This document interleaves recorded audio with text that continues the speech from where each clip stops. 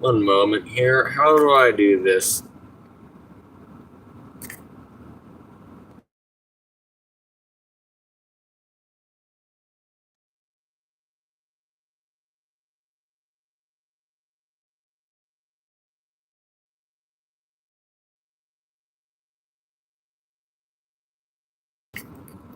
Okay, it was muted for some reason, but flip this camera around. Click on that, and it doesn't show that I'm live somehow. So am I actually live? Now it doesn't show that I'm live.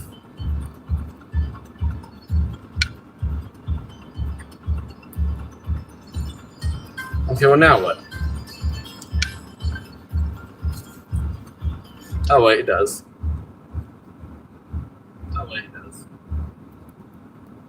Okay, so I guess we are pretty much set to go. Uber on. We're looking for Walmart 2181. That's where it's taking us. And we're going.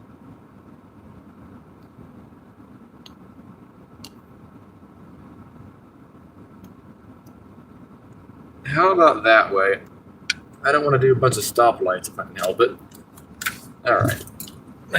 So we go, I think, behind us.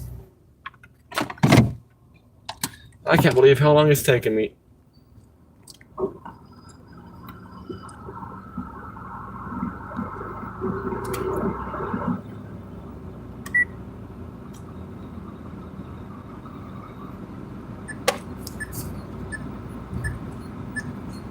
Well, this is definitely small town USA or something.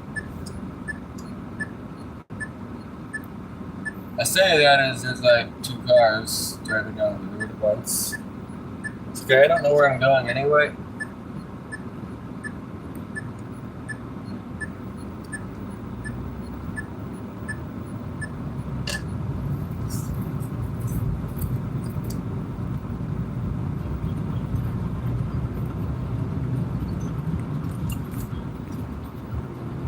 We didn't expect anyone.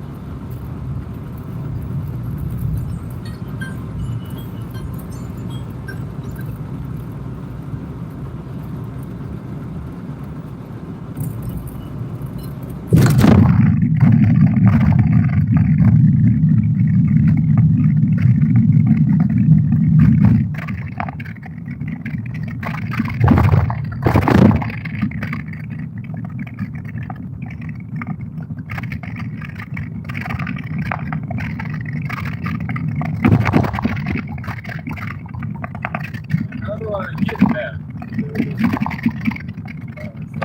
Oh, okay, I can turn more of that.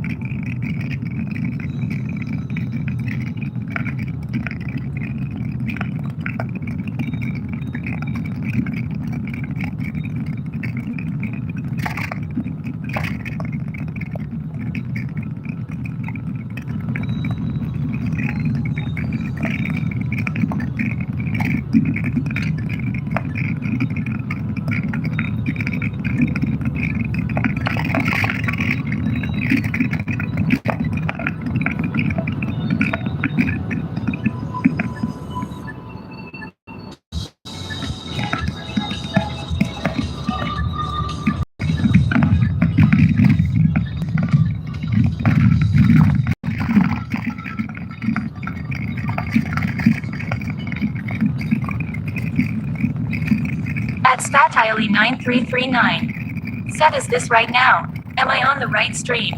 Yeah, you are.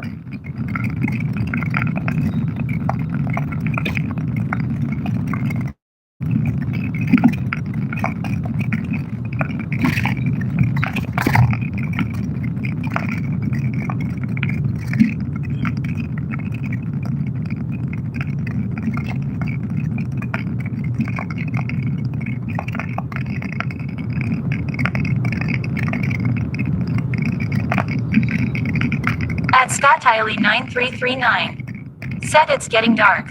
I'm too scared at night. I don't want to watch at night. Are you doing a pickup? No, I'm not doing a pickup.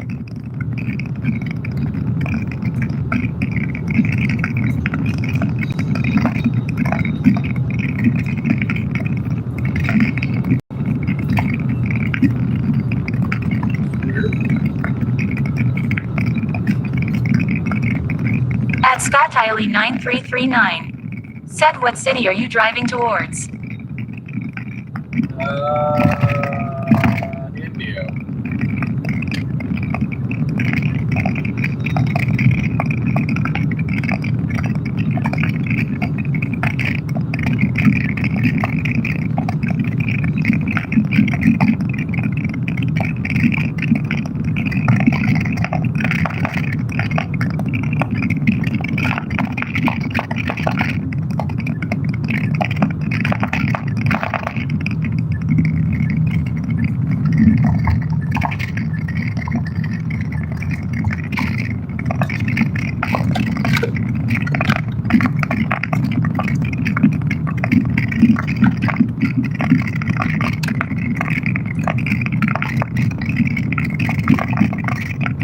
To buy a phone stand. I want to, but mine doesn't work. Good. Well, At Statile 9339. Set so you're kind of heading back towards home. I'm taking underwater regardless. The thing is, I need a phone stand. It's not if, but it's like flat out. I need to buy a phone stand at some point. So yeah, I'm doing that. Well, At Statile 9339. Said I can't hear you. I think you're too far from the mic. okay. Let's try that. Does that help the microphone at all? Because you should be able to hear me. Is your speakers all the way up? I have a pretty good order on my screen, technically. It's $12 and 1 mile. Just curious, how many of I shopping for? Taking it, by the way, because there's no way I can make it. There's 23 items. That's actually kind of long. That's a long shopping trip.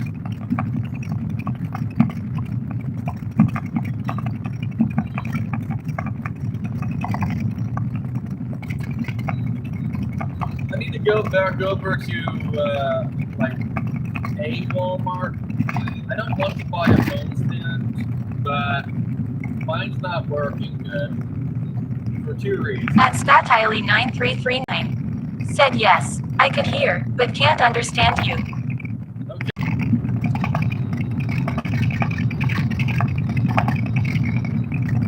Is the audio a lot worse on this live stream than the previous for some reason?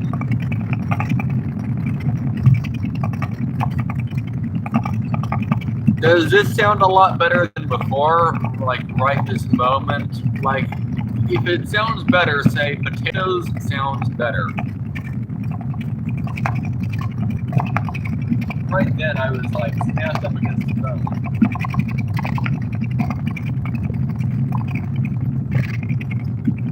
Lexico sounds At better. Scott Tiley 9339. Said yes. So the last motion sounds At better. Scott Tiley 9339. Said also a lot of grinding.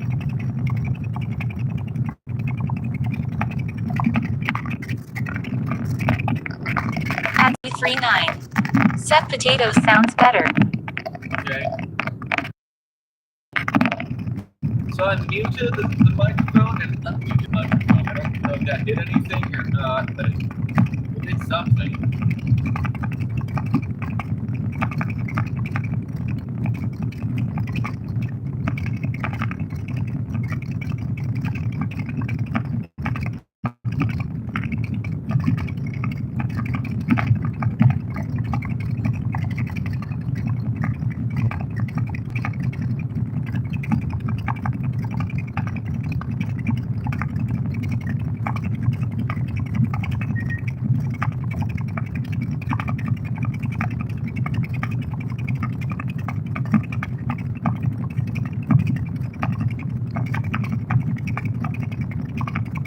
At Weedman-90. Said are you heading back to Palm Springs? No, I'm just heading At to... Scott Tiley 9339. Said too much grinding. Sounds like a flat tire. Did Weedman, do you hear a lot of marbleness, or does the live stream sound okay? Also, I'm not heading to Palm Springs, because that's a lot further north. I'm heading to, what is it? It's the furthest south Walmart in Indio. Probably the one right off the freeway. In terms of Walmart, I'm either going to the one on Avenue 48, 28, 26, or we're going to 2181. Hopefully 2181, I prefer that. But I just want another order that takes me somewhere, so yeah. I'm not looking for a one order, I'm looking for, an expedition, whatever you call it. Preferably south-ish, kinda. I don't know. Sometimes I get orders to go down to Salt City. I think once I got one, it went all the way down to Island. Once I was down there, I turned on the Uber, and then I started doing, I turned on the Walmart and started doing Walmart down in that zone. That zone is Calexico, El Centro, and Raleigh. My favorite one to do is Raleigh, though. Not like Calexico, Calexico, whatever it is. It doesn't take me down there, though. If I stay at Raleigh, it just keeps me around Raleigh, Island, Calipatria, Westmoreland. If I go further south, it'll take me down to Raleigh. If I go further south, it takes me down to Los Central. If I go even further south, it takes me down to Calexico, whatever. I don't know what it's called. I don't go that far south.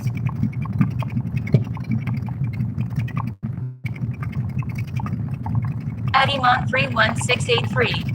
Said so what's better, Spark or Uber? Well, that depends, actually. Do you have... Well, actually, okay, you know what? Let's do black and white.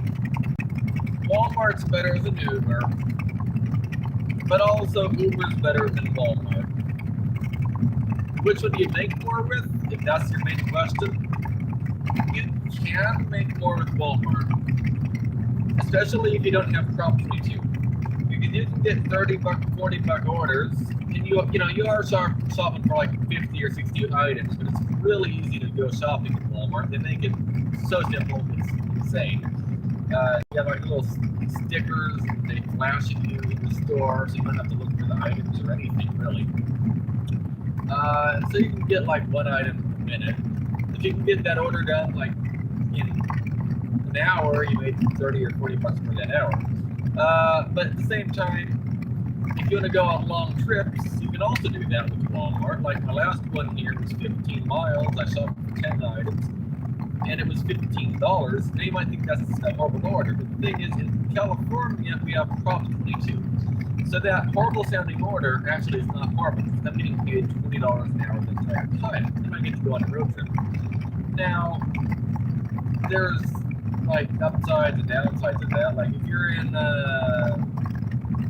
Arizona, you don't have Prop 22, whatever. So you'd make $15 for 15 miles while still shopping for 10 items. That wouldn't be very good. And Walmart, you don't get as many tips as with Uber, I think. So you might actually make more with Uber if you take those kind of orders. But also with Walmart, you can get like $40 orders. Just shop for 40 items or whatever, and it could also be 40 miles. That's not bad. I mean, it's not great, but I mean, if you want to go on a trip or whatever, that's not bad. So it really just depends. We could also get a $10 1 mile order, $20 2 miles. Those exist. Uber, you get like $5 for 5 miles or something. You get stuff like that. So it really just depends on the area and the day. Sometimes on Uber I get like $10 and 40 miles. Other days I get like $40 and 10 miles. I delivered an IHOP order today, I think it was. No, it wasn't IHOP, it was no, actually I don't know where it was. Or no, it might have been McDonald's. I don't remember. It was a $14 order, and they gave me a $16 tip. So instead of the $14, because the tip was already included, it was the $14 price. But the thing is, the total amount that I got paid for that wasn't $14.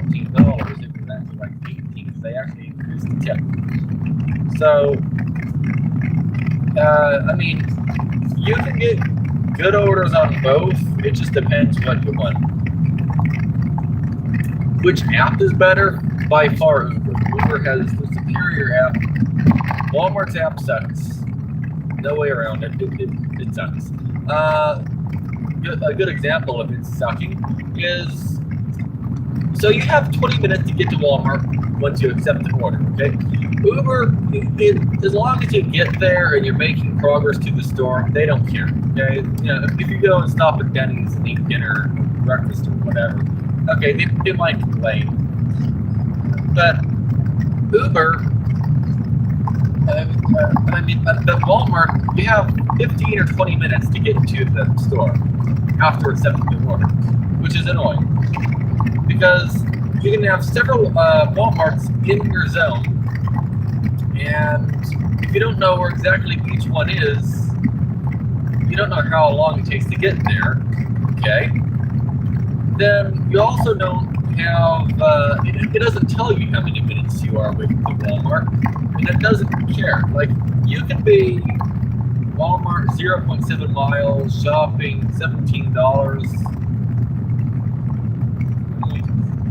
That's a really good order, though.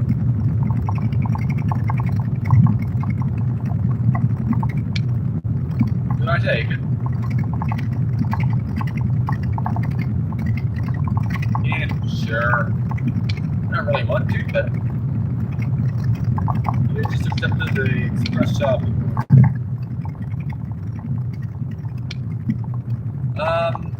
Like, for example, that right there, we just got a fantastic order. Like, that is mint, or whatever you call it. Like, it's an amazing order right there. Now, I'm not very happy with this order, but it is what it is. Closing soon. What's closing soon? Like, the order is, like, mint in a way. Okay, we're looking for 83,157. Is that what we're going to? Avenue 48. We're going to Avenue 48. We're going to the right one. But this order in a different area is awesome. Why don't you look out at that? What was this order again? $17 for 0.7 miles, okay? and it's going to take, according to Walmart, 23 minutes to do the order. Will it take 23 minutes? No, it's going to take longer than 23 minutes. There's no way around it. I'm not fast enough to do it in 23 minutes.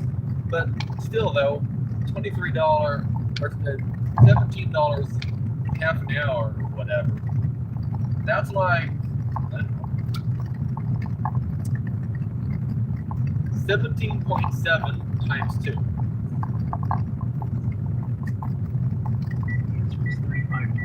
That's $35 an hour right there. Like, I don't want to do that order. But also, that's a nice number, so it's hard to say no. By the way, it's 104 degrees outside. It's 8:20 p.m.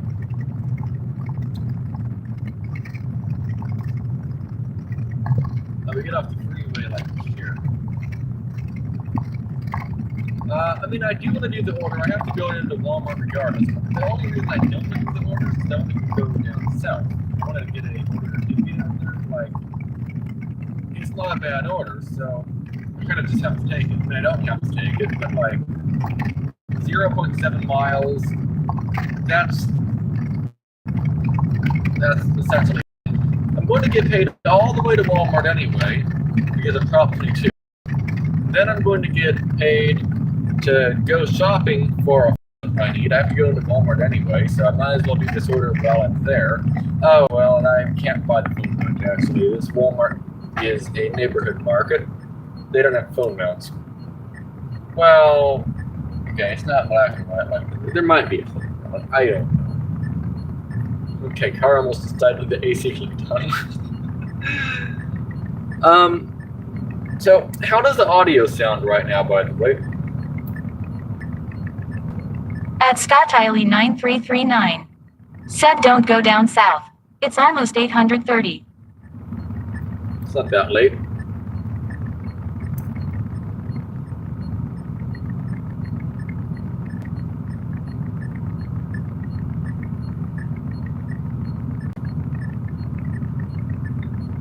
At Scott Tiley 9339. Said good potatoes. Good potatoes. Oh, does that mean the audio is good?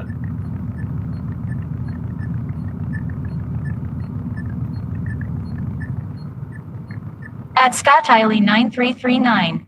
Said it's 8:21 p.m. You know what? Let's turn the AC off. I don't think I need to have the AC on. Like, it's just kind of, it's harder on the car having the AC on. Okay, the sun's not out, so it doesn't feel that hot. At Scott Tiley 9339. Said that's what you told me to say. Oh, okay. So the audio sounds good then.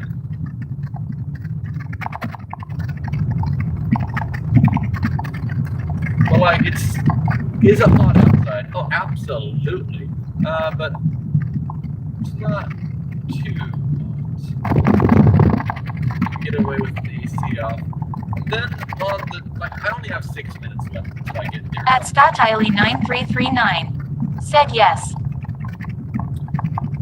So I don't have that like big of an order here to do in terms of miles. It doesn't make sense to cool the car down with the AC on that 0.6 mile drive because it's not going to cool down. It's just going to sit there and freeze gas.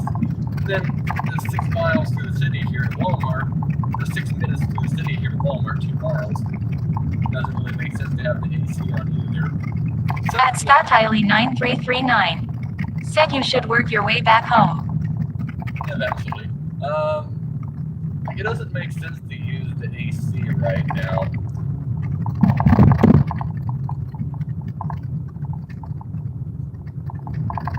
I am so confused because the app shows the Samsung logo with the Walmart order.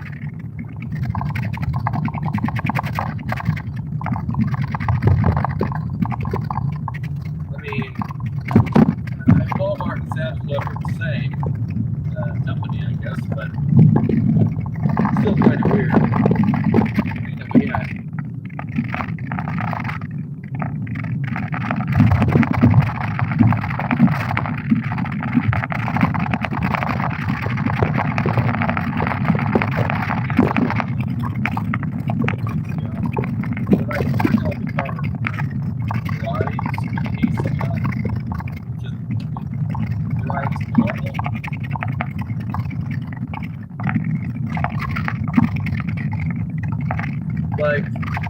almost always drive with it off. So I have the AC At off. Scott Hiley 9339. Said there's just a ton of road noise or something. It's really loud. Is it more loud in this live stream than the last live stream? At Scott Hiley 9339. Said I'm back to not being able to hear you. Well, that was a very vibrating part of the road there.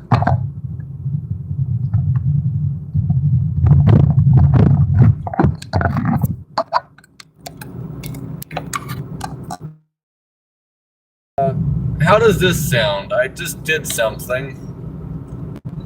What I did is I moved the phone in the phone mount. Maybe the phone mount was blocking the microphone. I don't know, but I did something.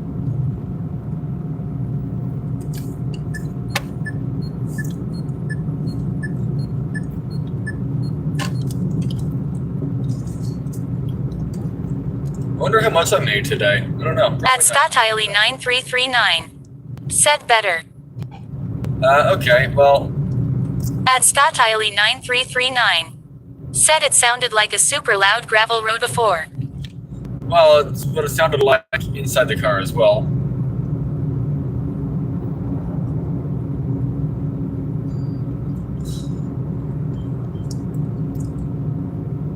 It should sound like the previous live stream. Like, it shouldn't sound weird. Like, it should sound like all the previous live streams.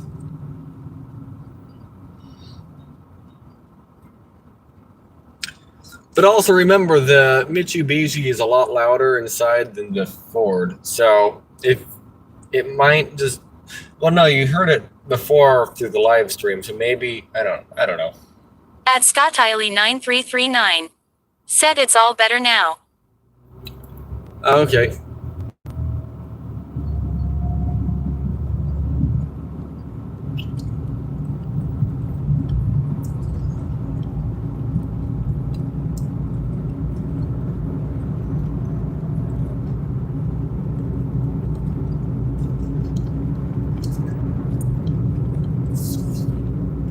The car is driving like it's not broken now because I have the AC turned off, so that's good. Yeah, that's how I would describe the AC. It feels broken. I mean, it's not broken. It's how this car is. I mean, not. It doesn't feel broken. That's not the right term. It feels unhappy when the AC is turned on. Since I have it turned off right now because it's not hot outside.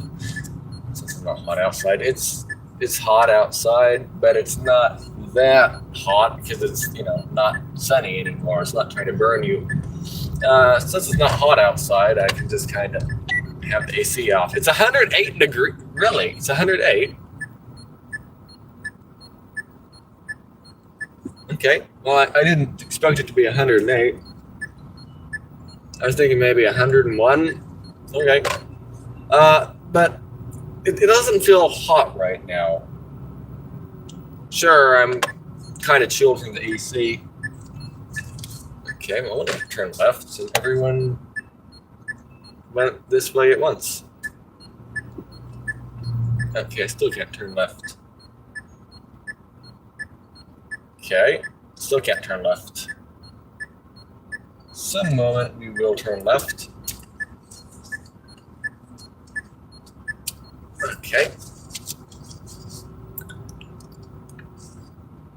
And this is Coachella Market. Okay, well, we'll either go shopping here or we won't go shopping here. I don't know which, but I don't know. I'll be back in a while, I guess. Let's drink some strawberry drink first, though.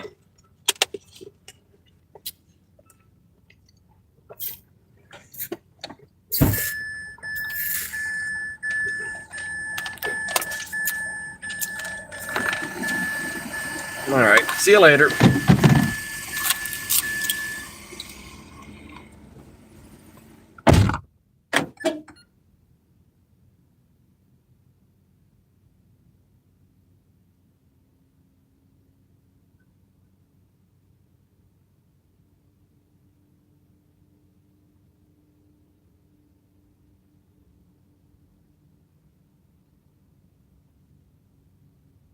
At ScottIley9339. Said walk in front of the camera.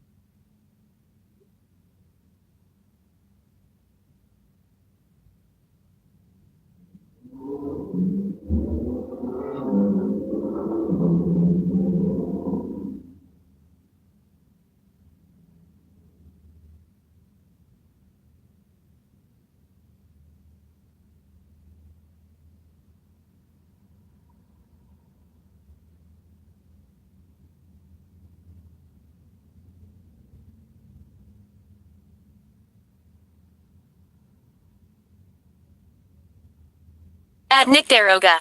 Said great video. At Nick Daroga. Said keep it up. At Nick Daroga. Said less than 3.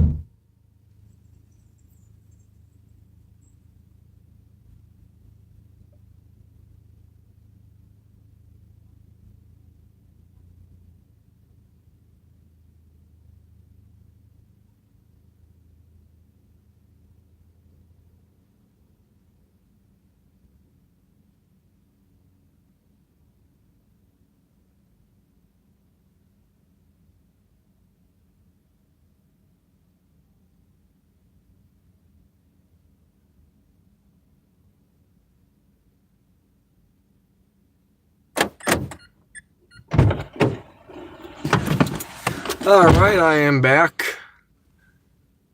Great video, keep it up. Thanks, Nick. Alright, well, I don't know how long it took me to go shopping, but I'm done shopping. Let's drop off this 0.7 mile order. 0.7 miles. By the way, it's still 108 outside. It's 909, and look at the temperature. By the way, if you use the Celsius/correct measuring device thing, it's currently 42 Celsius outside at 9 at night. Yeah. A while. Yeah, but I went to the bathroom. At Scott Tiley 9339. I went to the Said bathroom. while. Well, I went to the bathroom and whatnot, so it took a while. And went and looked for a phone stand for me, and they didn't have one because it's a neighborhood Walmart, mainly a grocery store, but that's okay.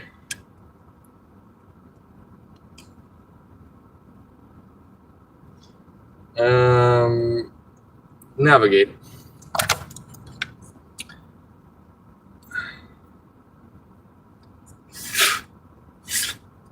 And we're going,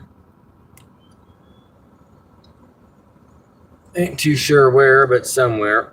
I'm not even going to bother plugging my phone into Android Auto because it's such a short drive, it's not even worth it. All right, let's go. Well, can't go anywhere.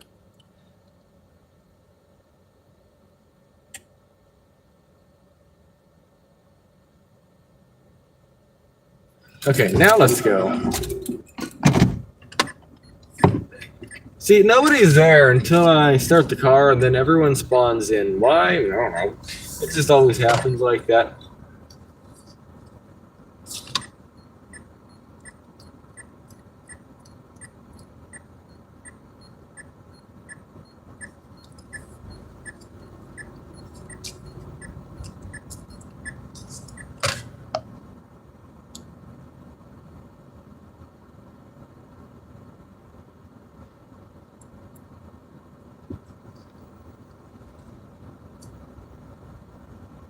So we're gonna move forward a little bit. Yes. Oh, thanks. Oh, they probably don't know where the front of their car is, actually.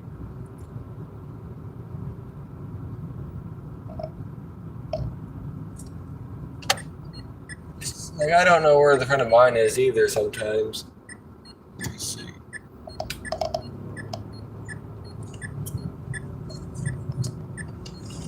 Okay, food just went flying in the trunk.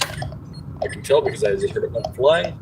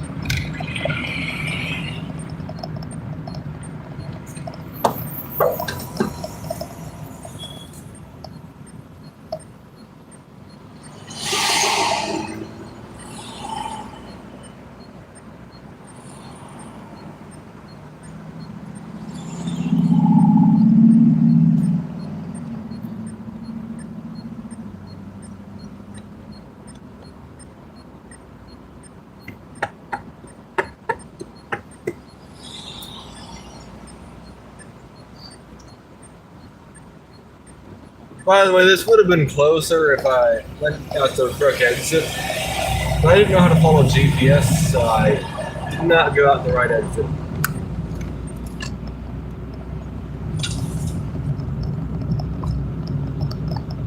At Scott Tiley 9339.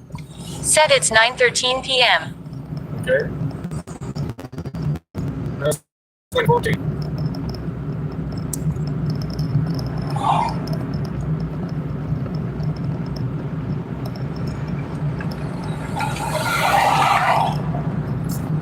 How is it still 108 outside? Oh, it just went up. It's 109 now.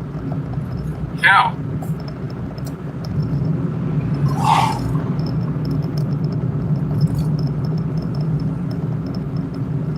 I don't understand. I mean, I do. I understand it's hot outside, but like, yeah, that hot? I mean, I guess. So I don't turn here for some reason.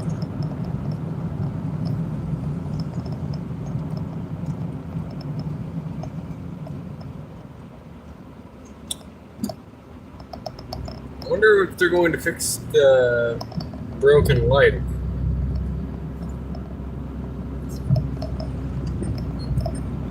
So I'm turning signal on because I am turning. Where? No idea. Oh, okay, over here.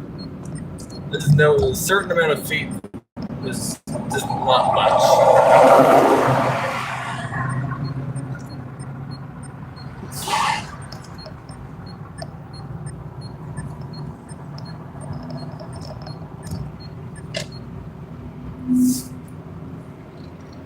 Alright. And then code's going to be 1957.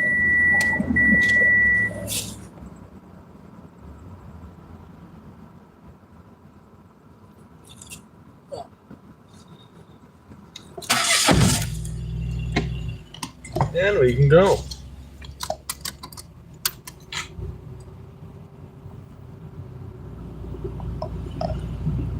Please make it through behind me. Yes, you did. Awesome.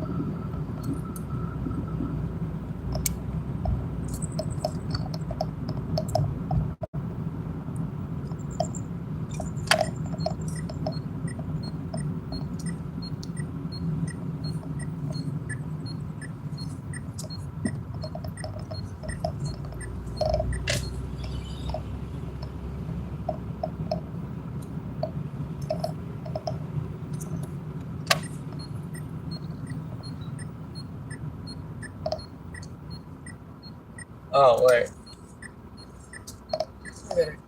Go in reverse.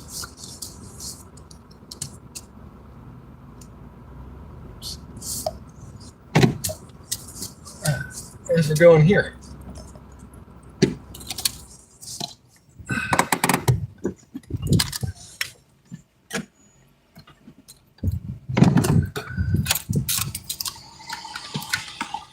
One 141.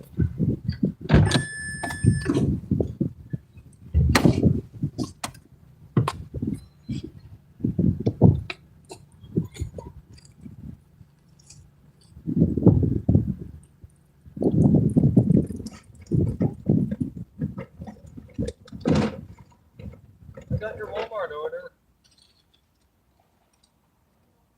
Oh, Walmart order? Yeah, for my shipment? Yeah.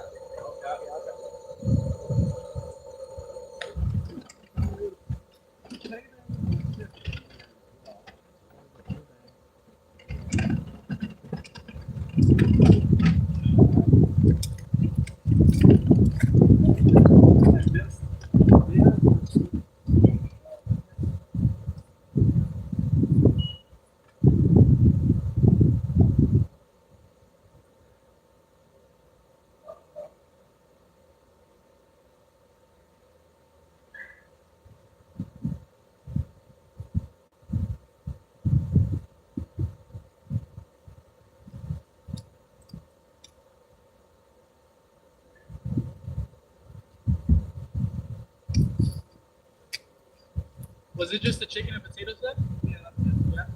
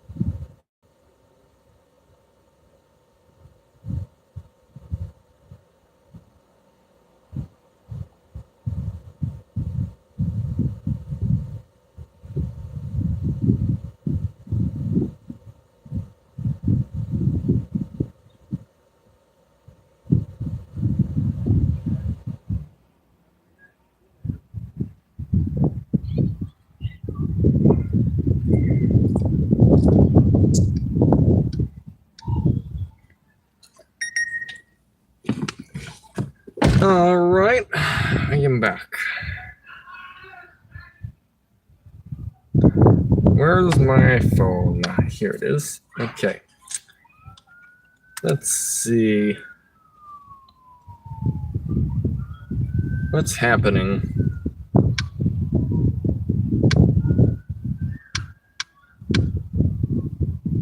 Oh, where did Walmart just go? I lost it. Come on, Walmart. I know you're hiding in here somewhere. Okay, here it is. Wally Mart. Or Wally World. So we're looking for 28, 26. At Scott Tiley 9339. Said, how'd it go? Good.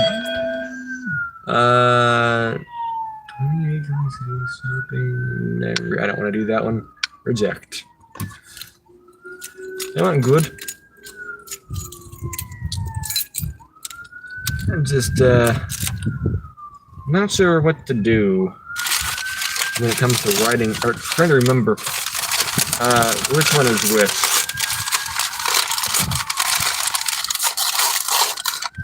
Okay, paper. I have a crayon. At Scott Tiley 9339. Said I think it's time to head back toward home. No. Let's see. I think it's time to write down something on a piece of paper here so I can remember what Walmart is what, because I don't remember the Walmart numbers. So we're looking for 2181.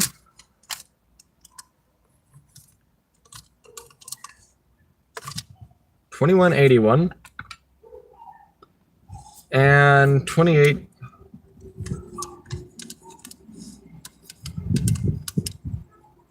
$28, $26, $21.81. 28, 26, 28, 26. Okay. And will I remember those? I don't know. Hopefully, but I don't know.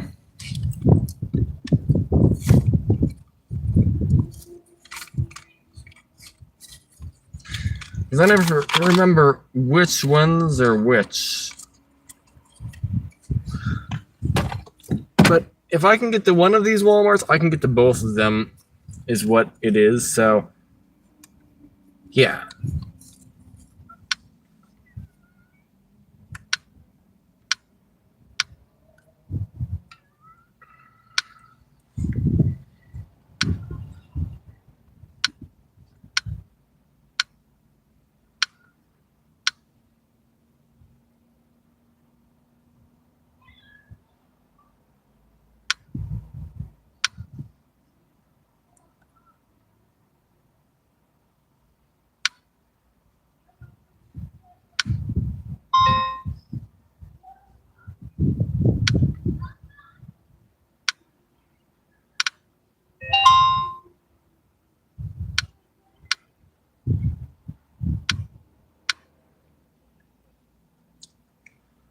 There we go. Okay, it took me that long to figure out how to use my phone. Okay, so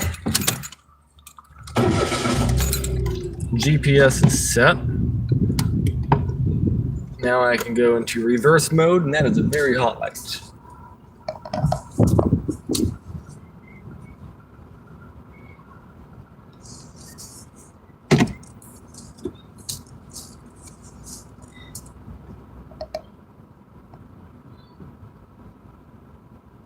Those are the neatest looking light bulbs. Okay. Either way, let's not go. You know, I gotta show you this. You gotta take a look at this. Let me stop moving the camera so you can see this. Do you see the light bulbs here? They're like shining down at the house. I don't know if you see that or not, but it's pretty good. Okay, let me see. Turn the light back on. Put here. Okay, let's try that again.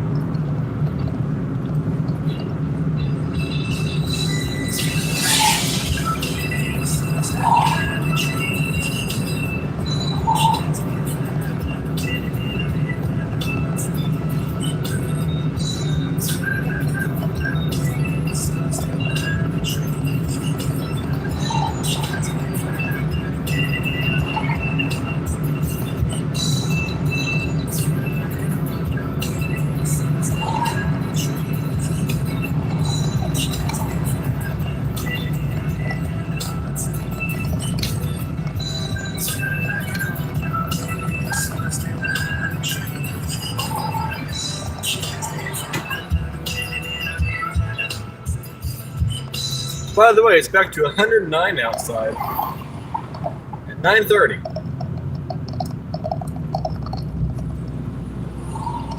Wonder how long it would take to get down to freezing with the sun being gone. Like, I feel like eventually it would reach freezing, but it would just take a very long time. Thanks.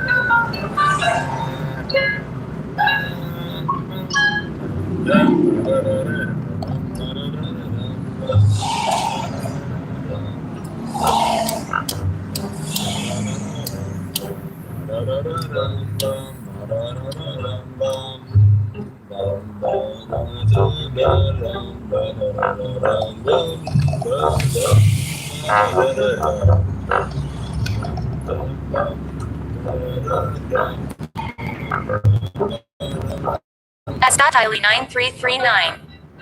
Said Brian blew out 2 tires on his own trailer. Was only 6 blocks from the house, so he made it. Brian blew out 2 tires. Was it on Wayne's trailer or his trailer? I don't think Brian has a trailer, does he? He might.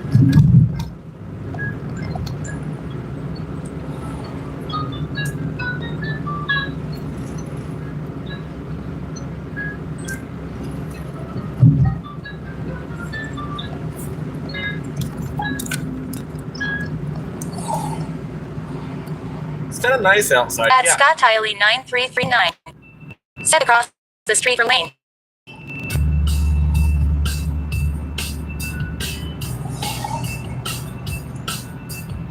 No, I mean, which?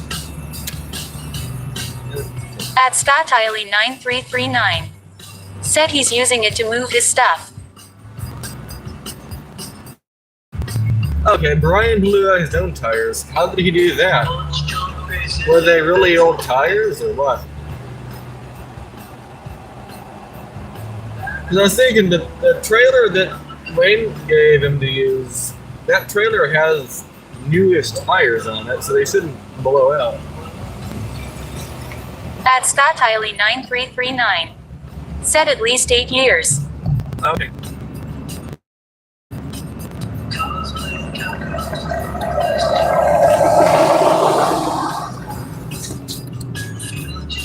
Yeah, that'll do it. Tires do go bad. It just takes a while.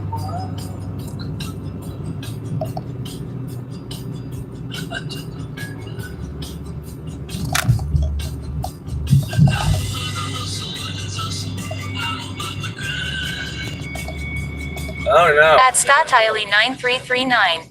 Said Wayne put new tires on before he drove it. Yeah. Oh, I thought the new tire blew out, but I thought, from how it sounded.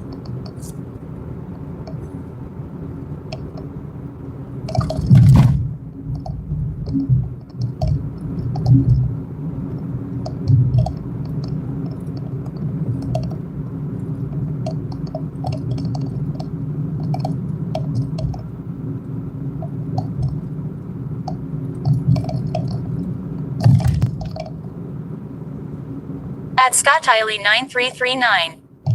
Said Brian just sent a picture to Dad and he thought it was his tire. I could tell it was Brian's cause the tires are in a different spot. Okay.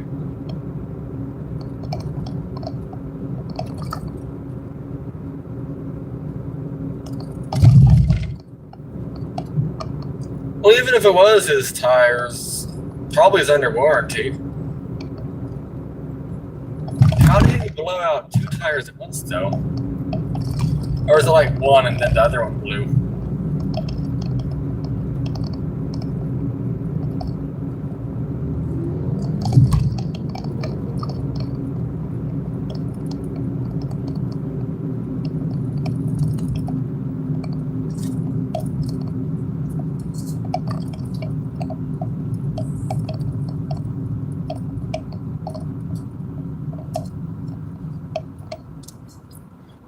Wait, so he barely even drove it and the tire blew out. He just drove it down the road.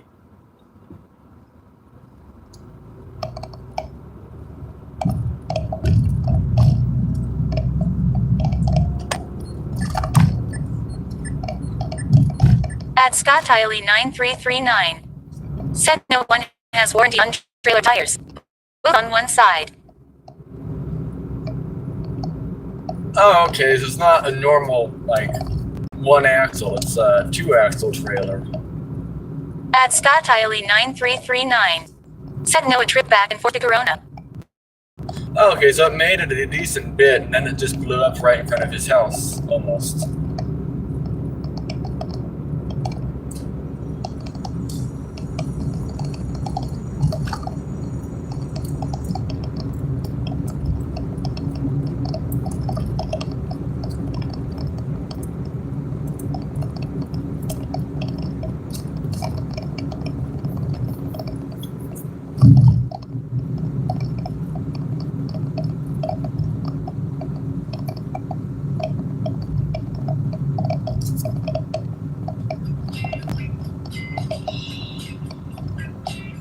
At Scott Hiley 9339.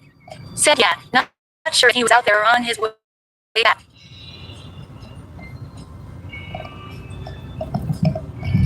At Weedman-90. Said I made $110 in 5 hours. At Scott Hiley 9339. Said but he took 2 full loads. Okay, so the tires were used. They didn't just blow up when he moved them. Okay. 110. Is that including Prop 22?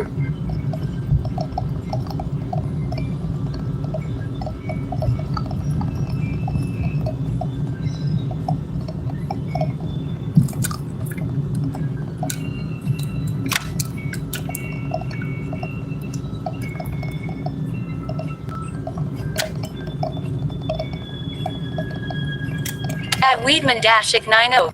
Said no. Okay. So you probably made like a lot more than that then.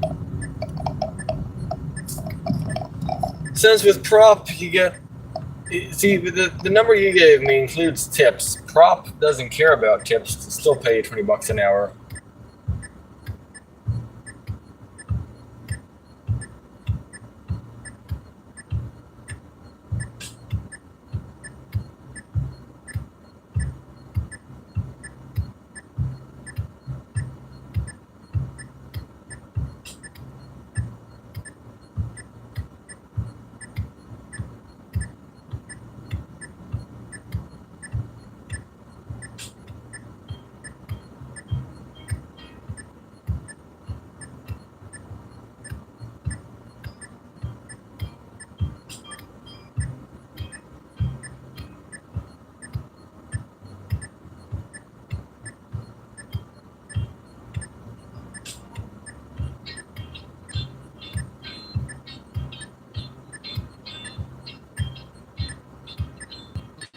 At Weedman-90 said how often you get paid from the Prop 22.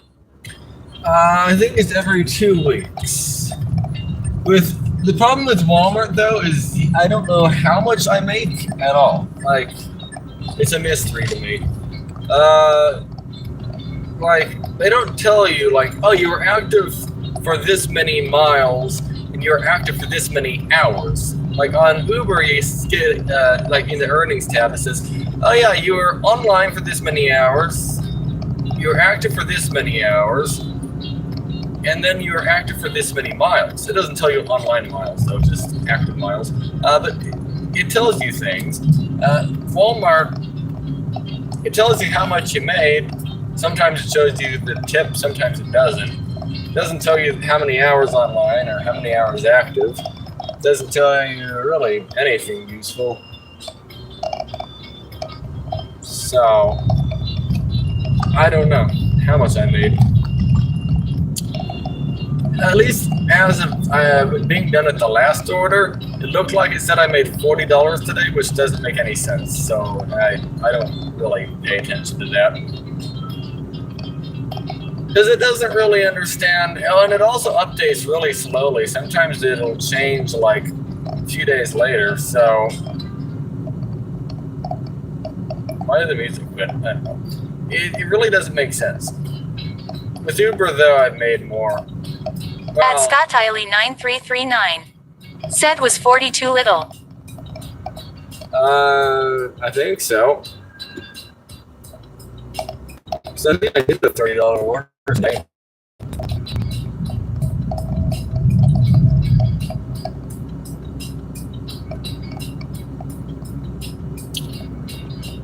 Oh, but that wasn't just for today, though. That was for like a week or something. Or I don't really know, actually. I mean, it's for something, but I don't know what that something is.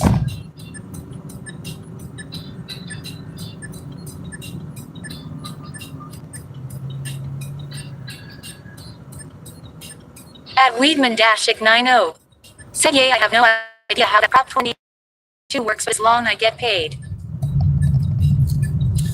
Okay, so in a 2-week period, okay, how Prop 22 works, don't count tips. Do you know the net fare you get? Like, if you look at Uber, you get to see net fare. Actually, you know what? I could probably show you how to do it and how to do the mathematicians on it. But if your net fare averages out to over $20 an hour for 2 weeks. At Scott Tiley 9339 said, yeah, they don't break it down. That shouldn't even be legal.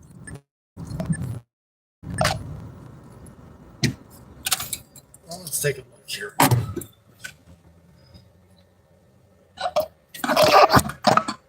All right. So, let me see if I can get my phone still here. So, if we get out of Walmart, let's roll the windows down because it's hot. It's still 106 outside. Roll the window down. All right. Still hot. Okay. Oh, wait. We got an order. Wait. Let's take a look. What's the order? The Walmart app kind of sucks, but they send you nice orders. Okay. Oh, there's no order. Okay. Well, let's say, okay, if the net At Weedman-90. Said when you're going back to Elsinore, you should start driving back cause it's a long drive, buddy. not yet. Later, when this thing ends. Okay, how the prop works. Okay, so Prop 22. If you're actively doing an order, you're making $20 an hour. Okay, that's the net fare before tip. Okay, so before tip, you're making 20. Now, if all of your orders you're able to make, let's say $30 an hour, not including tip. Okay, if you're making $30 an hour on average for the next 2 weeks, not including tip, you're going to make $30 an hour. But if you get a $30 an hour order and a $20 an hour order, and the average comes out to $20 an hour, then you're going to make $20 an hour. But if you get a bunch of $10 orders, if you make a bunch of $10 an hour, if you make $10 an hour, let's say, just with the net fare for 2 weeks, that's your average, you're still going to make $20 an hour with prop. As long as you accept all the orders, and you're pretty much always active, you're going to make $20 an hour. Then you're going to have tips on top of that. So you're going to have, $7 here, $10 there, $17, $5, etc. And then to add to that even more, while you're actively doing an order, they also pay you 37 cents a mile. So overall, it's pretty good. Except, I don't know what I just accepted, but we accepted an order. Shopping, I'm here. Okay. Confirm arrival. You're not close enough. Yes, I am close enough. I'm here. Well, I guess I'll just roll the windows up. But it's not really worth hurrying or cherry picking orders because of prop, is what I'm trying to say.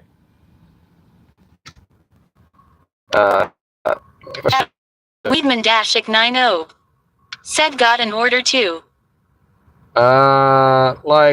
Here you can see Prop 22 came in on this day for $294. Okay, for Saturday the 1st, which is today, it says we made $51. I don't know how you find that. Oh, all of this is not today, and I don't know. Oh wait, if I go to trips, yeah. If I go to trip history, it'll show the trips I did today. I did 1, 2, 3, 4 trips today. Okay, maybe that amount comes out right. I don't know, but okay, I didn't do a $30 order today, I guess. Oh, but I could have because the tip may have not came through yet on some of them. I don't know. I don't really know, to be fair, but it doesn't show you the miles. If you click on it, it shows you estimated shopping time. That means nothing, okay? See, it didn't tell you the time you spent on the order. It just says shopping time. And then first stop is that. So, I don't know. What about this? First stop, second stop, third stop, fourth stop. Okay, this might give you an idea. But it doesn't include the time going to the store. It doesn't tell you the miles. It's kind of useless. But, yeah, let's go shopping. I don't know how many items is in this order, but probably not that many. But I have to get closer to the store, though, to say I'm here. So, I guess I'll be back in a while. Oh, I still need to get a phone stand at some point, so I guess I should do that while I'm here, too. But yeah, I'll be back in a while. One moment.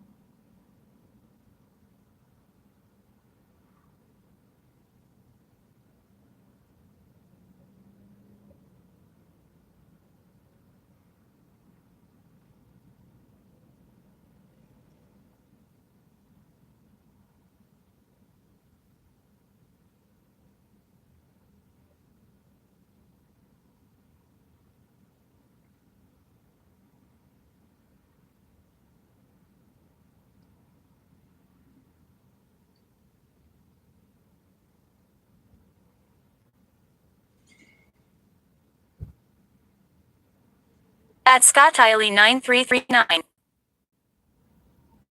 Said, did you go back into Walmart?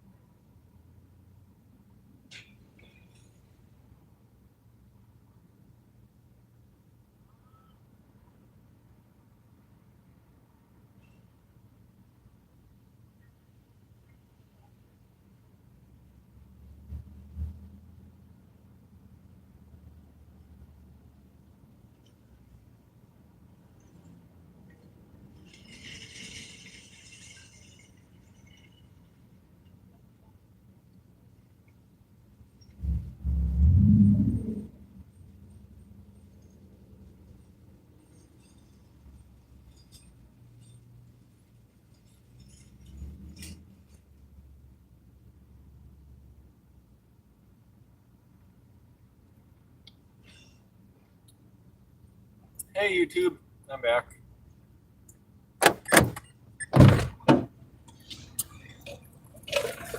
Funny enough, I only bought one item for the customer, but I got like multiple for me.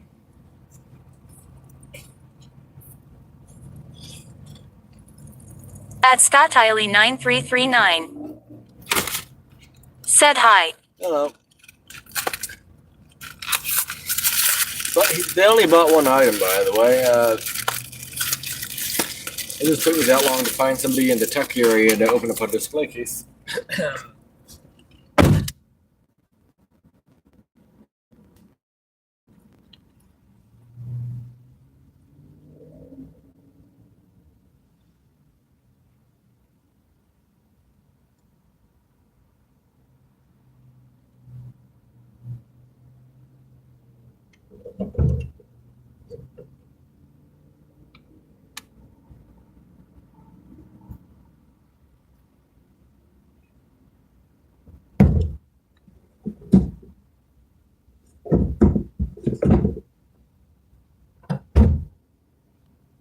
At ScottIley9339.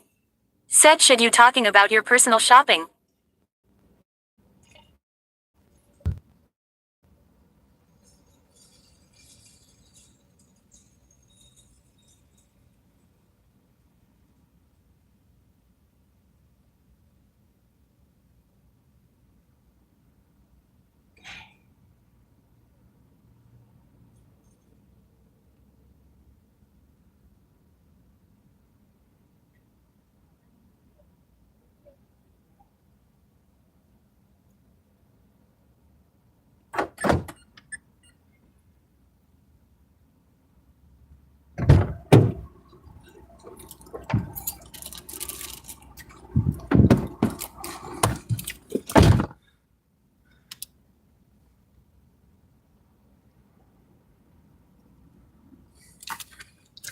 Well, yeah, in the app, it literally says if you're going to be doing personal shopping, check both of them out like separately.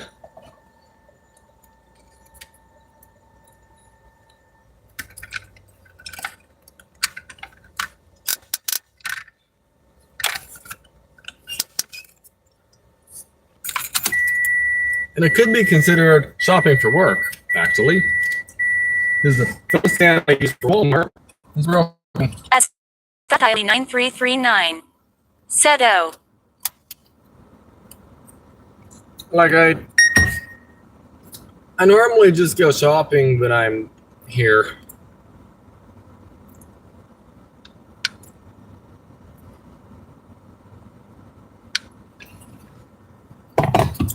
Now, the thing is, there's a difference.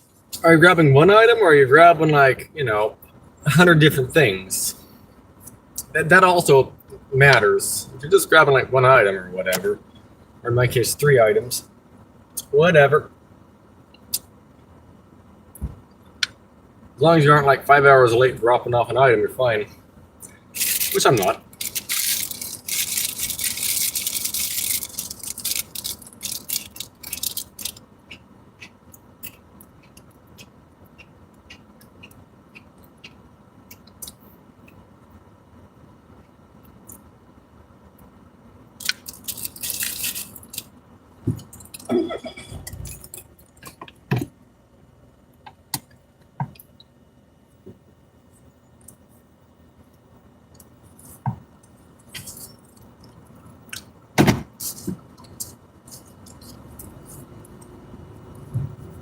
I wanted to buy something at McDonald's while I was here too. Yeah, McDonald's went out of business apparently. So, oh well.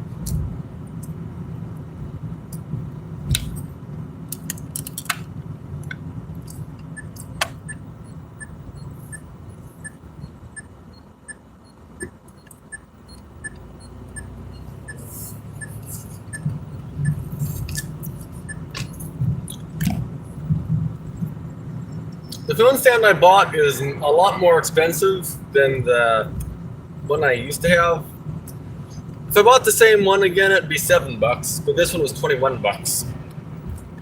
Difference is, I've had the $21 one longer than I've had the $7 one, and the $21 one is in better condition by a lot. Granted, I don't use. At Scott Tiley 9339. Said McDonald's aren't in Walmart anymore. They are. It's not this one.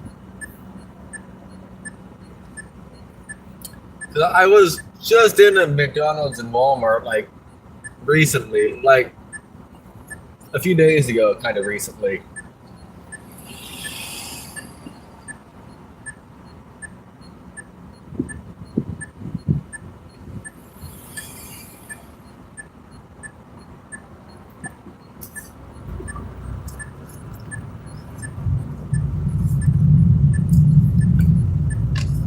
I believe this is a turn lane actually, so it's not driving in that.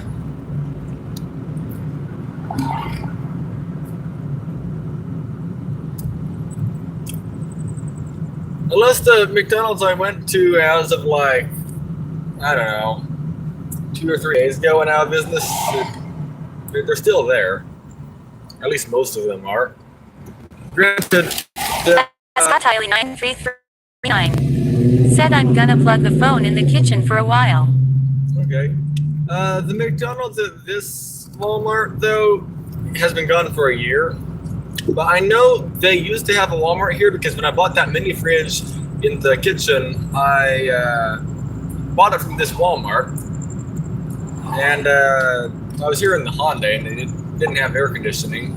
Now it's too hot, so I sat inside Walmart for a while and then I bought burger at McDonald's in this Walmart.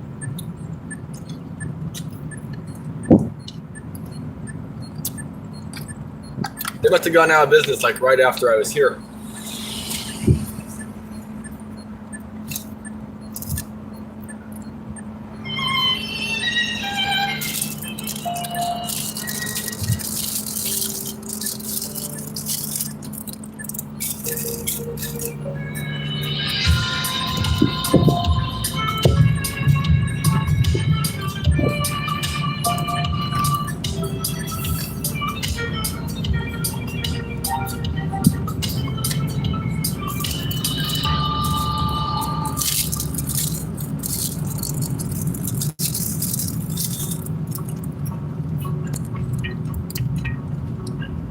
At Scott Tiley 9339.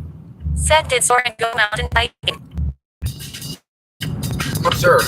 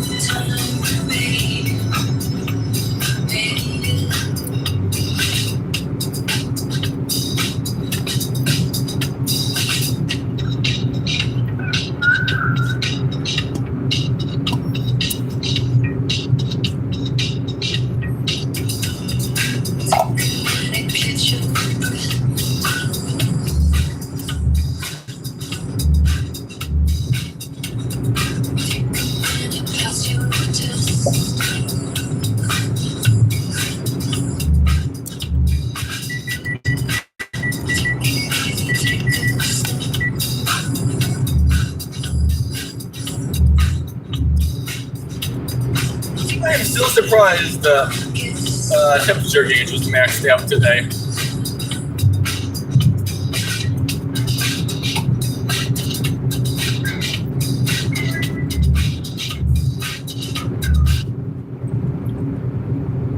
Is it properly hot outside when the car's outside temperature gauge doesn't go up anymore? It's maxed out?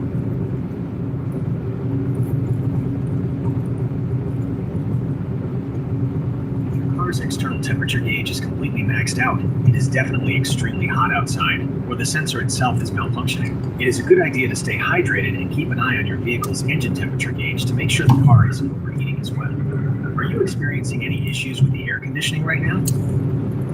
No, but I was looking and the car said it was 122 degrees Fahrenheit, and the weird thing about it, it was just staying at 122. Usually it bounces around like 120 to 122. Like it doesn't stay the same, but it was solidly 122, which makes me think it was maxed out at 50 Celsius. It's very likely maxed out, as many car temperature sensors kept their readings at exactly 120. Aren't programmed to go any higher than 122, so it probably is even hotter than that outside. Please make sure your engine isn't running too hot, and try to stay cool in this heat. It's 10 p.m. and it's still 105 outside. I don't know how that works.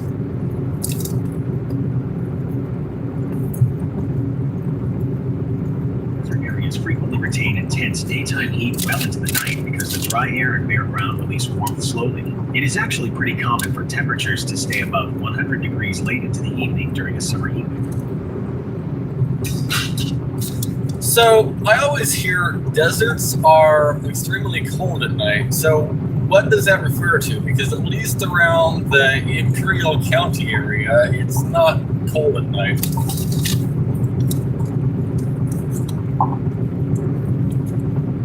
classic freezing desert night rule mostly applies to certain times of the year, usually during the late fall and winter months. In places like Imperial County during the summer, the ground absorbs so much intense heat during the day that it radiates warmth all night long. Plus, summer weather patterns can bring in humidity that traps the heat, preventing the temperature from dropping.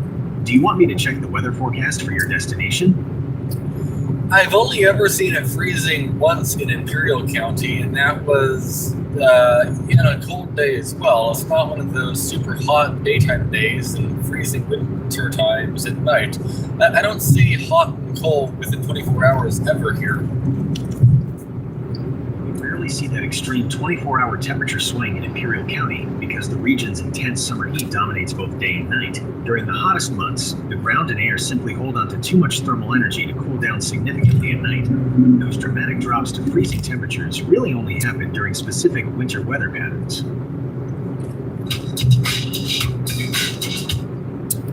So where in the world is the thing where people say it's like 100-something degrees burning up in the day and freezing at night?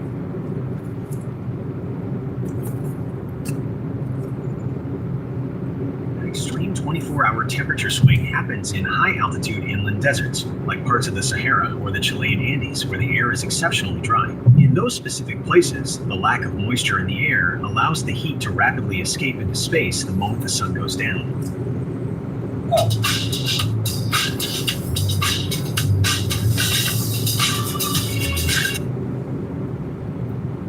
So kind of like Gallup, New Mexico or something. Yes, exactly like Gallup, New Mexico, where the high elevation and dry air cause dramatic day-to-night temperature drops. Because Gallup sits at over 6,500 feet in a high desert climate, it lacks the low-altitude heat trap of places like Imperial County. The dry atmosphere allows daytime heat to rapidly radiate back into space once the sun goes down, meaning a hot summer day can easily lead to a chilly night.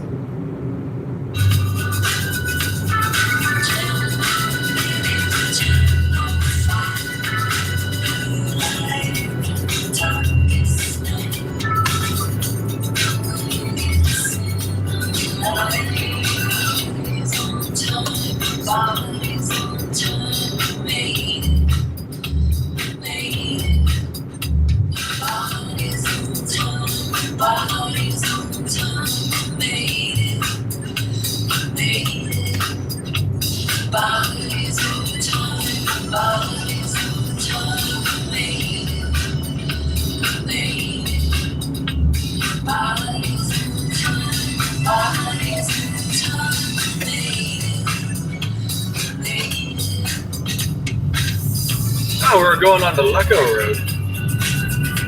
That's neat. What? Oh.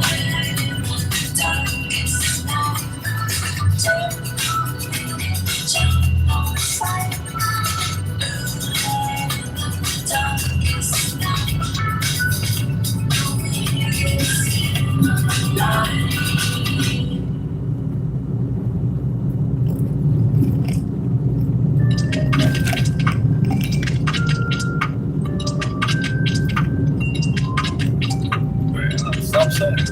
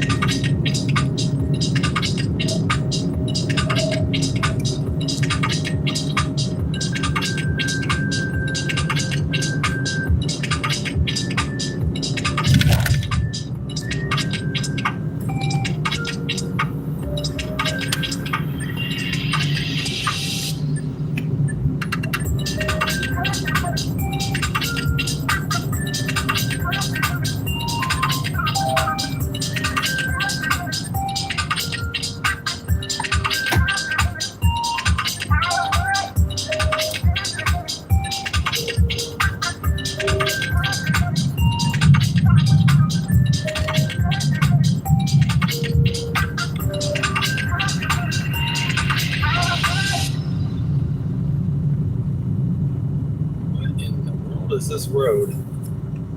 What direction are you trying to go? Straight? Reverse? What? Okay, fine. You win, road.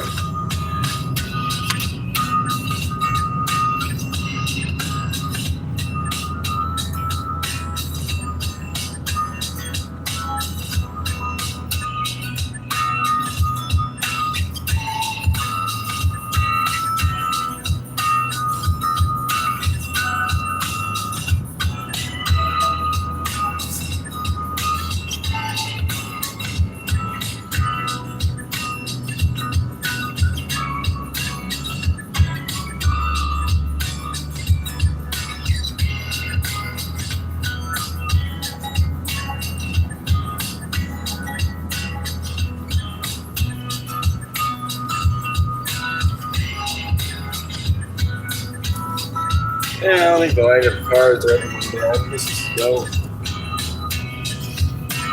Actually, I did it. Good.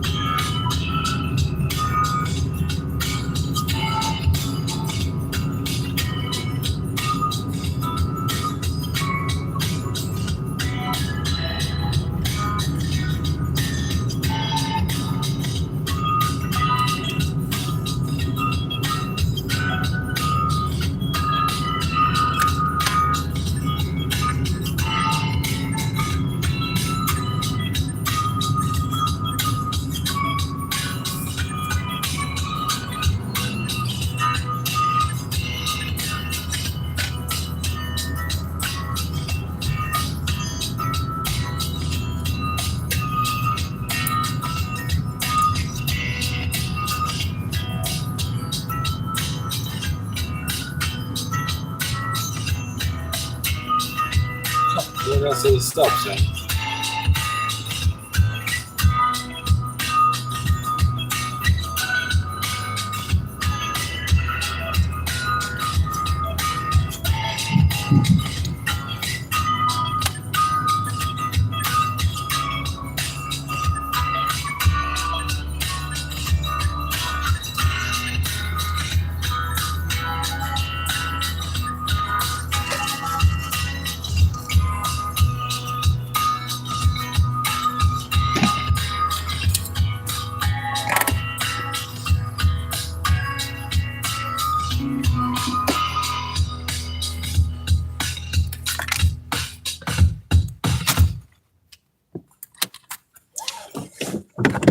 So even though it doesn't feel that hot out here, my phone's overheating almost. So it must be somewhat warm.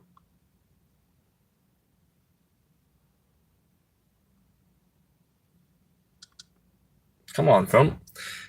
Please, will you do something? Please. Pretty please.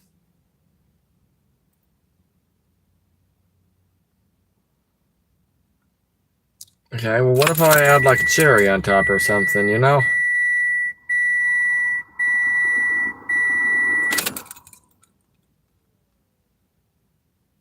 Okay, finally. Now, what address am I looking for? I also don't know that. And the whole thing's frozen again. Oh, wait, it's back. Okay. So we're looking for 1576. All right, pretty sure I'm in the driveway.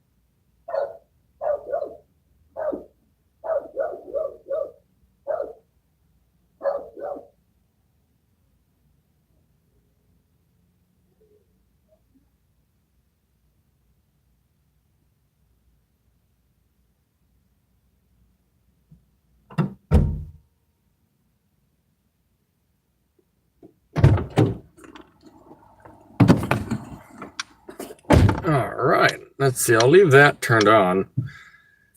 Not that I'm going to get an order, but I'll leave it turned on anyway because I can.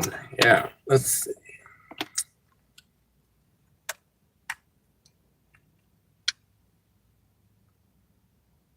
What in the world? Oh, there we go. All right.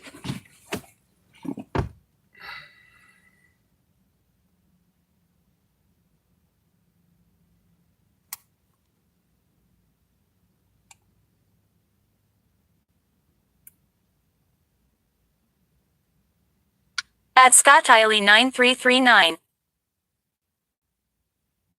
That looks like a bad neighborhood. Well, all you're seeing is a singular. At cut. Scott Tiley 9339. Said go back to Lake Elsinore.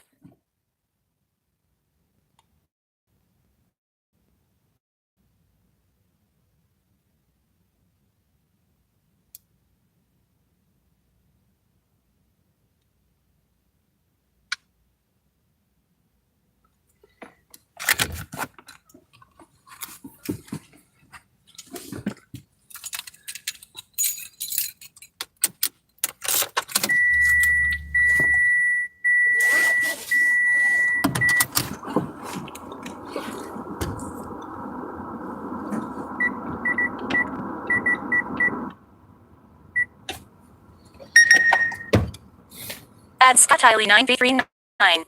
Said it's 10:30 at night. I thought you were going to bed.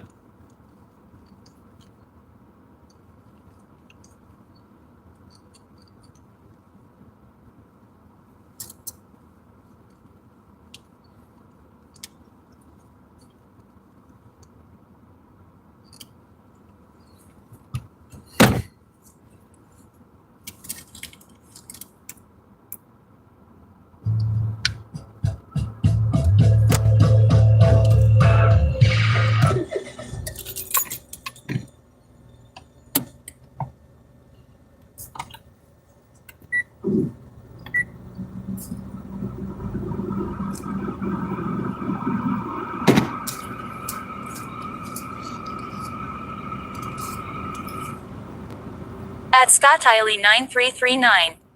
Said I have the phone plugged in the kitchen and I'm watching a movie in the living room. Are you talking to me while you're in the living room?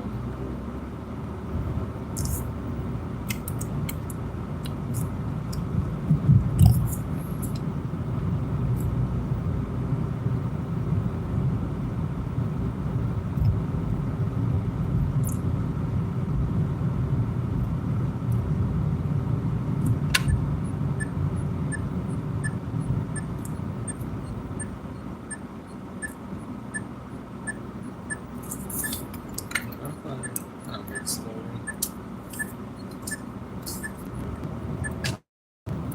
At Scott Tiley 9339. Said hi, unplugged it for a second, carried it around to make sure you got back in the car, okay.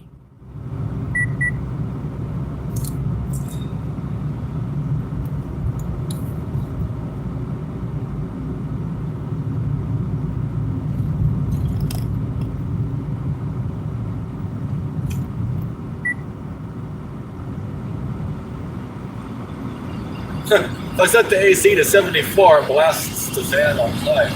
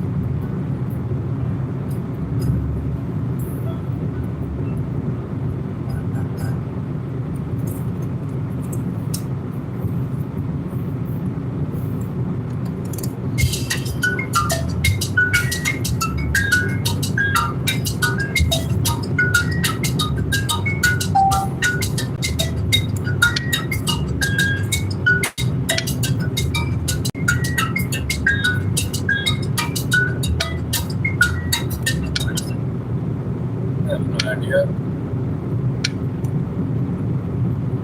YouTube Audio Library Music.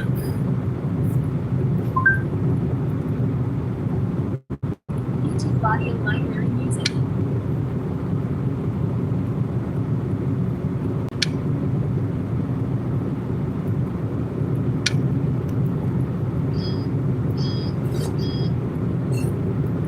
Chewy to it with extra. I just drive cars.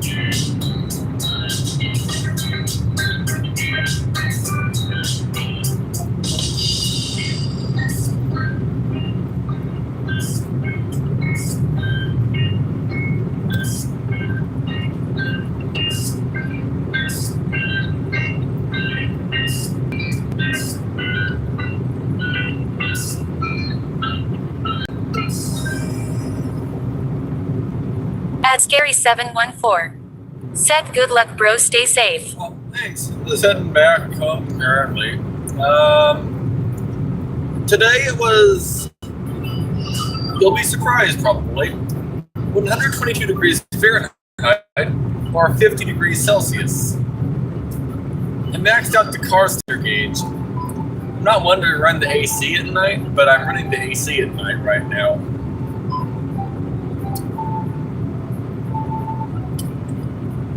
How are you doing today?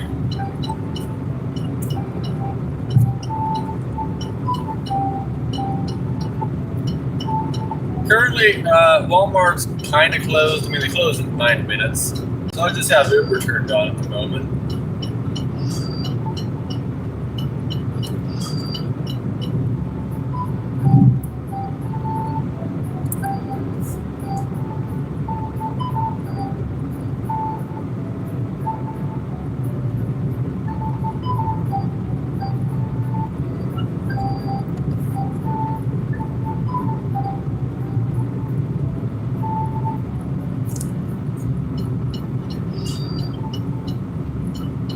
At Scary714. Said I'm doing good. How about yourself? What dessert you on? I am in the Salton Sea area, if you know where that is. It's, how do I explain it? South California. Like, look at a map, you'll see a big lake in the bottom of California. That's where I am. Google says I'm on Highway 86.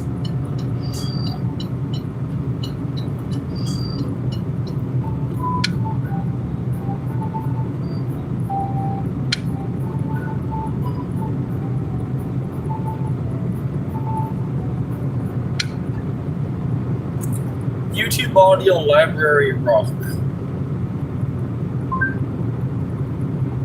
YouTube Audio Library Rock.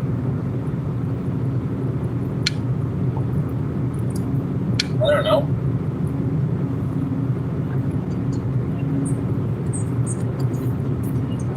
But yeah, just heading back. It'll be a long time.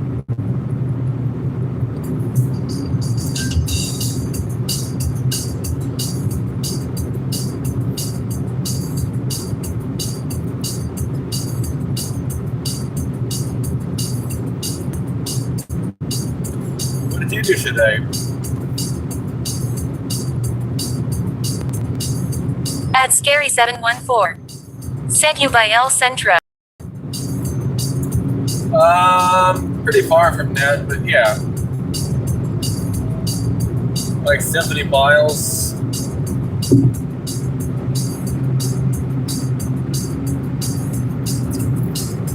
I found out the temperature gauge on my Mitsubishi Mirage maxes out. Apparently there's a maximum temperature you can read. I found that today, I'm pretty sure. Google says it's 122, and being it, regularly fluctuates by 2 degrees, and it was just stuck at 122 for like 2 hours. I think it was over that actually, but the car just couldn't read above it.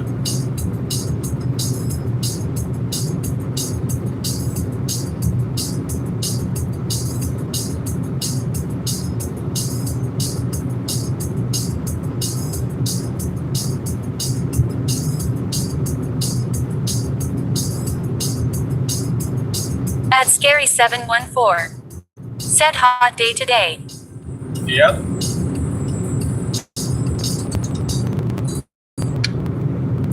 As about as it could get. Like, I know this area decently well, like well enough to know how hot it can get. And we were kind of up there, I'm fair to say. Like, could it get hotter? Yeah, it could definitely get hotter, but we're pretty close to that, like, cutoff, if you want to call it that. Like, it doesn't get much warmer than it was. I mean, it could, but very unlikely.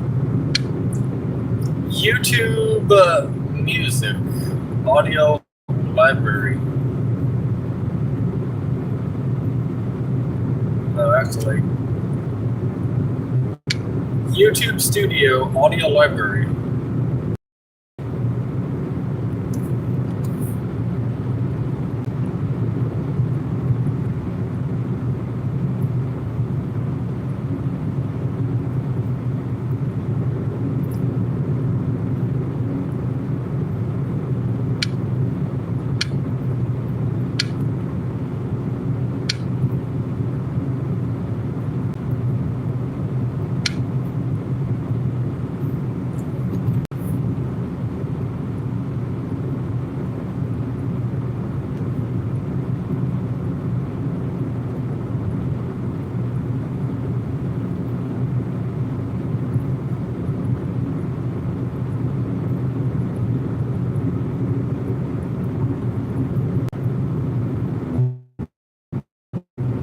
Is it day over where you are?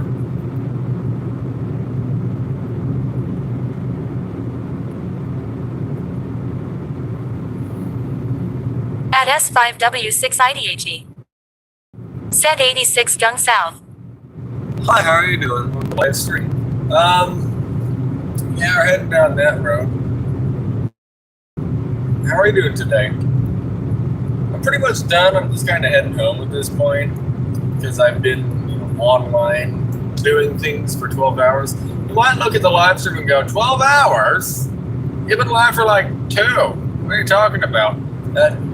This is the second live stream today. Well, actually, it's like the 4th live stream today, but 2 of them were fails. I ended up with like a minute because I did something wrong. At Scary714. Said I'm in Orange County at 77 now, feels like 80. Well, it's not too warm. 714. Did you get 714 at the end of your name because most phone numbers in Orange County start with 714? Because I have 2 phone numbers and they both start with 714. They're both from Orange County. At Scary714. Said yeah, I did. I guess we, I was going to say we had the same idea, but I guess I didn't. And then it's kind of odd when I go other places, because other places don't have 714. We have other numbers that are not 714, which is fine, but it's just kind of weird. At Scary714. Said you from Orange County. Yeah, Anaheim.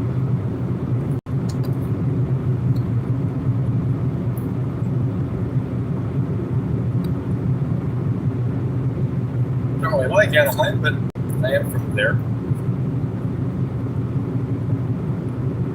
At Scary714. Said what part? I don't know actually. It's all the same to me. Disneyland, but like, there's like, yeah, how do I explain it? If you drop me down in Anaheim, like 5 miles away, there's a slim chance I can actually get you back to my house. It's just, I don't know that area. I mean, I do, but I don't. Like, I don't know how to maneuver my way around that city. It's a mystery to me. Like, you leave Anaheim, you enter Orange. Is Orange even a city? I don't know. Or Fullerton, or Buena Park, or Orangethorpe, or is that a street? I don't know. Corona looks a little bit different though, but like, all the towns in that area to me look exactly the same. It's just one big area. So I have no idea where I am, ever. If I'm doing Walmart there, it's a pain because I don't know where the Walmarts are. Okay, it's kind of like Indio. I don't understand the Indio Walmarts either. There are 4 Walmarts here in Indio. But the thing is, I don't know where I am compared to them. But I understand Indio better than Anaheim. Anaheim, I don't know. I've been in Anaheim more than Indio, yet I don't understand Anaheim. But then, like, the Temecula area, you have 3 Walmarts. They're all in a straight line, and I know where I am most of the time. So it's like, you have Lake Elsinore, which is off Central Avenue. Got that Walmart. It's kind of new, actually. They have on Grape Street over there, but it's gone. But yeah, you have one. At Scary714. Said Anaheim is too big. Well, Anaheim, isn't that a smaller town? I don't know. Like, it really depends. Do you like the city or do you not like the city? Because if you like the city, it's great. It's the suburbs. They never end. The suburbs, no matter which way you go, they're just going to follow you for like 50 miles or more. Or if you want to be really fancy, you could even like drive north kind of ish, and you can end up in Los Angeles, and then you leave Los Angeles. But you're finally out of them when you go over there. What's it called? Grapevine. Yeah. When you go over that, you're finally out of it. Which I've not really explored up there before. I think the farthest I've ever gone on a little road trip north is Bakersfield. So I don't really know that area that At much. Scary714. Said I'm from Santa Ana. Part of me thinks that I'm actually in Santa Ana, 'cause that sounds familiar, but it could also be Anaheim. I don't know.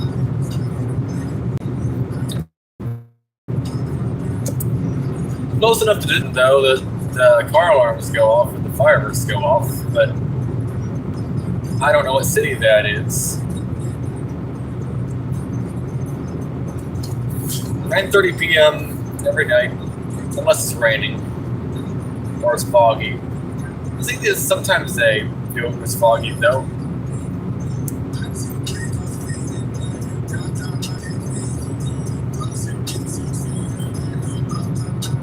Like the Lake Elsinore one, it's starting to all be one suburb over there as well, but not as bad as Anaheim, kind of. Okay, Lake Elsinore isn't an endless suburb. I mean, it is, but it isn't. Goldemar isn't an endless suburb. Then as you get over to Temecula, it is a pretty big suburb. I don't really like that area too much, but the thing is, you can get out of it really easy. Like Anaheim, you have to try to get out of the suburbs there. If you're in Temecula, drive south, you're out of it. Drive north, You're asking to get back into them actually, but there is a little section like where Lake Street is or something. There's no like nothing, but you go south, you're out of them. You go towards the ocean, you're in the rural hills that have no service anywhere. You go inland, you're going towards Anza. There's not really much out there. There's a Guanga, I guess. There's a lot of different things out there, but like you're always as soon as you leave, basically you're like outside of town and doing not Uber, doing Walmart. Often I get orders sending me up to 79, which take me I don't know where, but they take me places, and that's good. The downside is I can't do those kinds of live streams going up to 79. It just doesn't work. So that's okay.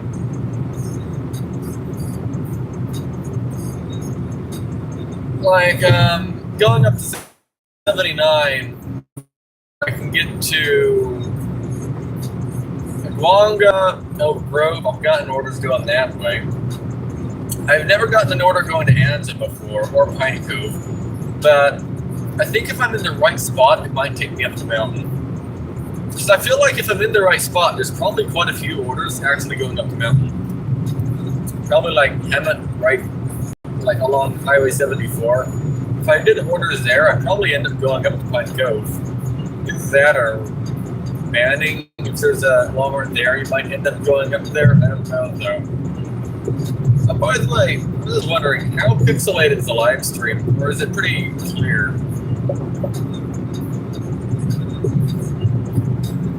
I have the AC set to 72, and I can't believe it, but I guess I got to. I'm getting cool. You might think, what do you mean? It's 72. Yeah, it was 122, okay. Okay, so, yeah. Or anywhere near 72. Even 102, that was pushing it. But now it's kind of cold in here because the sun's not cooking the car.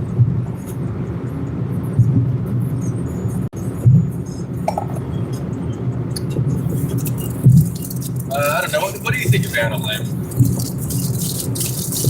Ron likes it there. I don't, but she does. Lots of people mostly like it there because a lot of people who live there. Oh, I can see the moon reflecting off the lake.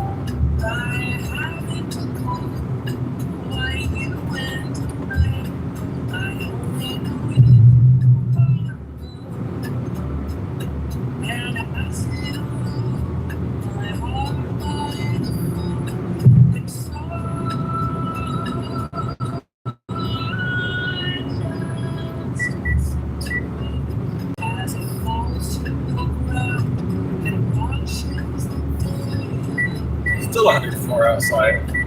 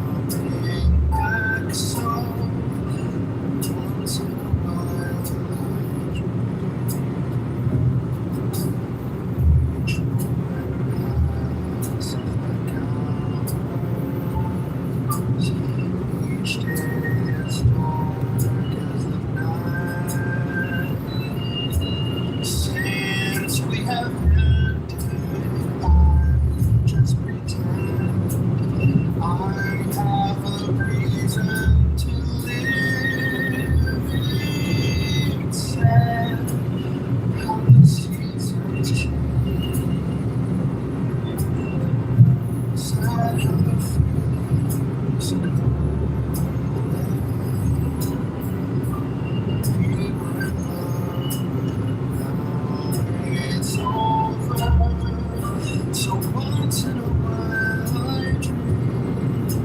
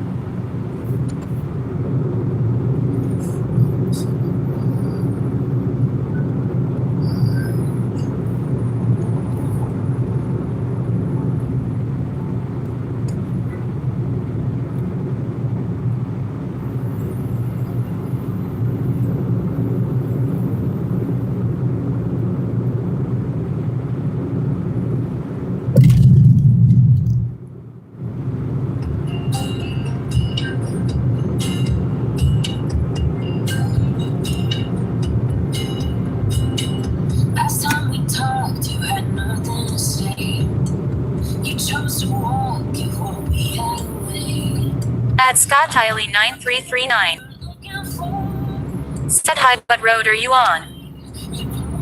No. Yeah, I guess. I gotta go to the bathroom, and there's a bathroom.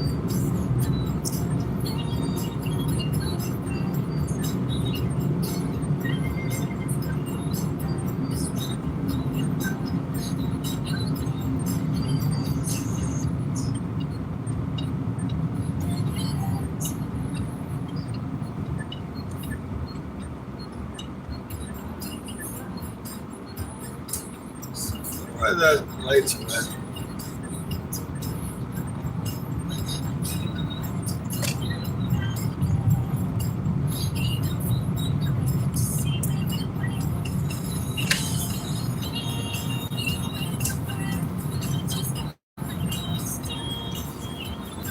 At Scott Tiley 9339.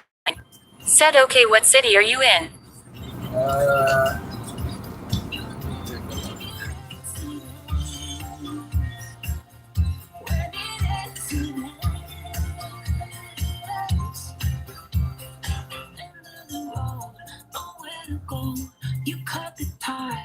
Desert Shore. I gotta go to the bathroom. Let me see. This audio library is annoying because as soon as the screen goes off of it, everything has to reload. Oh well. Alright, I'll be back in a bit.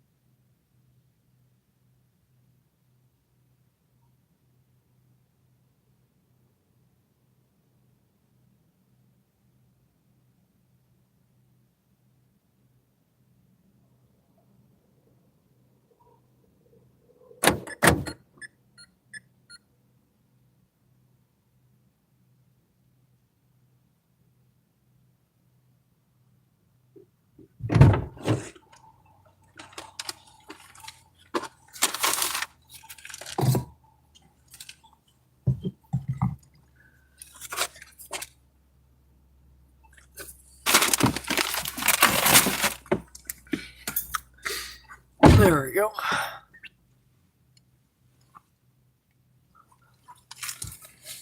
Let's see.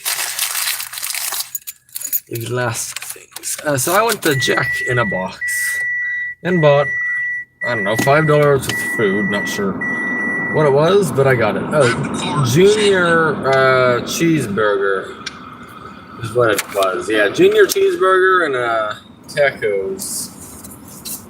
Then I'll eat on the go since I got one on the go. Reverse. Yep. Okay.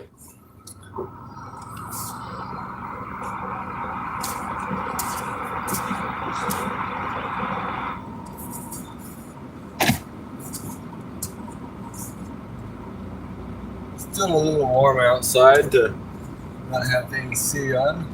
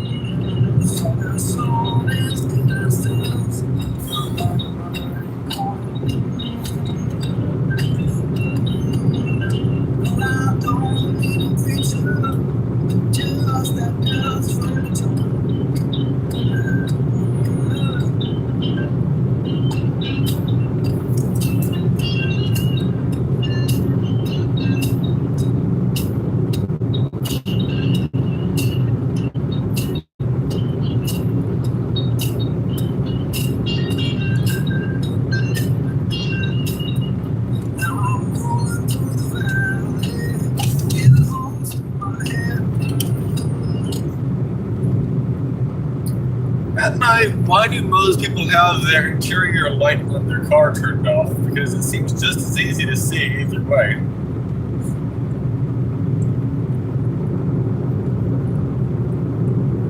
The interior light off makes it much easier to see the dark road ahead by preventing glare and reflections on the windshield. When your car's inside light is on, your eyes adjust to that bright environment, making it harder to spot dim objects outside.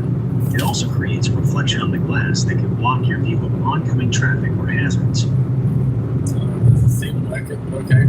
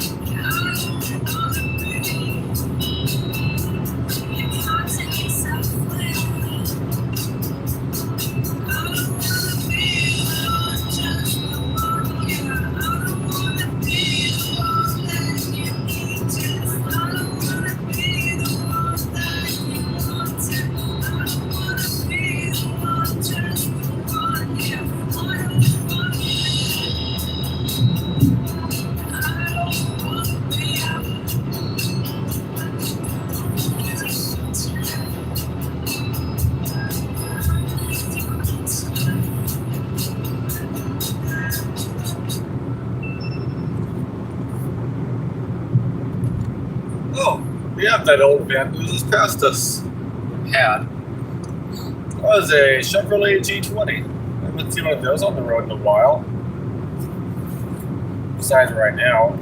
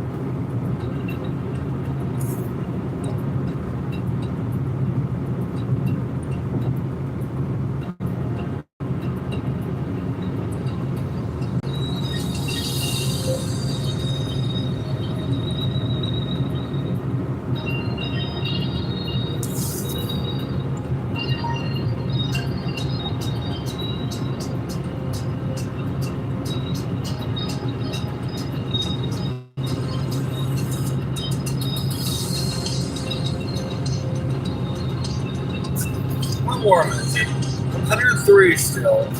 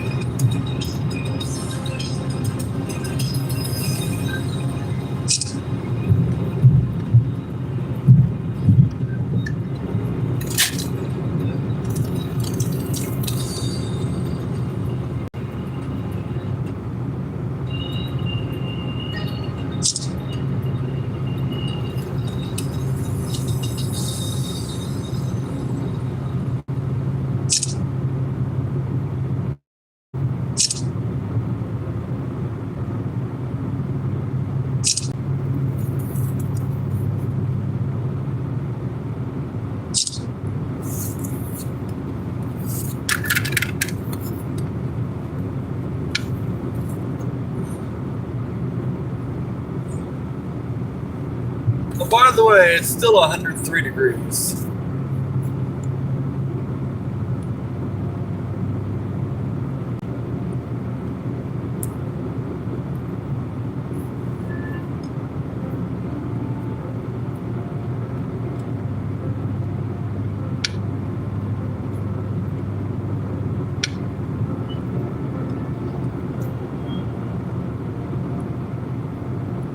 If you're going to ask how, I can't answer that question if we had it. It's a mystery to me. Yes, Mr. Weatherman, the tall, skinny, weird weather guy on the interwebs that likes efficient cars. Yeah, the weather guy doesn't understand. Well, okay, I do. I understand how it's so warm. Yeah, it got baked. Everything's baked. And that's how it's so warm.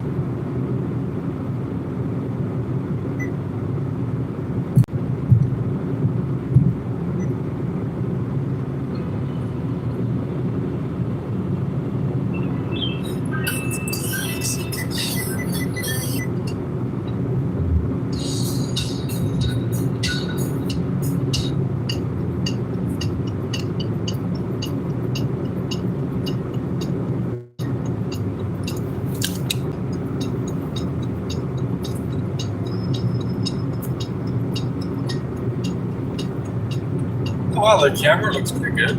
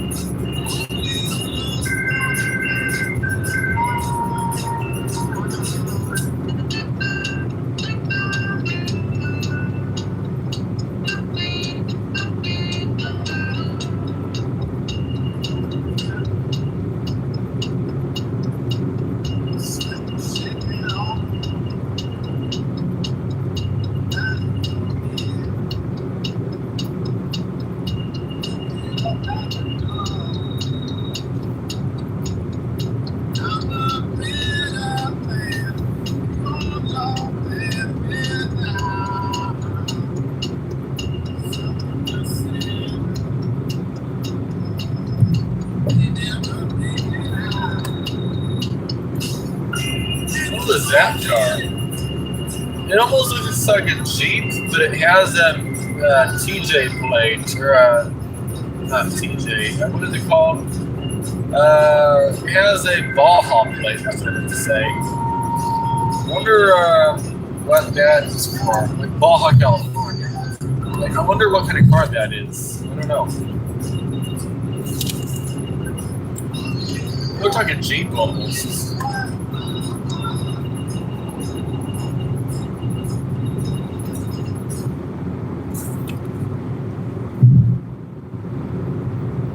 And I guess the Jeeps probably sell that modern, not very off-roady, square taillight Jeep.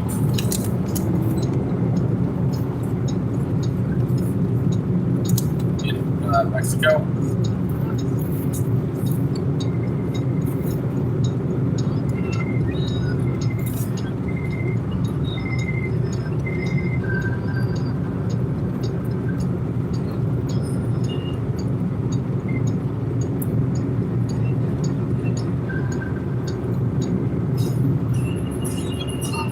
I wonder why semis don't have a rear window. No way. Never mind. They always have something behind them. Besides that they don't. That's why there's no rear window. You can't see up the back anyway. You have a 20-foot trailer, or 30-foot, or 40-foot, or whatever the distance is for the trailer behind you. Even a 10-foot trailer, you can't see nothing out the rear window because there's a trailer in the way. The only time it would be useful is right now. Then you have to still maintain. At Scott Tiley 9339. Said hi. Why? I guess probably the reason they don't have the windows because you have to maintain it.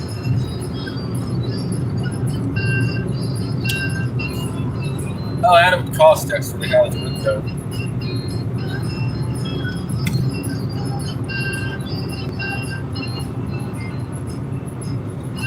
At Scott Tiley 9339.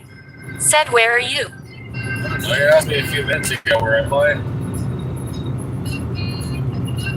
I went to Jack in the Box.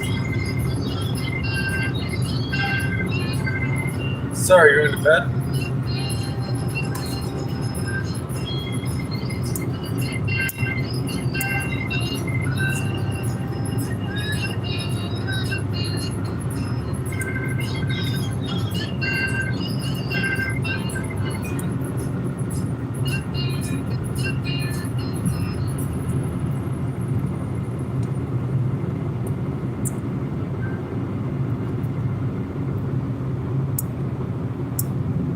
At Scott Tiley 9339.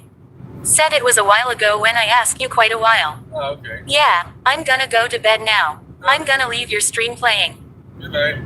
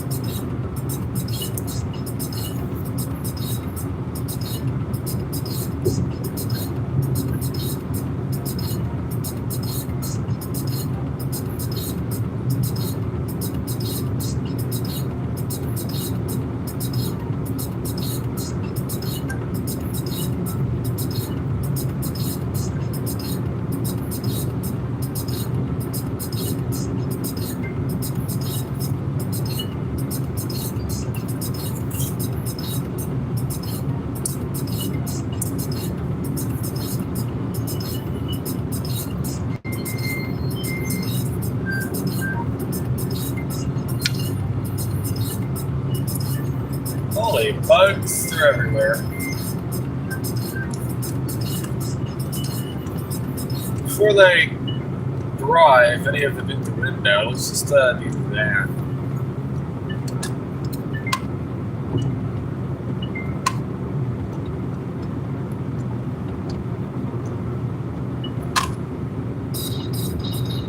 World.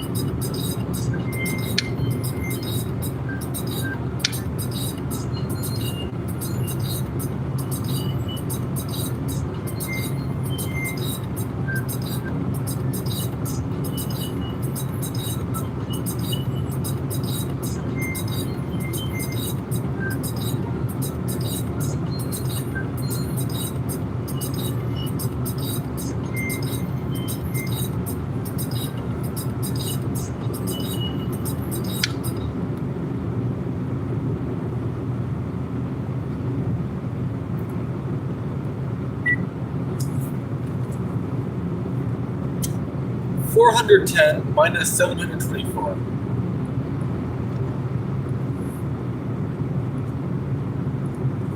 410 minus 724 is negative 314.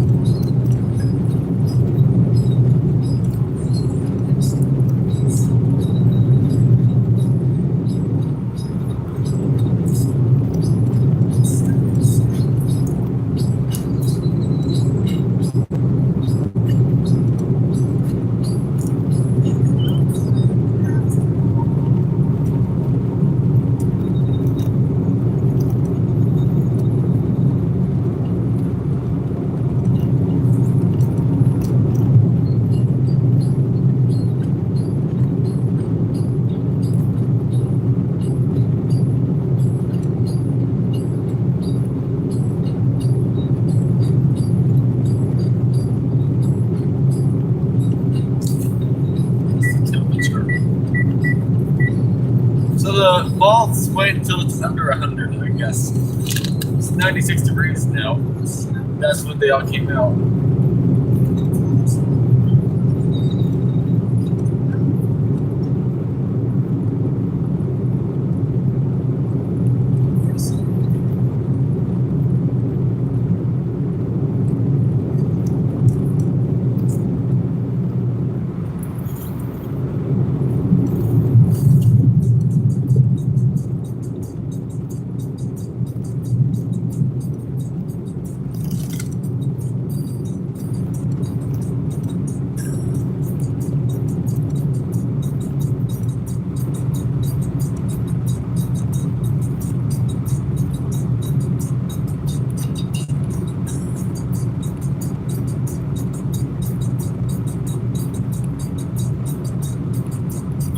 boats.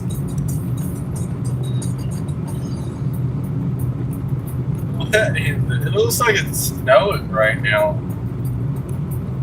Kind of disoriented.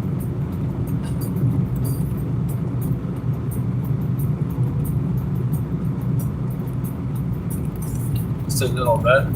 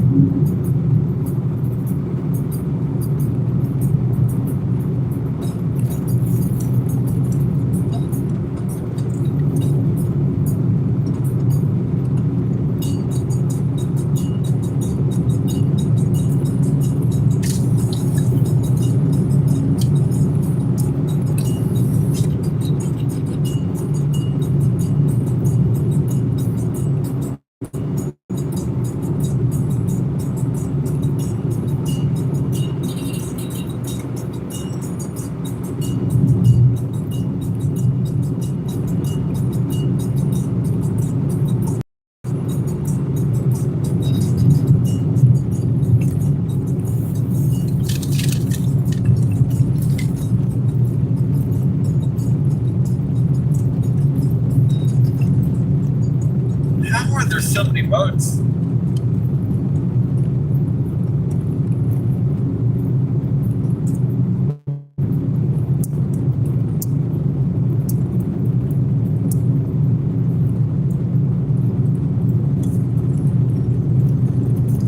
Well, this is probably the loudest run of the day.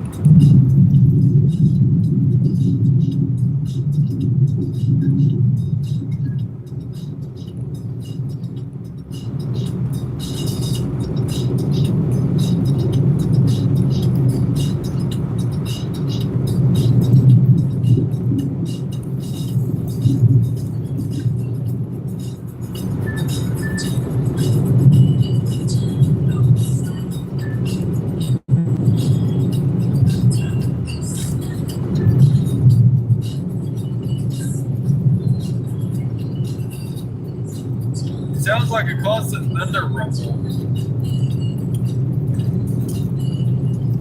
Holy thunder!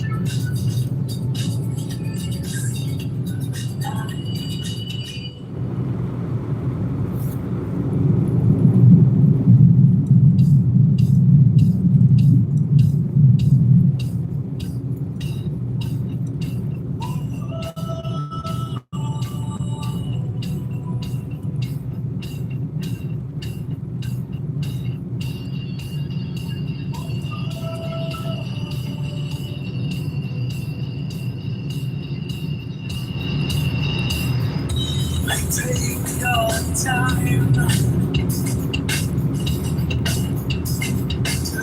Lost what to do. Paradigm is nothing new until we see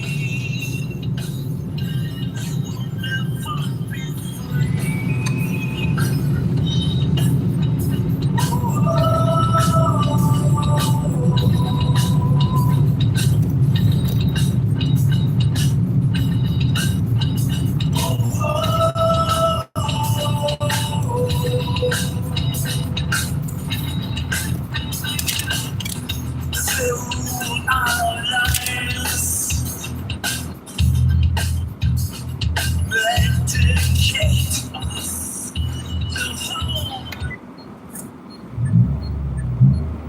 Alright. You don't have to be in drive for the car to go anywhere. I didn't know that. Weird. Some weird, what's it called? Some weird voodoo to me.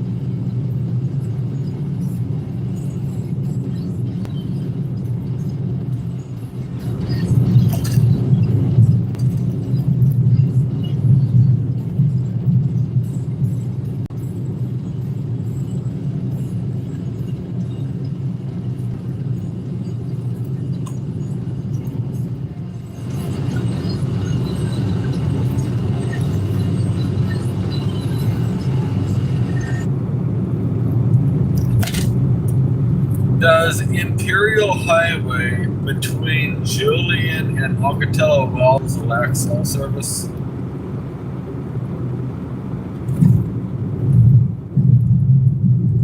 believe so. Pocatello Wells. Cell service along Imperial Highway through the Anza-Borrego Desert is extremely spotty, completely non-existent. You should download offline maps and prepare for a lack of signal before driving through that area. I was thinking of making a YouTube live stream driving down that road, but I guess a live stream won't work.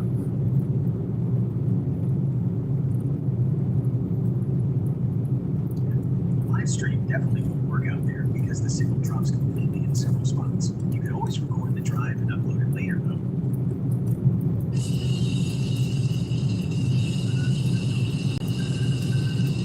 What years are sore from this road?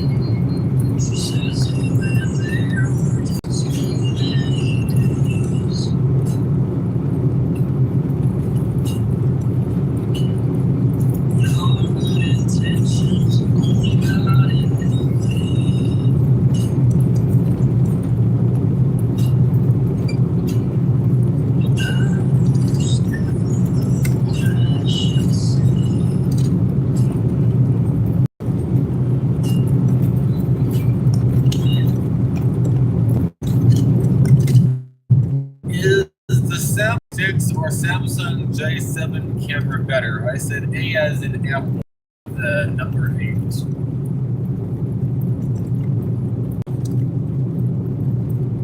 Samsung Galaxy A06 camera is significantly better than the Samsung Galaxy J7 camera. The Galaxy A06 features a much newer 50 megapixel main sensor, while the older Galaxy J7 relies on a 13 megapixel lens that struggles in modern lighting conditions.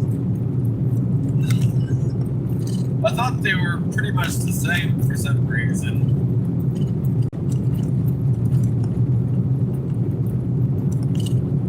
A06 is much newer, so it has a significantly better camera sensor and processing than the older J7. Is there anything else you would like to know about the differences? The old Samsung also doesn't freeze up as easily, I noticed.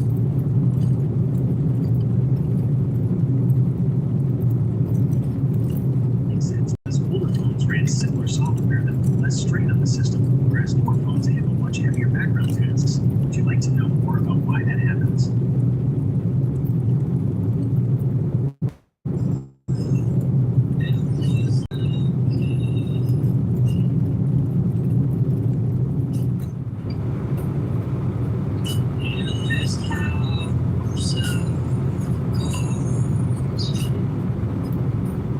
Well, the road's quiet all of a sudden.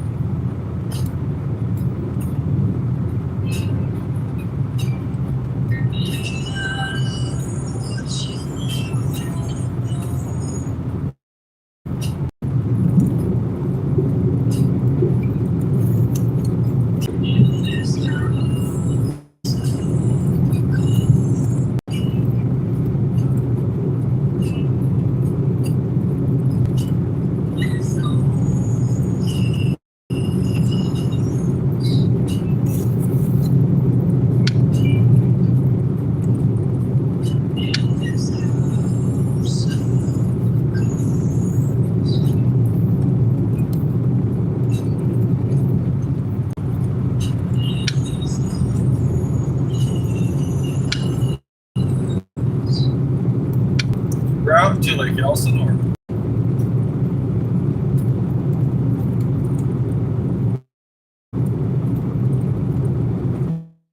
Places for Lake Elsinore. Which one would you like to navigate?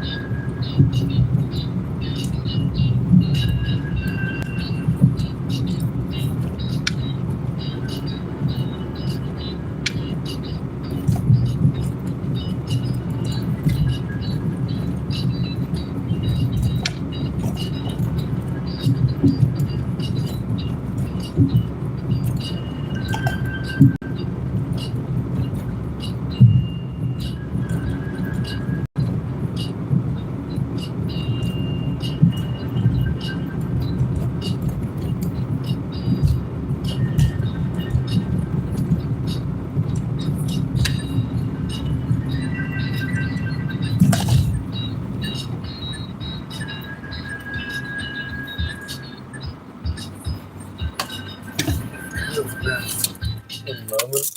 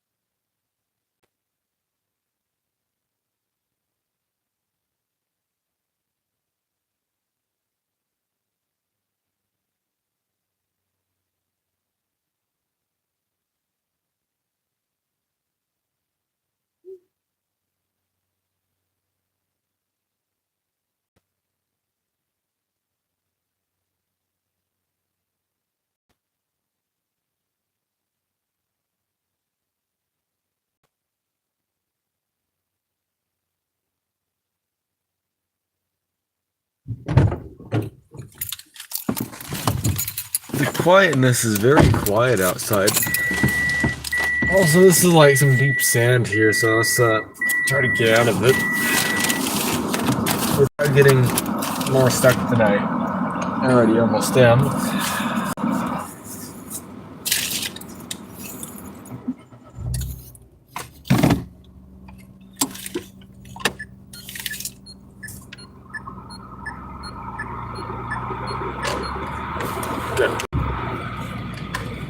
Because it was deep enough when we were stopping, ABS was engaging.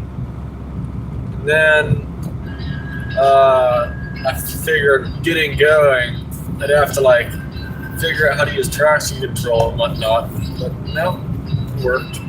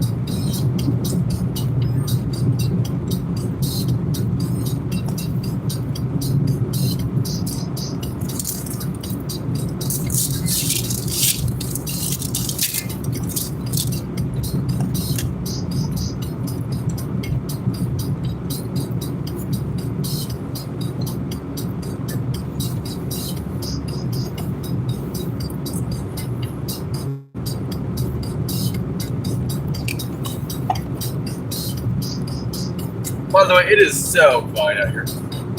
It's absurd.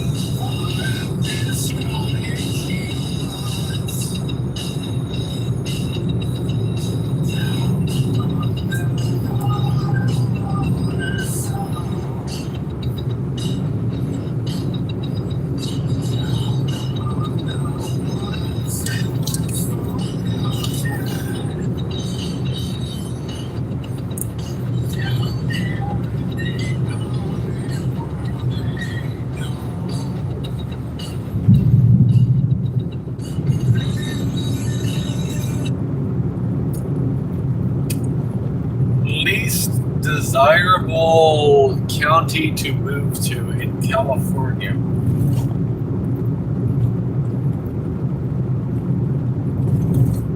Maybe Lauderdale County is frequently ranked as one of the least desirable counties to move to in California due to extreme summer heat, high unemployment, and lower quality of life scores. Other inland regions, such as Kern and Lassen counties, also frequently rank lower on quality of life lists due to economic challenges, limited job markets, and environmental factors like poor air quality or extreme weather. However, desirability is subjective, and these areas often feature some of the most affordable housing in the state. Well, Ontario County has a big beach and it has volcanoes, so there's that. Ontario County does not have an ocean beach, but it does feature the Salton Sea and unique mud volcanoes near an island.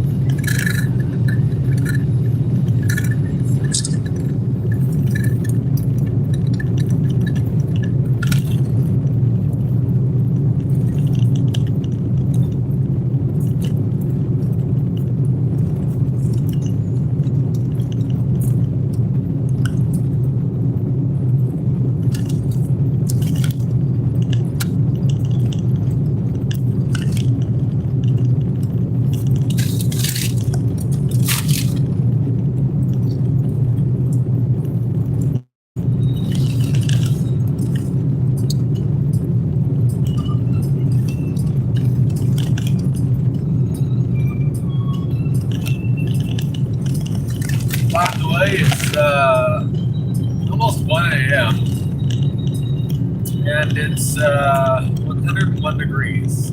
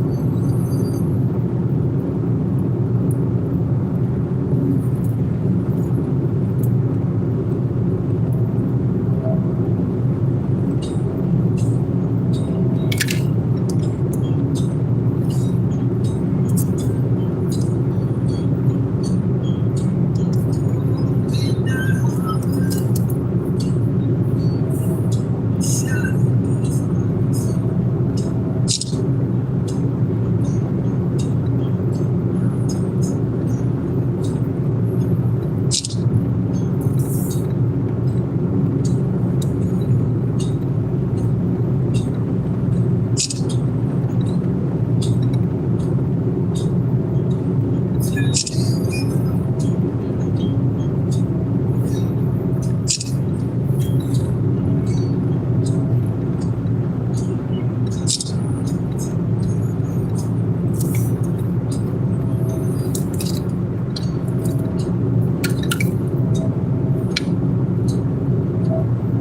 can't believe it's 102 still.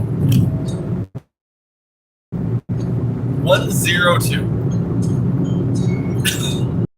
I wonder. What is the weather in El Centro right now?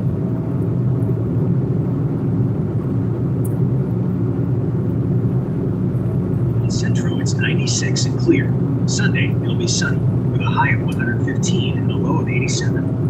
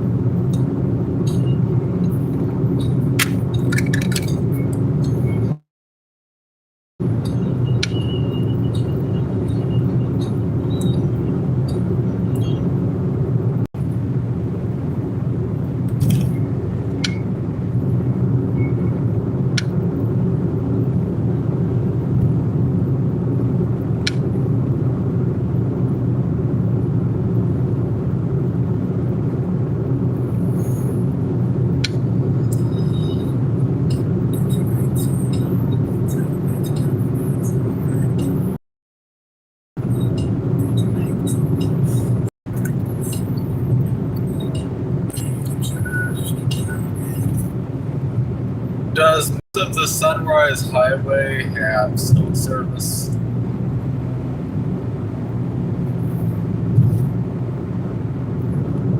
Cell service along Sunrise Highway is quite spotty and unreliable for most carriers, especially in higher mountain areas. It is highly recommended to download your offline maps before you head out, as you will likely experience dead zones along the route. Okay, what about the 79 from I-8 to Julian?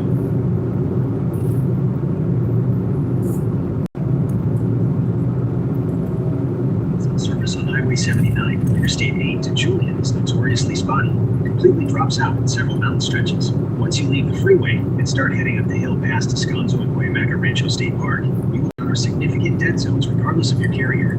Signal strength typically won't improve until you get much closer to the town of Julian itself, so keeping those offline maps ready is highly recommended.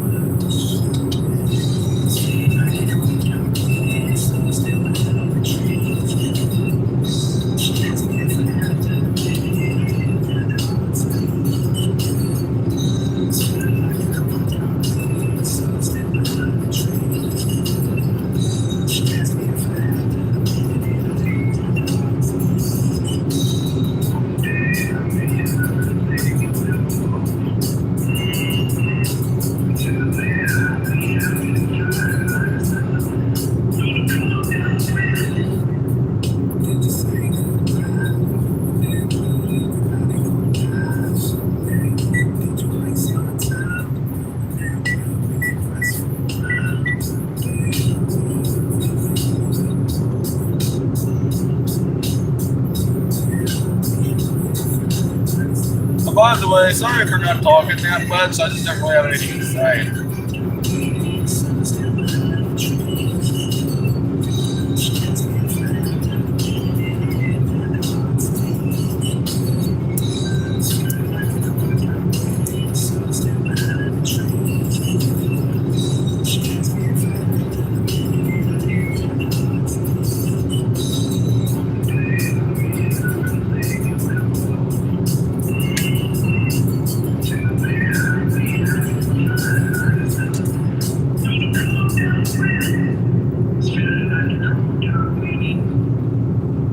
By the way, we're left lane camping right now.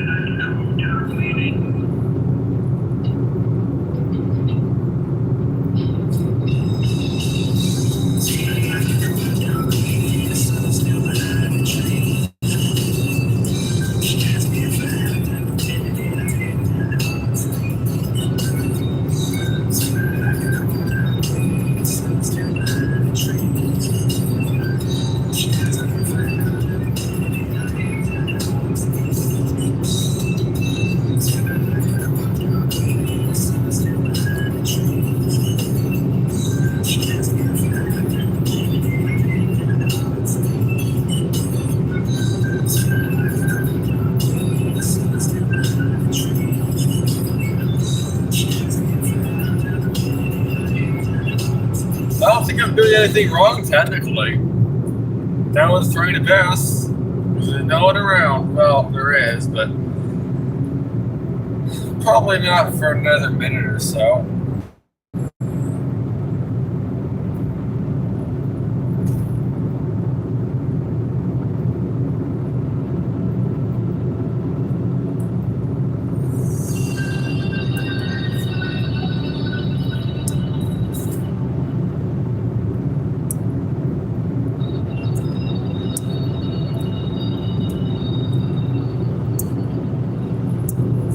Feels weird being in this lane.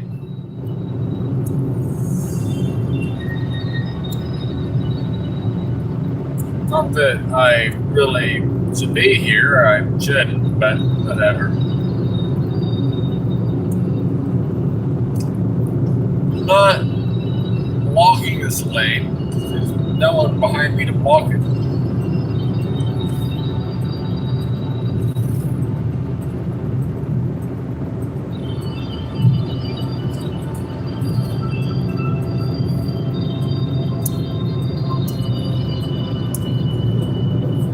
By the way, there's like a hill or something up here.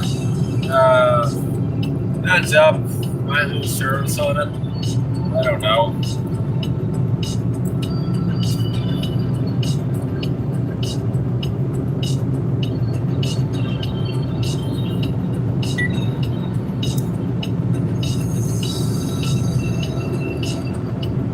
I'm still being a left lane hog, by the way.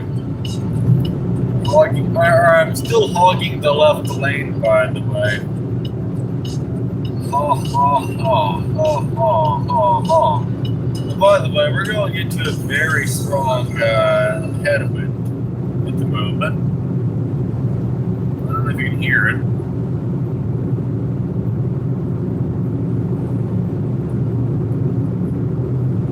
Strong winds possible for the next 63 miles. Well, it's already windy before the strong wind sign, so that's good. I don't think I'm going to be going 54 up this hill. Really don't.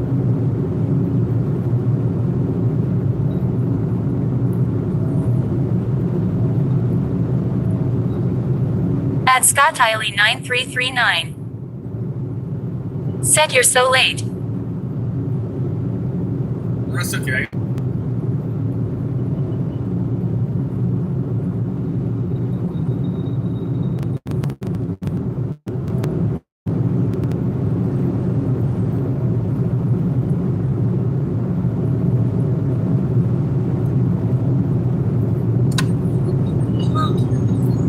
Anyway, finally the car behind me is finally so close I can see their individual headlight.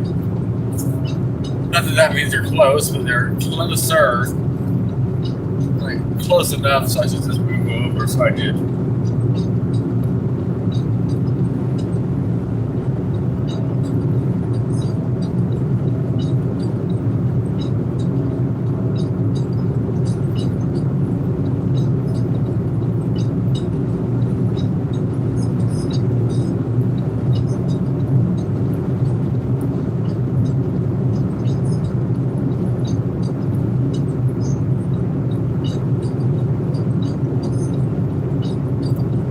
I thought you went to bed. 3,200 RPM. Oh, by the way, we were such a big left lane camper. So far, no one's passed me yet.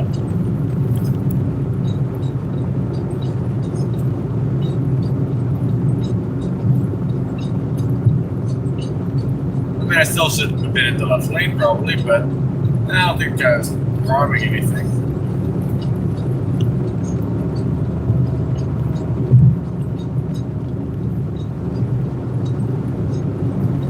Slow down. Can't really go the speed I was going. I mean, I can, but the car ain't happy about it.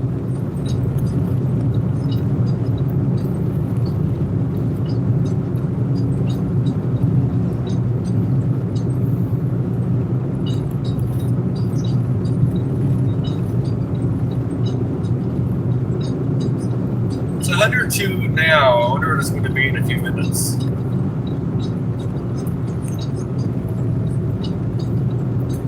By the way, there's the car that I locked.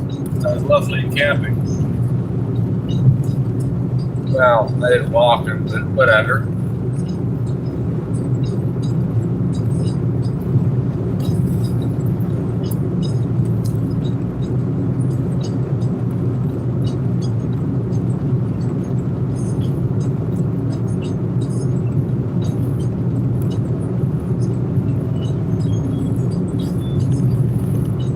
Always getting a workout. We haven't even got to that hill yet. This headwind is not happy. The headwind is making the car not happy. So I slowed from 53 down to 50. You don't need to be at 4,000 RPM. We're going 50 miles an hour. There's no reason to be that high in the RPM car.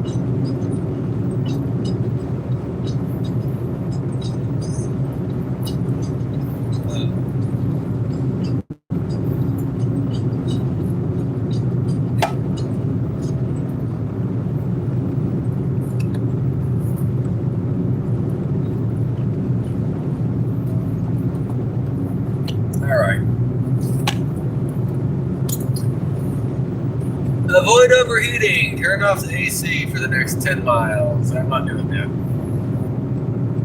Because I'm curious, actually.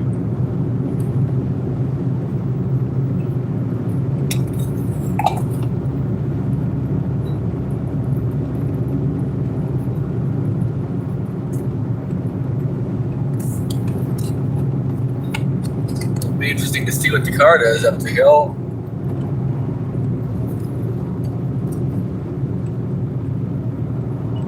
Oh, one moment. I've done something fun here. I'm gonna stop for a moment. I plugged in the OBD thing and it did some weird nonsense to the car.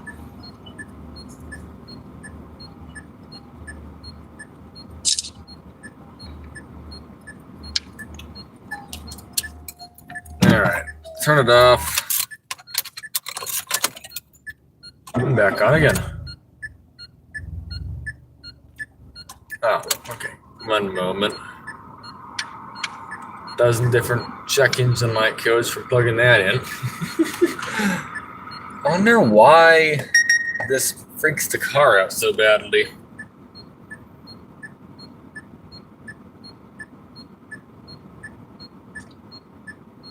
Where is it?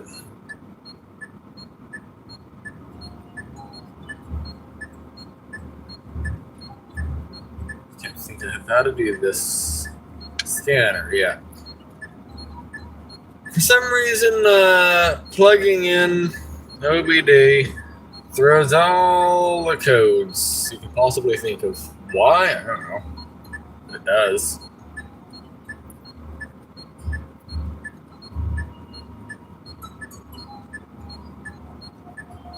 Trouble code. Read, yeah. So what's all the codes? Never heard of that one, but okay. 2 of them. Alright. Clear. Yeah, clear it. There.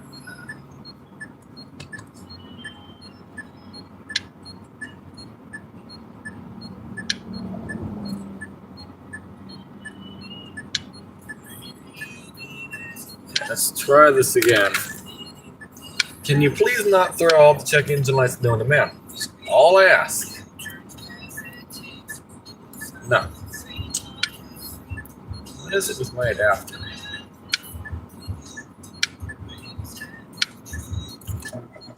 The codes are gone, right?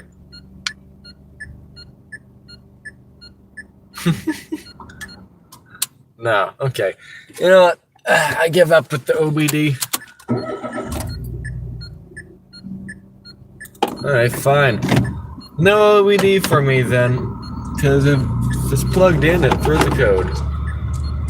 Actually, let's do it one more time for verification. Oh, well, it's fine now.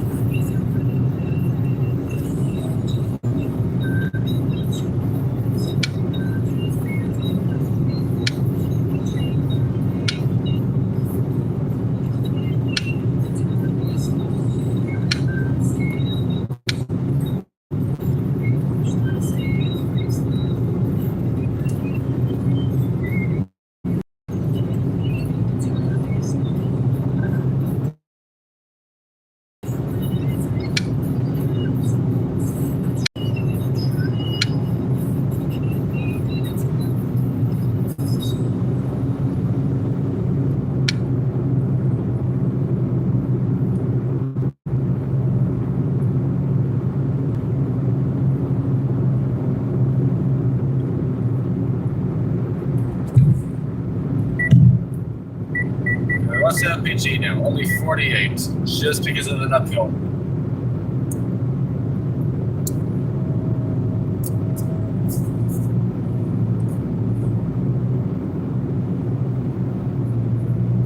I mean, it was a steep hill, but still, though, it wasn't that bad.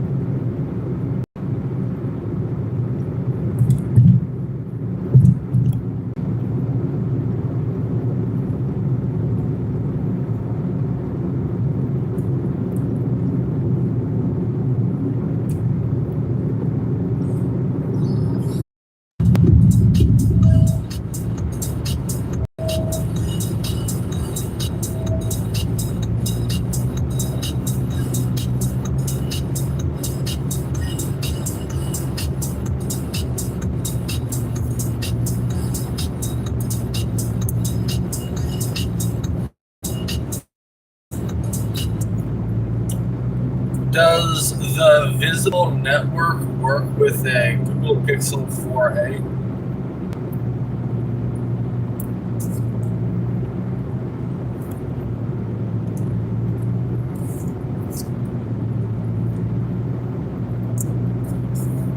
Yes, the Google Pixel 4a is compatible with the Visible Network and supports activation using either a physical SIM or an eSIM. To ensure your specific device is fully supported, it is always a good idea to check your IMEI number on Visible's online compatibility checker. What about a Samsung A06? Samsung Galaxy A06 generally works on Visible, provided it is the carrier-unlocked model. You will want to verify your specific device's IMEI number on Visible's online compatibility tool to ensure its network settings match up perfectly.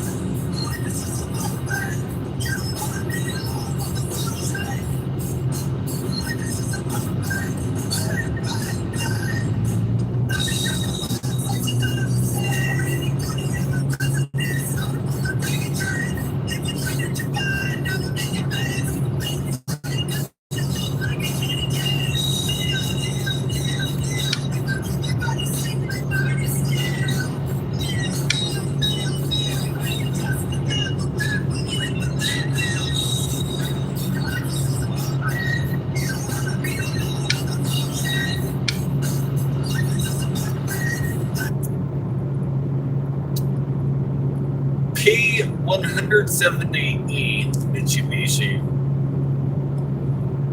Probably lost communication. Diagnostic trouble code P170E on a Mitsubishi means your transmission control module has detected an error coming from the active stability control system. This usually points to an issue with your vehicle's ABS or traction control systems, but wheel speeds. Your bet is to scan the ABS and stability control modules next to pinpoint the exact wheel or sensor causing the fault. I also have P1590. P1590 code on a Mitsubishi indicates a communication error between the engine control module and the automatic transmission controller. This often happens alongside the P170E stability control code due to a shared wiring issue, a low battery, or a loose connector. Why does it happen when I plug in my ELM Bluetooth thing?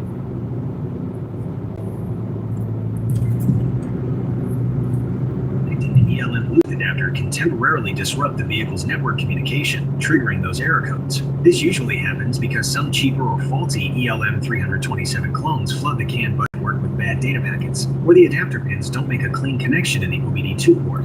Since you are driving right now, it is best to leave the adapter unplugged until you can safely pull over.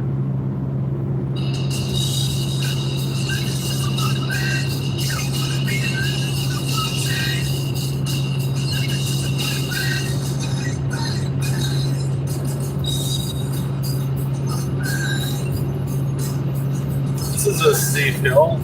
Not too steep, but it is still pretty steep.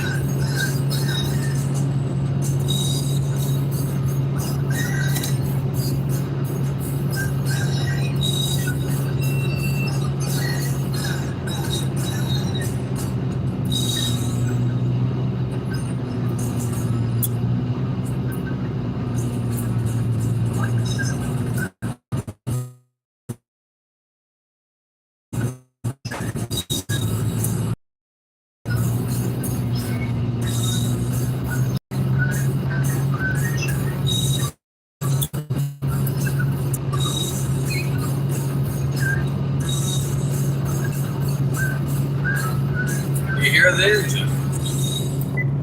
It's like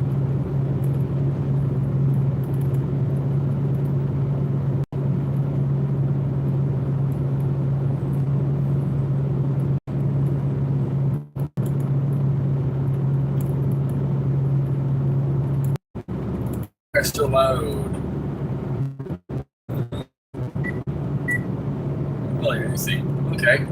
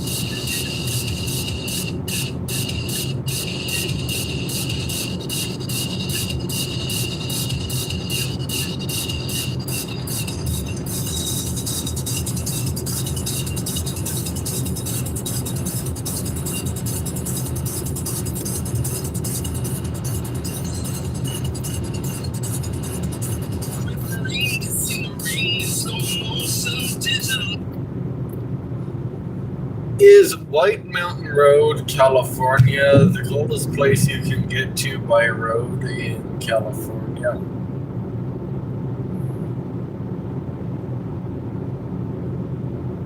White Mountain Road is generally considered the coldest road accessible location in California due to its extreme altitude of over 11,000 feet. Temperatures there can drop well below zero, especially during winter storms.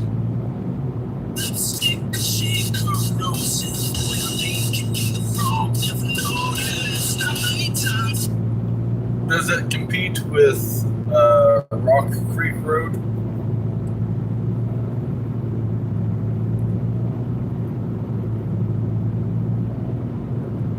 White Mountain Road is colder because it reaches a higher elevation. But Rock Creek Road is the highest paved road in California. White Mountain Road is dirt and gravel at its upper stretches and goes over 11,000 feet, whereas Rock Creek Road tops out at 10,250 feet. But in terms of the highest place you can get to on a paved road, it's probably Rock Creek, isn't it?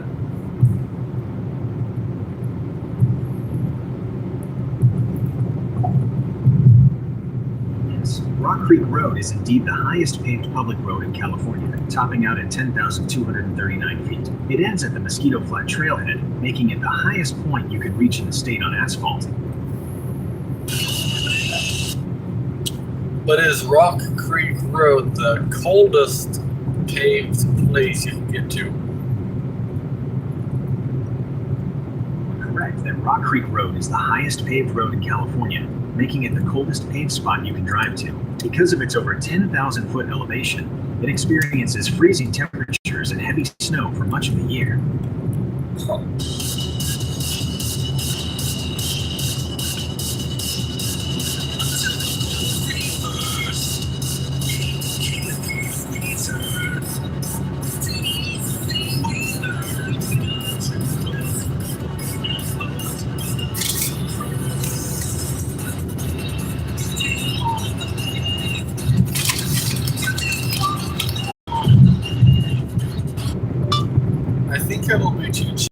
here to do the challenge tomorrow morning.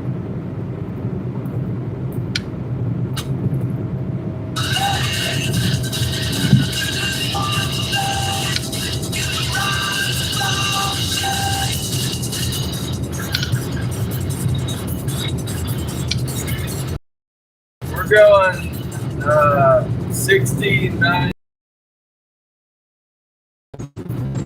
Wow. How does the car handle? Okay, let's not do that. This 70 miles an hour, starting to jerk the steering wheel all over the place. Yeah, it felt alarming. The car handles a lot different with this speed. Kind of sketchy, but not really. Like, it feels more happy at 55. Well, every car I ever driven feels happier at 55, so I guess that's why. By the way, the only reason I went that fast is because gravity pulled me faster. I didn't actually do that on purpose. Like now, I mean, it's still probably lose at doing this if you tried hard enough, but it's not like going faster. This is fine. Going faster though, you can probably cause problems by doing that.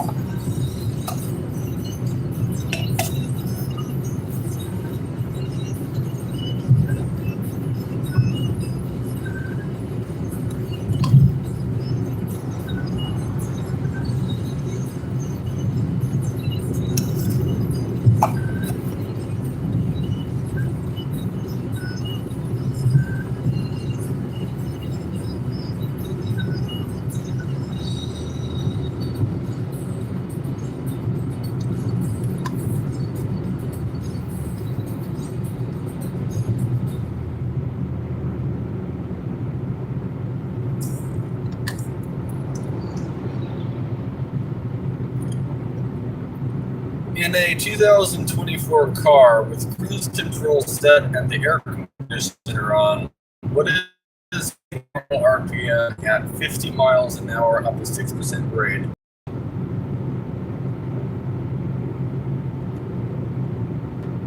With 2024 gasoline cars climbing a steep 6% grade at 50 miles per hour, a normal engine speed is typically between 3,000 and 4,500 RPM because a 6% incline requires significant power, especially with the air conditioner adding extra load. Your car's automatic transmission, or CVT, will downshift into a lower gear to keep the engine at its optimal power band. While flat road cruising at that speed might only require 1,500 to 2,000 RPM, the elevated revs on a hill are completely normal and necessary to maintain your set cruise control speed.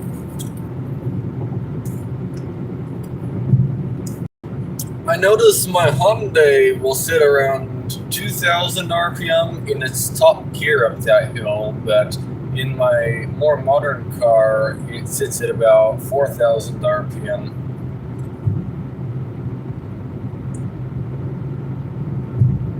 Hyundai likely has a different gear ratio or more torque at lower engine speeds compared to your newer car. Is there anything else about your route you would like to know?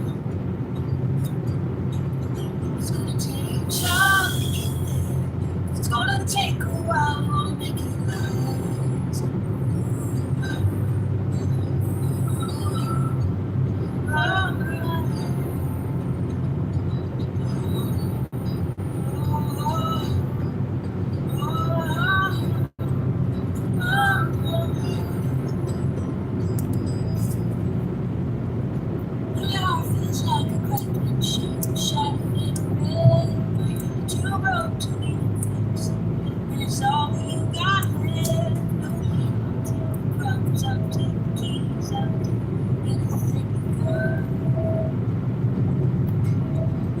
It's gonna take time to get there. It's gonna take some time to make it fast. It's gonna take time to get there. It's gonna take a while to make it last. It's gonna take time to get there. It's gonna take a while to make it fast. It's gonna take time to get there. It's gonna take some time to make it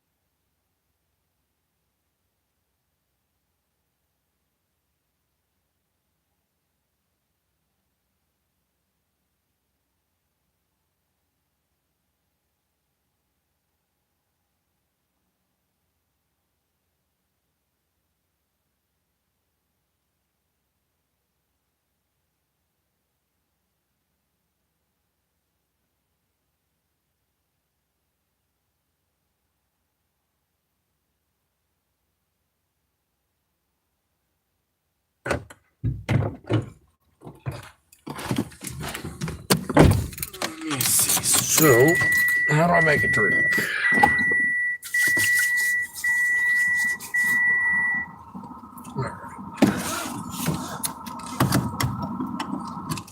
Actually, it's not Google, isn't it? You see.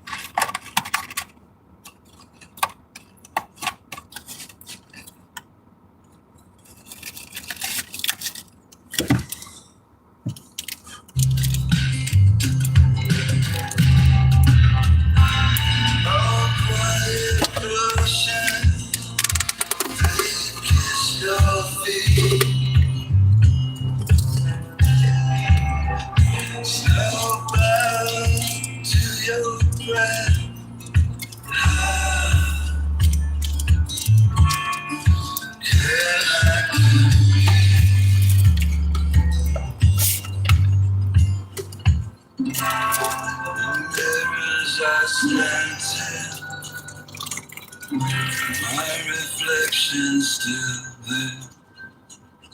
The money they all read.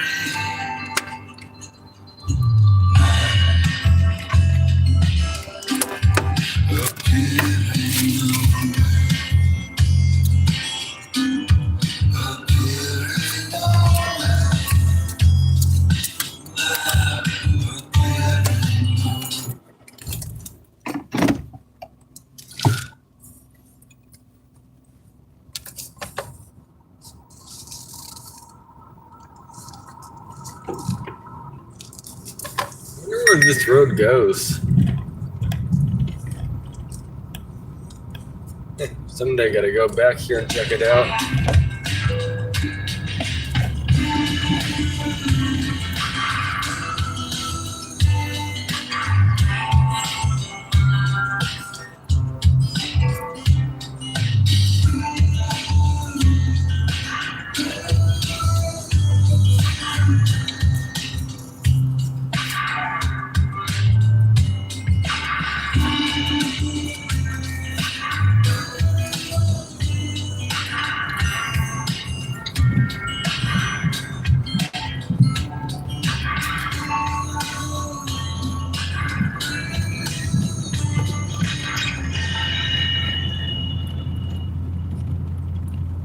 Bumped.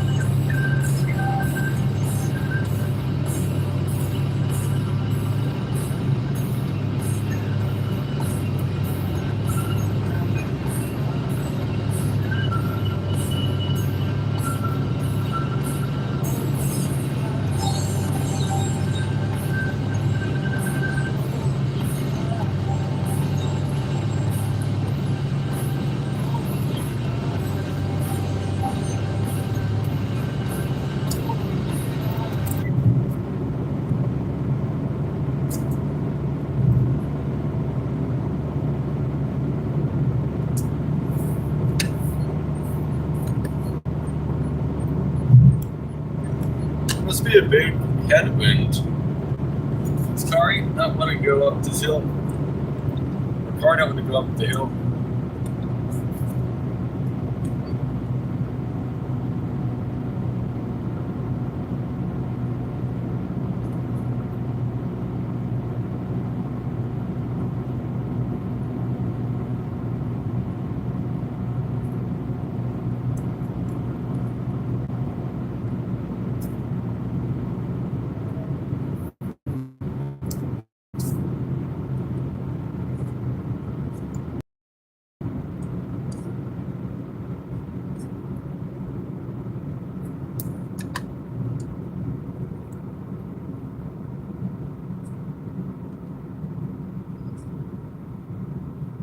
see to do some Uber Eats because I wanted to see 120 degrees. My temperature gauge on the car apparently maxes out at 122. I figured that out because it would fluctuate a lot. As soon as it reached 122, it just stayed there for like hours. So, yeah, so I'm assuming that's maxed out. I would. Yeah, I don't know. I Googled it and it said, oh, yeah, the max is 122 or 50 Celsius. So, I don't know. What are you doing up here? What am I doing up here? Yeah. Or what is this place anyway? Border Patrol checkpoints and immigration inspection. Huh. Yeah. Are you a U.S. citizen? Yeah. I should get a passport someday, though. That sounds nice. Passport's not a bad idea. I'd like to go to Canada and then drive Canadians nuts by saying Canada. And I just realized I'm in the way, so I should probably go. Yeah, you're good to go, man, if you want to, yeah. Okay, because I'm holding up literally everyone. Oh, well. See. That. What was that again? I forgot the name of the security thing with the dog. I don't remember. Whatever that is not in a very good spot. It should be on a downhill because I just had to accelerate up the hill. We still haven't reached 50 miles an hour yet. Okay, now we reached 50. If that was on a downhill, that'd be nice. The thing is, see, my car is faster than the semi, okay? So the semi would be even less happy on that incline, I think.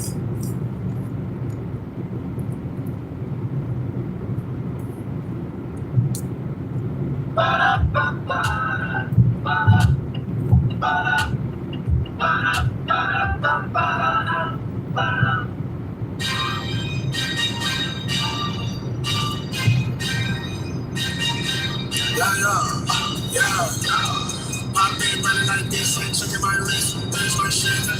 Running all night like this, really looking good clips. These credits are lit. Stacking miles so far away from home. I got what I wish for. Taking that risk, I'm checking my list. Man, don't man, it's up with you. Came in and slip, but it's all about that. Play too much, you probably not need. All that I need, the calls I need. Time I spend. Yeah, that's that blood. Sweating my love, taking that tub out of the mud. I'm only getting picked up like a truck. Winning the clutch, that is a must.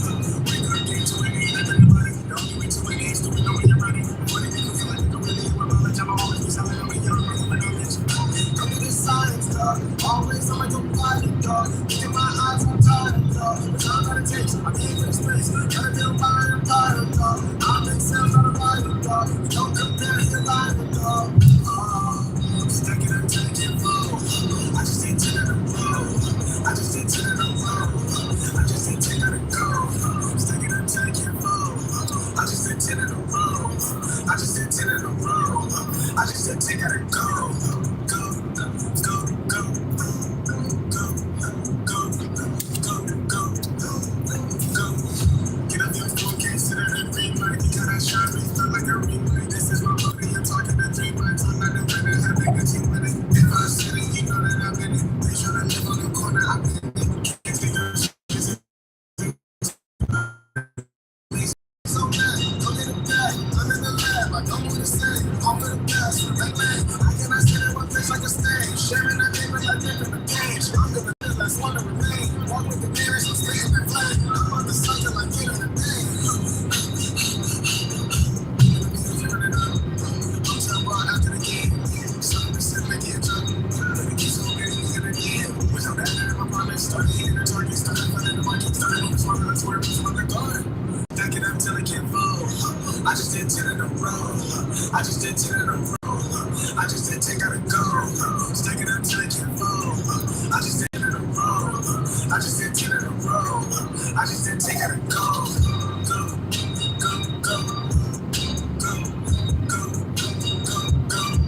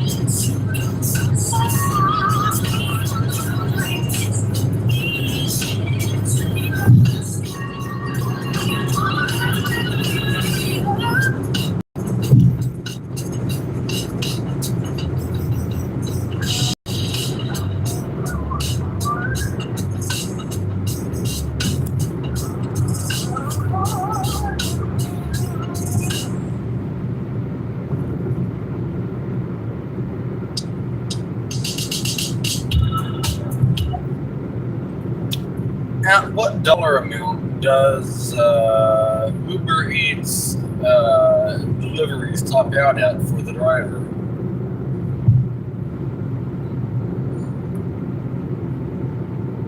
There's no official cap on what an Uber Eats driver can make per delivery, as total earnings are heavily driven by customer tips. While the base pay from Uber typically ranges between $2 and $8 per trip, an exceptionally large order or a highly generous tip can push an individual delivery's payout well over $50 or $100.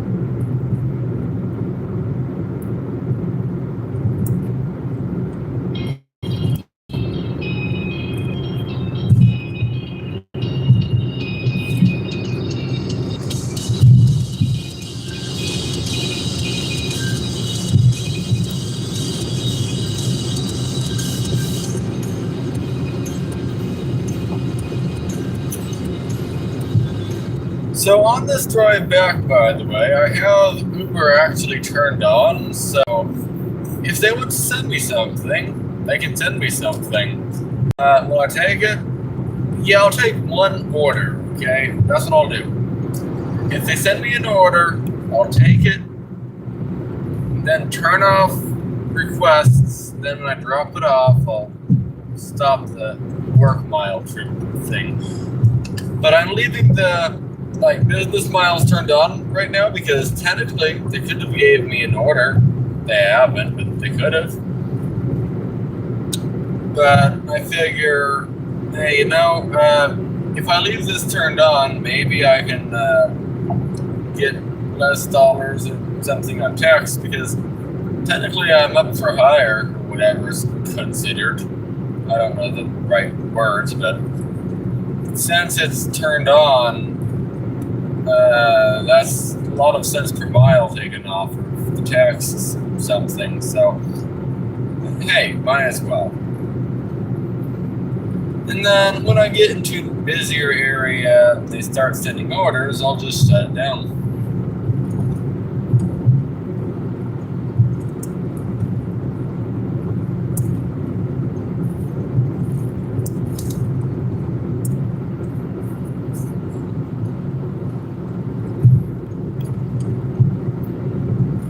I want to do an order, but this is a lot on the negatives for the taxes.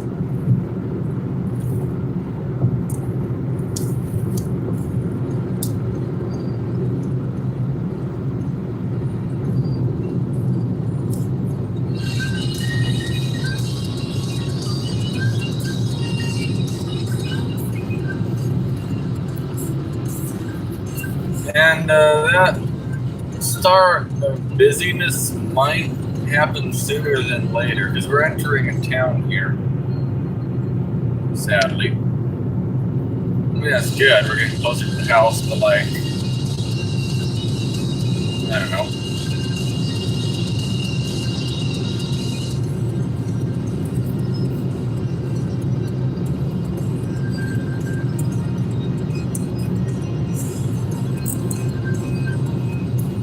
Maybe there's only like one somewhat busy restaurant in town. The chance of getting an order is kind of low. It's not impossible. It's Jack in the Box.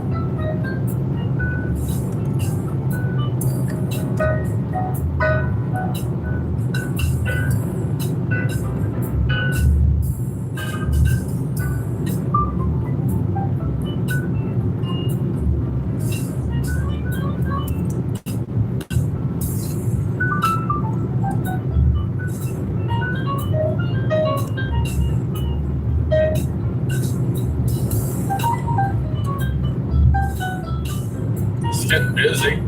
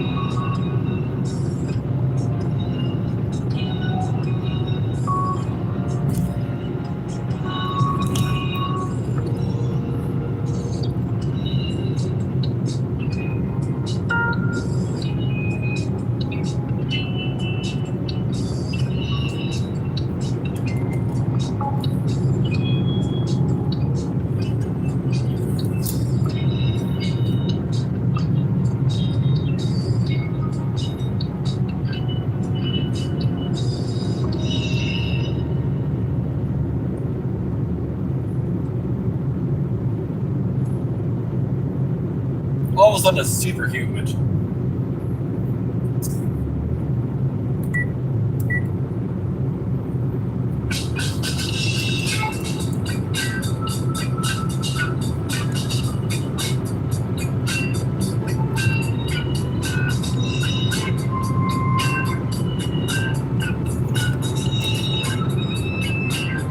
Yeah, I'll just turn it off now.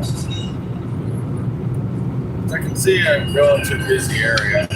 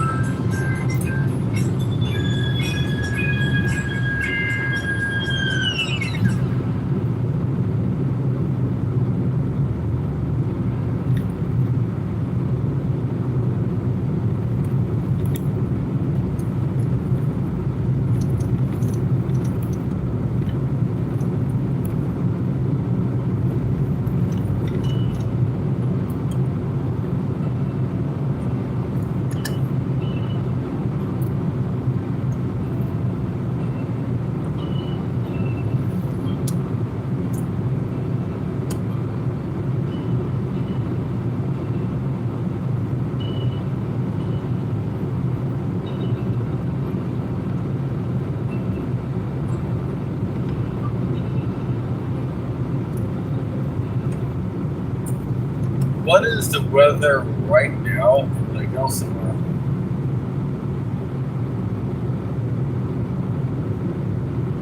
In Lincoln, somewhere it's 73 and clear. Sunday, it'll be sunny with a high of 102 and a low of 67.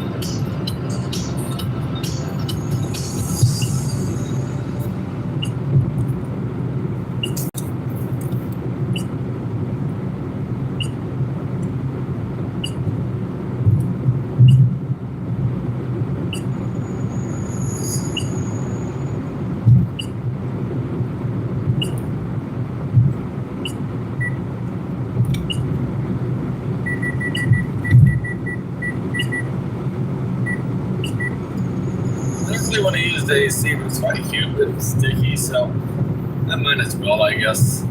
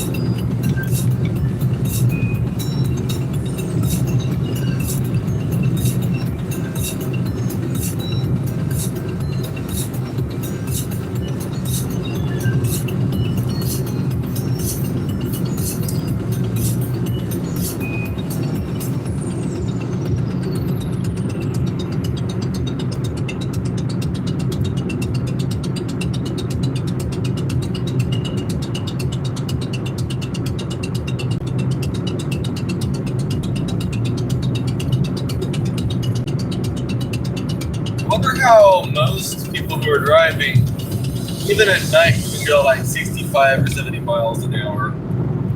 Like that car right there, the Mercedes that just passed, okay? I know you can press the gas pedal and the car will go faster, but look how far ahead the headlights shine, okay? You can't really see much more than like 3 seconds ahead at 50 miles an hour, maybe like 2 seconds ahead at 70 miles an hour. So if there's something in the road, what do you do?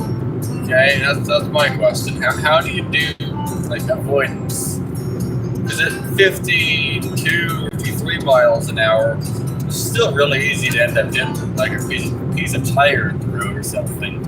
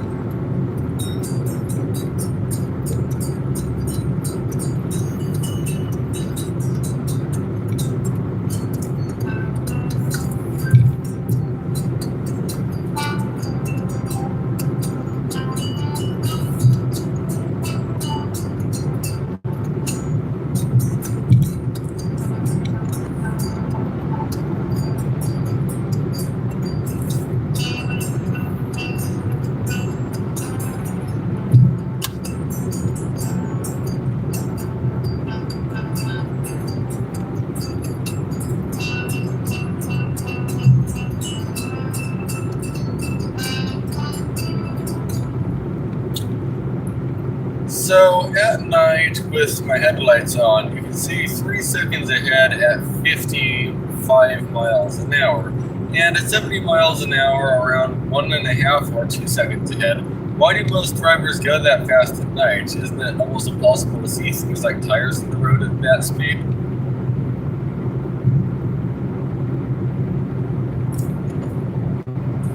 Drivers speed at night due to a false sense of security from familiar roads and overestimating their headlights' reach. This behavior is called overdriving your headlights, meaning your stopping distance actually outruns what you can see. Would you like some tips on how to adjust your driving habits for safer nighttime travel?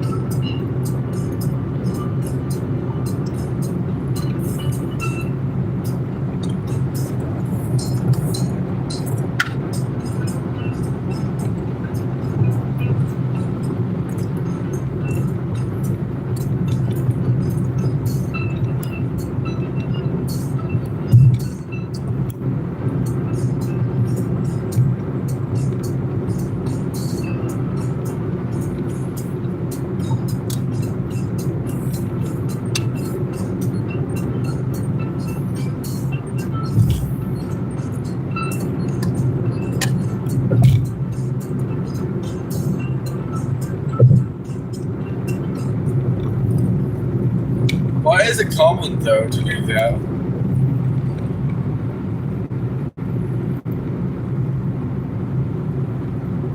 Sounds like you might have meant to ask for a common thing to do there.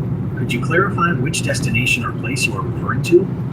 Well, we were just talking about it. I don't remember.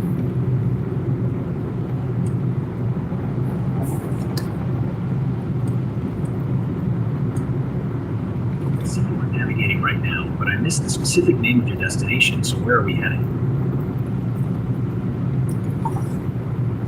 So I can see 3 seconds ahead at 50 miles an hour with my headlights, and I notice a lot of drivers have similar headlights to me, yet they go 70 or 75 miles an hour at night. So how do they avoid hitting things like tires in the road?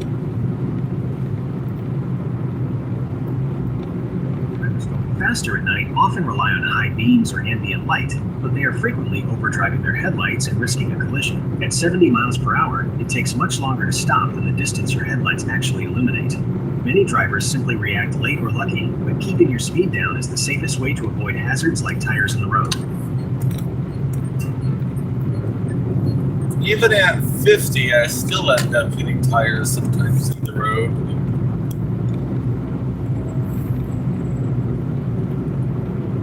Hitting tires at 50 miles an hour can happen because low beams only give you a few seconds to react to dark objects. To help avoid them, you can try scanning further ahead, using your high beams when it is safe, or following the tire tracks of the car in front of you. Oh, I do use the high beams a lot. It's good practice, as high beams give you much more time to see and react to debris like tires. Just remember to keep your eyes moving and scan the road ahead as far as you can. I do that.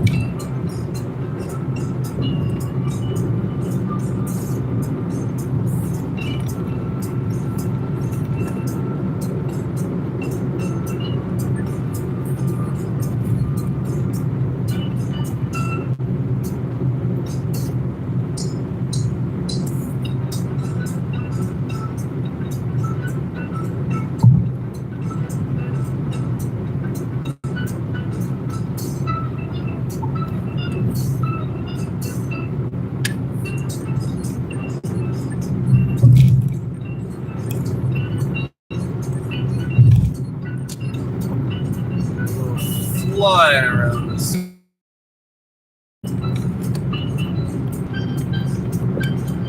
Only flying.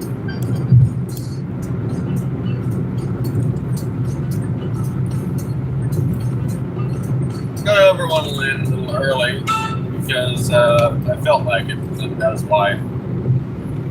Well, also, changing lanes early gives you more time to react to things, so might as well.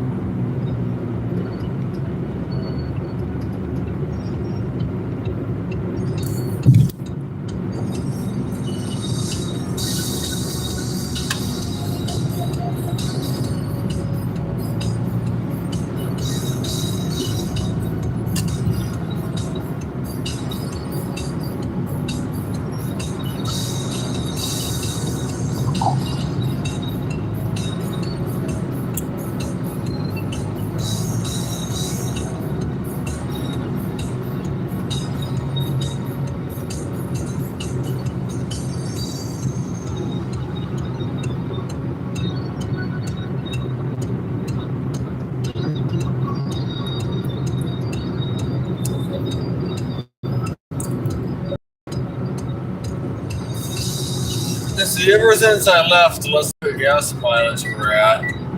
We're at 54.5. That also includes like flooring it for a while, so I think we're doing good. Letting the car figure out what to do with the incline that it's not meant to do.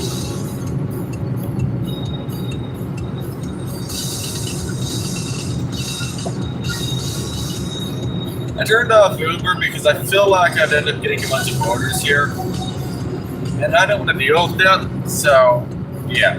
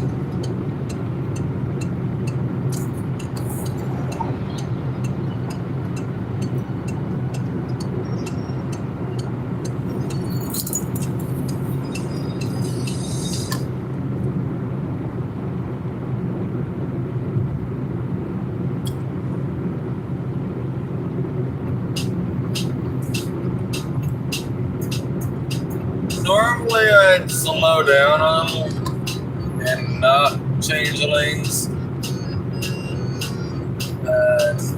And end up passing someone, but maybe we'll do that. Yeah, they're probably not using cruise. The only hint I have though of that is their brake lights don't work, or their tail lights don't work. So they either are using cruise or aren't. I don't really know. I don't feel like finding out. So I'll just let cruise do its thing.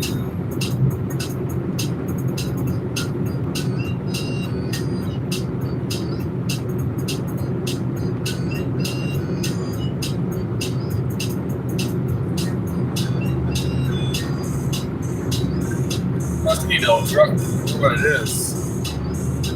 No idea. It's an old something.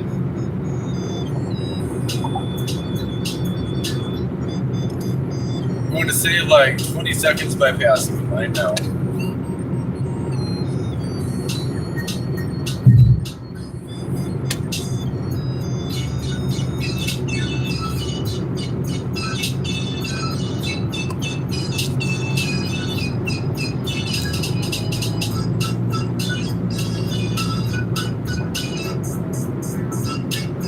It's been a long day.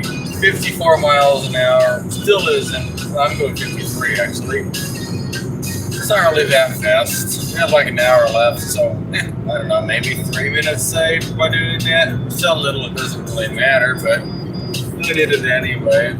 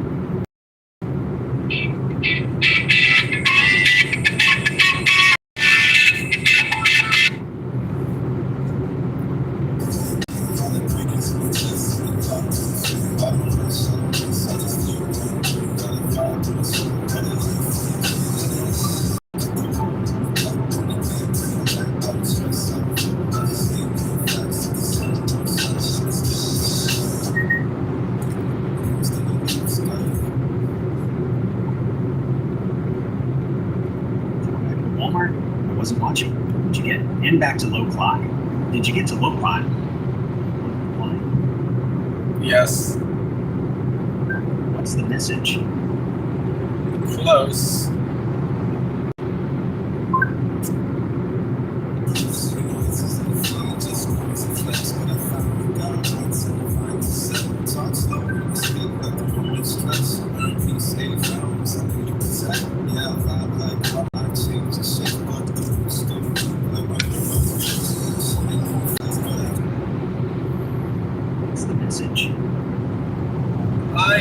pretty close.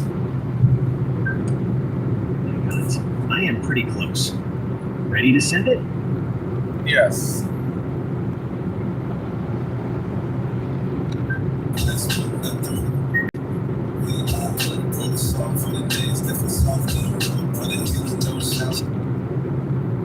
to Walmart? I wasn't watching. Did you get and back to low clock? Did you get to low clock? Do you want to reply? No. Okay then.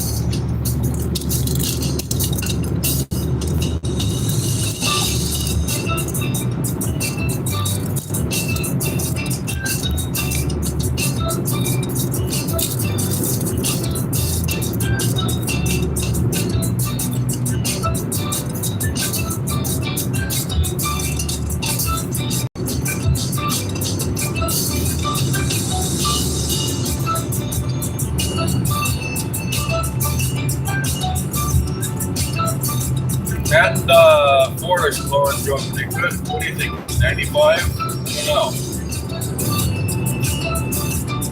See, there's a broken down car over here, so let's just change to the left the lane because I can't. I don't know if the broken down car is on my side or not. Oh yeah, it definitely is. So move over here. We can go back to the right in a moment. Oh, it's a Prius.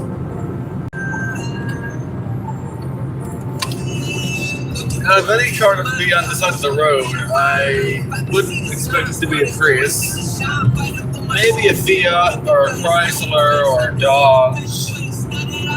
No Prius. I mean, it's possible, but unlikely.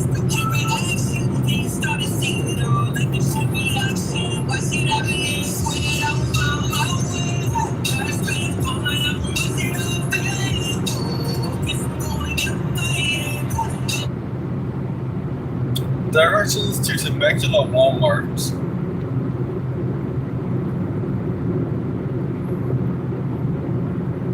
Directions to the Walmart Supercenter on Temecula Parkway, which is about 41 miles away with a 37-minute drive.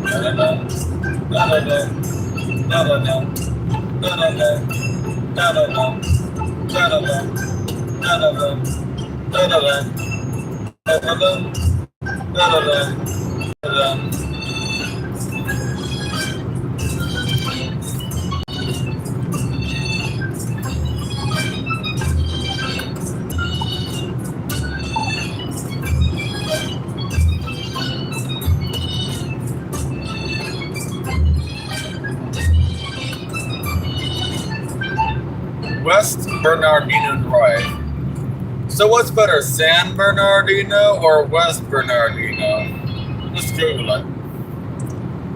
Is West Bernardino or San Bernardino better? That thing in the left lane. San Bernardino and other Right. parts of San Bernardino depends entirely on what you are looking for in terms of neighborhood vibes and amenities. West San Bernardino tends to be more residential and industrial, offering different housing options in closer proximity to major transit corridors. homes, while other I gotta areas catch up to are this. commercial hubs or different community Wait a centers. moment here. Are you looking for specific recommendations like rental? Can I please catch up to this car? Oh, they're changing lanes. Oh well, I guess I'm not catching up to it. That right there, though, in the lane that I was trying to catch them in, that is a Dodge Attitude. That is this car, but with a Dodge logo on it. Yeah. But I can't actually catch up, though, because they're going to have to go on the road, and I can't go through, so whatever. Very rare car to see here because it's a Mitsubishi Mirage G4, which is the sedan version, but with the Dodge logo. If I'm not mistaken, for a while Dodge bought the Mirage from Mitsubishi to sell in Mexico, but then eventually I guess Mitsubishi started selling it there as the Mirage, so I don't know. It's kind of weird, but it is what it is.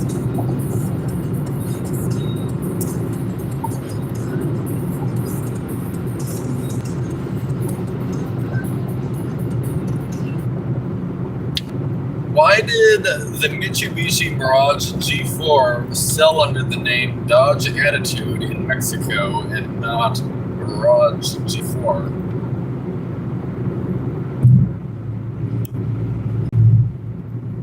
Mitsubishi Attitude in Mexico due to a distribution agreement between Chrysler and Mitsubishi to offer affordable entry-level sedan using Dodge's established brand name. Dodge used the Attitude nameplate for multiple generations of rebadged compact cars in Mexico to leverage their existing marketing and strong local dealership presence. Is the Dodge Attitude one of the most reliable Dodge vehicles?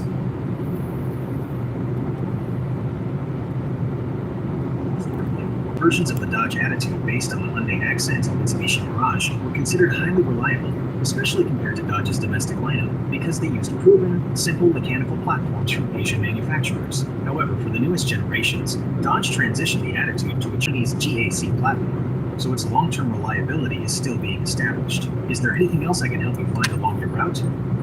Oh, was the Mitsubishi-styled Dodge Attitude more or less reliable than the Hyundai Dodge Attitude?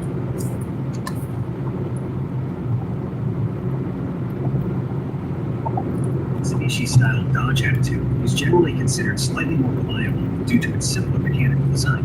Both generations are very durable, but the Mitsubishi version has fewer complex electrical and engine components that can fail over time.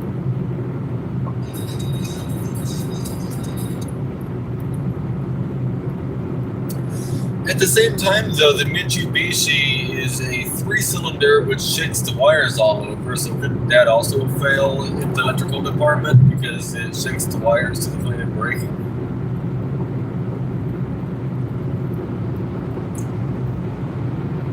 The 3-cylinder engine vibrates more. Mitsubishi designed the wiring harnesses with extra slack and insulation to prevent chafing and electrical failures. Engine vibrations typically don't affect critical systems like the brakes, as those components are isolated from the engine's movement.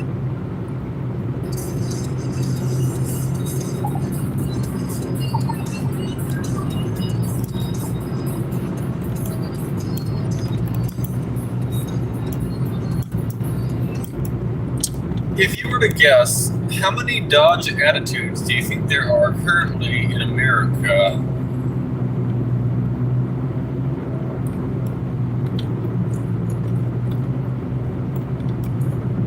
Very few, if any, Dodge Attitudes in the United States. Because they were built exclusively for the Mexican market, they do not comply with U.S. emissions or safety standards, meaning they cannot be legally imported or registered unless they are at least 25 years old. I saw a Dodge Attitude pass me. They have a Tijuana plate. Not Tijuana, my bad. They have a Baja plate.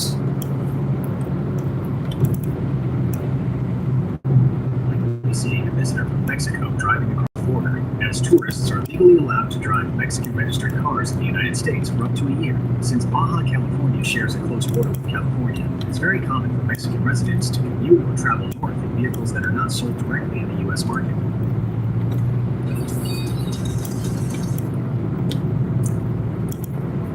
So what you're saying is if I want to drive a weird car in America, all I have to do is buy it in Mexico and then drive it around here for 11 months and 30 days or whatever, then take it back to Mexico for a day and bring it back.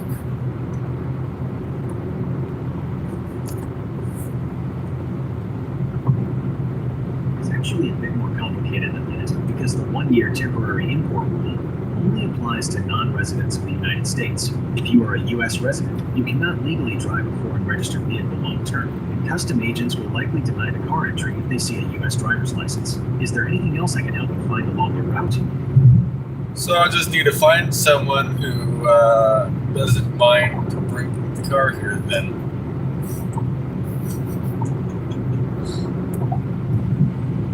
As a Mexican resident can technically drive it here, but they still cannot legally sell or lend it to you long-term. Customs laws are strict about foreign registered vehicles being driven by U.S. residents, so it is very difficult to do legally. Is there anything else I can help you find along your route?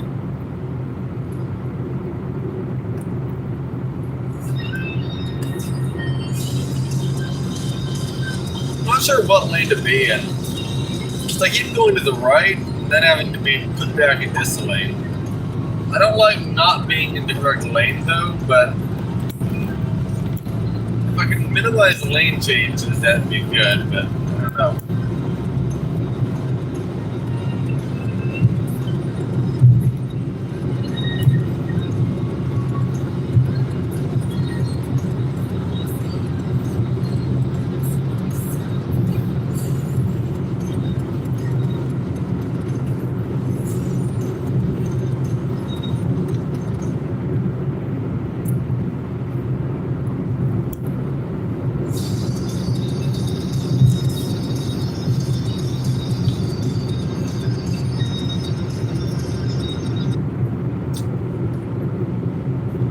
How much more pollutants does the Mitsubishi Mirage with the Dodge Attitude branding produce to the American style Mirage?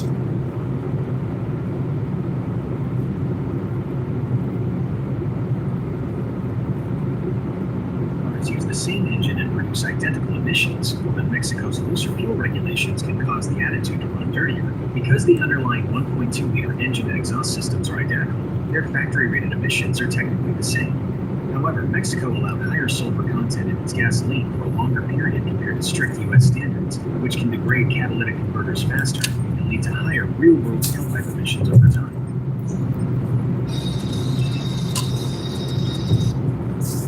So then why can't you buy a car from Mexico like the Dodge Attitude, drive it in America?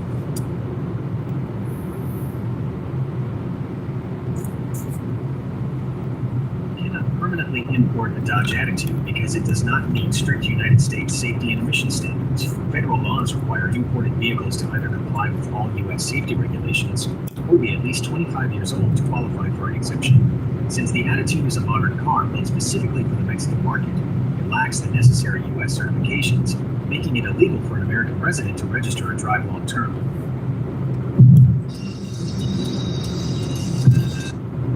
Well, emissions-wise, if it's close enough, I don't see a problem. It's the same car either way. And safety-wise, you know what you're getting into anyway. It's not going to magically be safer here, and a 1960s car is not going to randomly be safer here than back in Mexico or something.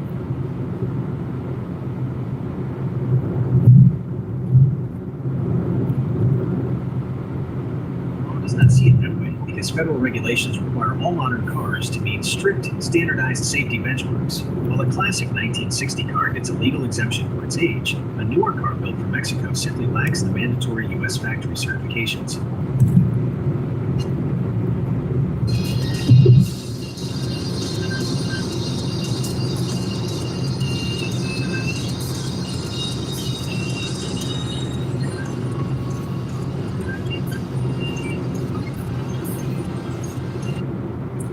Does that also apply to the Chevrolet Maze?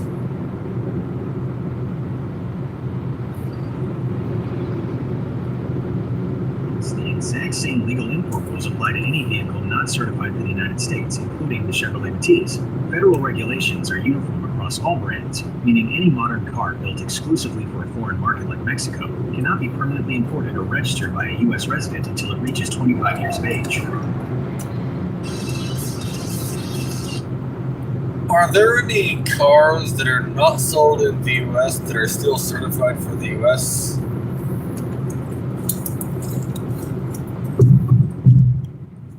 Yes, there are vehicles built for foreign markets that are technically fully certified for the United States. This usually happens when a manufacturer designs a global car to meet the highest common standards, like U.S. safety and EPA regulations, so they can use identical parts worldwide, even if they choose not to sell that specific model in America. Is there anything else I can help you find along your route? What cars are a good example of that?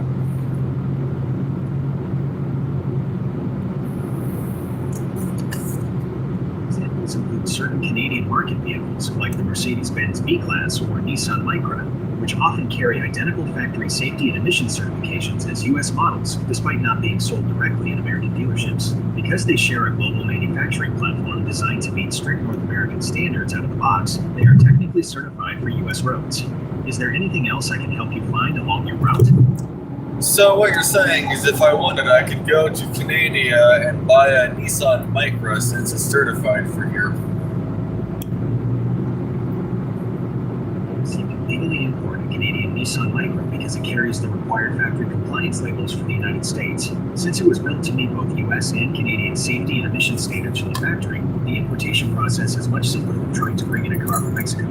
You would just need to obtain a compliance letter from Nissan to present to customs at the border.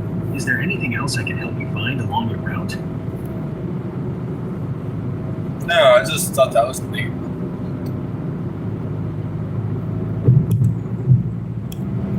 really is a unique quirk of the automotive world.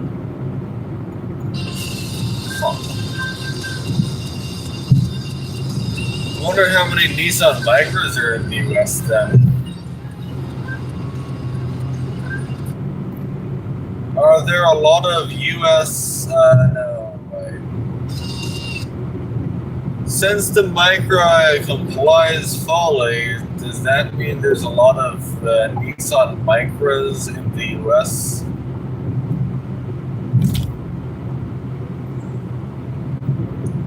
It is still quite rare to see a Nissan Micra in the United States. While it is legally much easier to import one from Canada due to shared safety standards, very few people actually go through the customs paperwork, inspection process, and import fees just to bring a budget back across the border.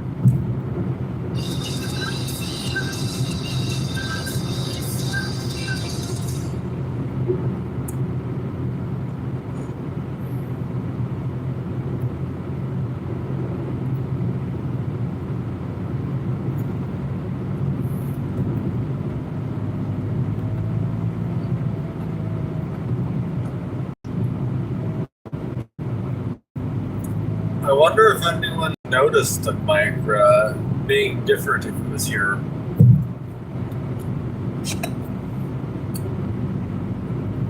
People probably wouldn't notice a Nissan Micra because it looks very similar to the Versano that was sold in the United States. To car enthusiasts, it might stand out as a unique import, but to the average person on the road, it just looks another everyday compact hatchback. Yeah, that's what I figure.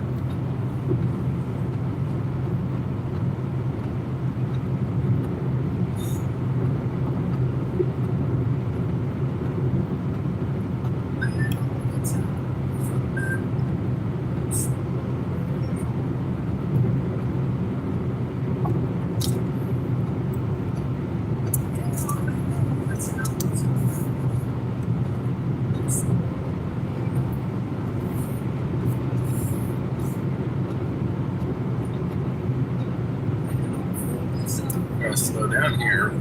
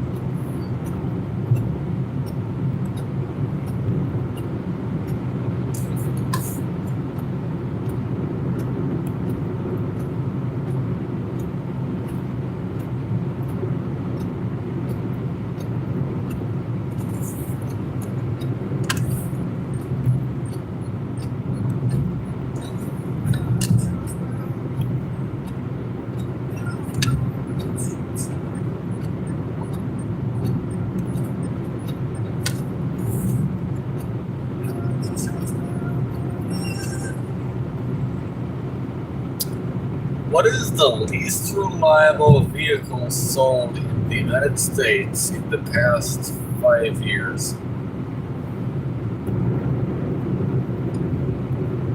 According to Consumer Reports data from recent years, the Oh, GMC Jaguar. Acadia and Ford F-150 Hybrid have scored at the very bottom of automotive reliability rankings. These rankings fluctuate yearly based on new tech rollouts. Both models have frequently logged the lowest overall reliability scores due to major system and drivetrain issues.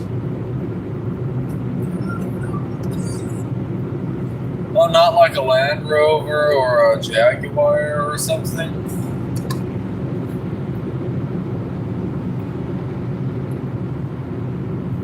Chrysler Pacifica Hybrid frequently ranks as the least reliable vehicle due to severe battery and charging issues. While luxury imports like Land Rover get plenty of flack for high repair costs, data shows domestic models like the Pacifica Hybrid and the Ford F-150 Hybrid have actually scored worse on recent dependability surveys.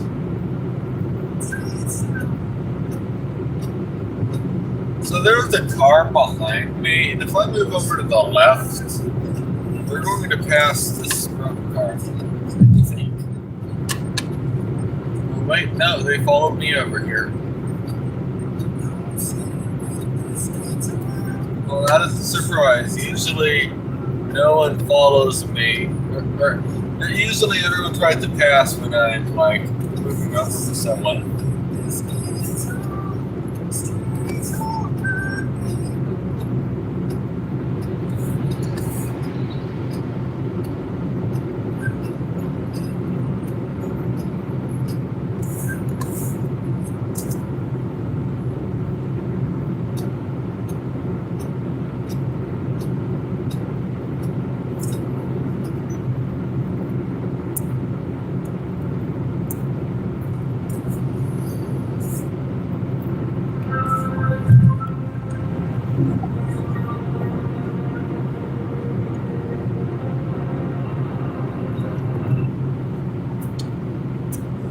Okay, so if the F-150 Hybrid and the Chrysler Pacifica are the least reliable, what's the most reliable?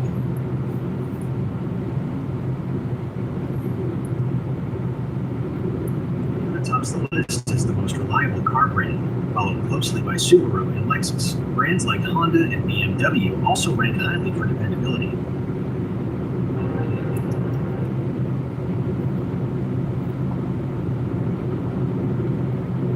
What about Mitsubishi? Is that somewhere in there too, somewhere? I don't know. Probably depends on the car. Some reports excluded Mitsubishi from their latest rankings due to insufficient data, but they typically land around average for reliability. Other sources like RepairPal rank them higher, noting relatively low annual repair costs compared to competitors. What about GMC? GMC generally ranks below average for reliability, landing in the bottom half of most major surveys due to frequent electrical and transmission issues. However, if you're looking for an American brand that scores higher, Buick often ranks among the top 10 most dependable brands. Doesn't Buick now have a bunch of 3-cylinder direct injected timing belt turbocharged vehicles though?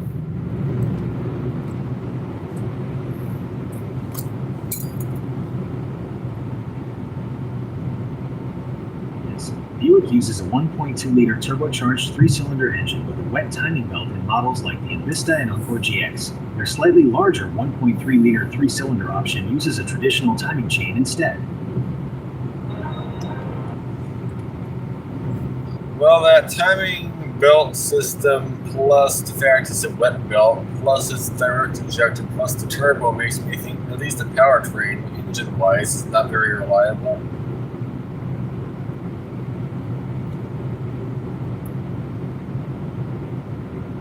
You're entirely right to be skeptical, as wet timing belts combined with turbocharging and direct injection create a high-risk recipe for long-term reliability. If the belt degrades, rubber particles flake off into the oil, clogging the oil pickup tube and starving the turbo and engine of pressure. Direct injection also means you still have to worry about carbon buildup on the valves. If you want true long-term reliability without meticulous maintenance, it is best to avoid these complex, small displacement setups. Small displacement probably is not always bad, though. Small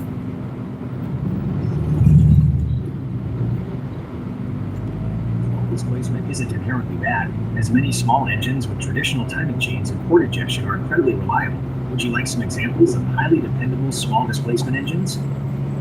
Sure. Totally right. Small displacement isn't inherently bad as long as the engineering is solid. Take Toyota's 1.8-liter four-cylinder or Honda's 2.0-liter naturally aspirated engines. They use traditional timing chains and port injection, making them incredibly reliable and cheap to maintain because they skip the complex turbos and wet belts.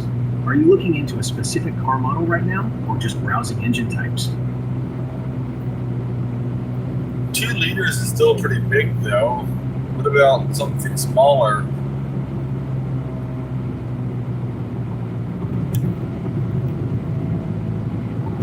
And smaller engines like Toyota's 1.5-liter Oh, yeah. four-cylinder, which is widely considered practically impossible to kill. Mazda also makes highly dependable naturally aspirated 1.5-liter engines that use standard timing chains and avoid complex turbos.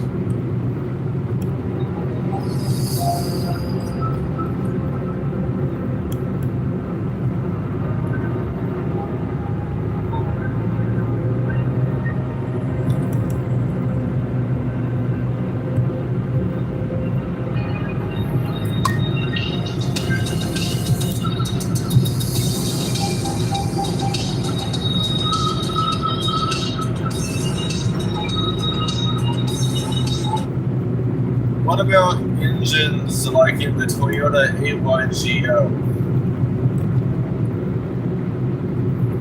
Toyota's 1.0-liter three-cylinder engine used in the Aygo is incredibly reliable. Using a traditional timing chain and port injection, it avoids the complex turbos and wet belts that cause issues in other small engines, making it simple and highly durable.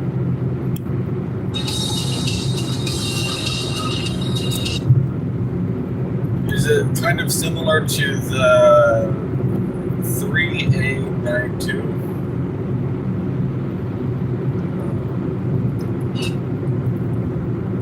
Is the Toyota Aygo engine somewhat similar to the Mitsubishi Mirage engine? I said AYGO, not Echo.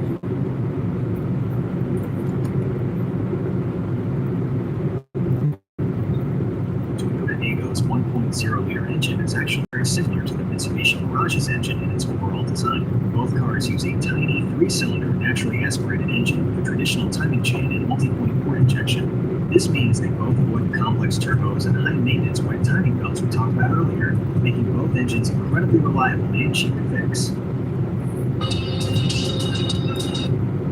Is the Toyota AYGO kind of similar to the 1.5-liter four-cylinder Corolla in terms of reliability?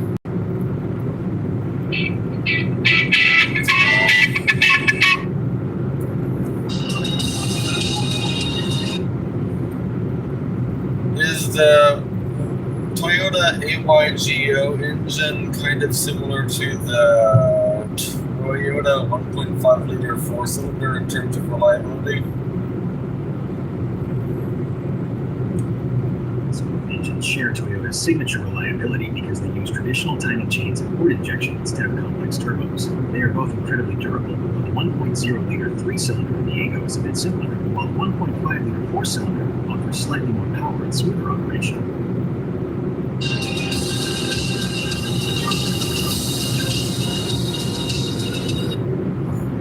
Which one tends to have less issues?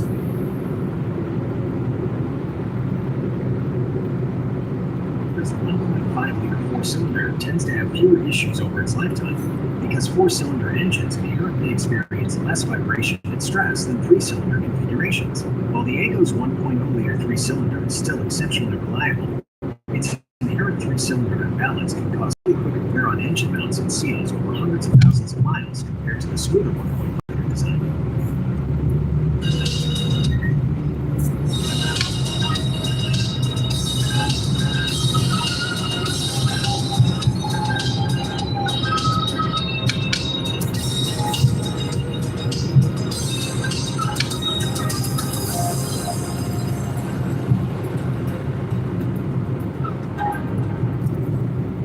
What about the Mitsubishi Mirage versus the Toyota AY Geo engine, since they're both kind of similar.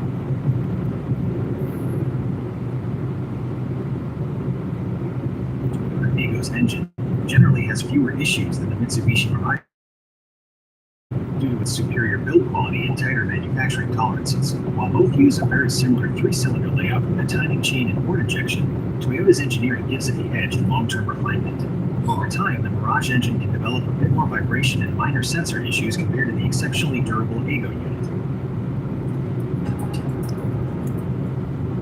Well, vibration is normal in both of them, isn't it? Because it's a three-cylinder. No.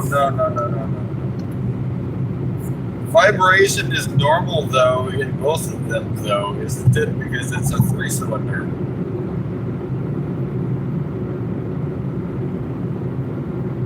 Yes, vibration is completely normal for both of them because three-cylinder engines are inherently unbalanced. Since they have an odd number of pistons, they naturally rock back and forth.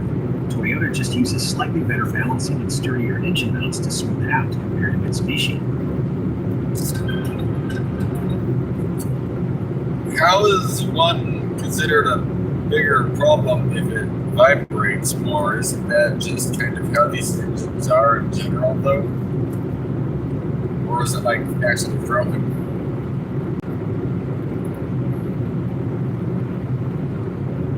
Vibration is completely normal for three-cylinder engines, so they are not broken. But more vibration means components wear out faster over time. Okay. Because three-cylinder engines naturally rock back and forth, they rely heavily on rubber engine mounts and structural seals to absorb the shaking. When an engine vibrates more intensely due to looser manufacturing tolerances, it puts extra stress on those rubber parts. With high mileage, this leads to cracked mounts, fluid leaks, and cabin noise much sooner than it would in a more refined and smoother running engine.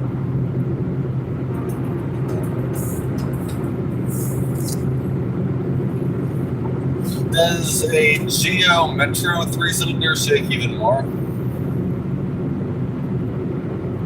Geo Metro's three-cylinder engine actually shakes quite a bit more because it lacks the modern balancing technology found in newer cars. Since it was built in the 90s, it does not have the advanced engine mounts or internal balance shafts that newer three-cylinders use to smooth out the ride. It is completely normal for those old Metros to vibrate the whole cabin at a stoplight, but it is just a product of older engineering rather than being broken.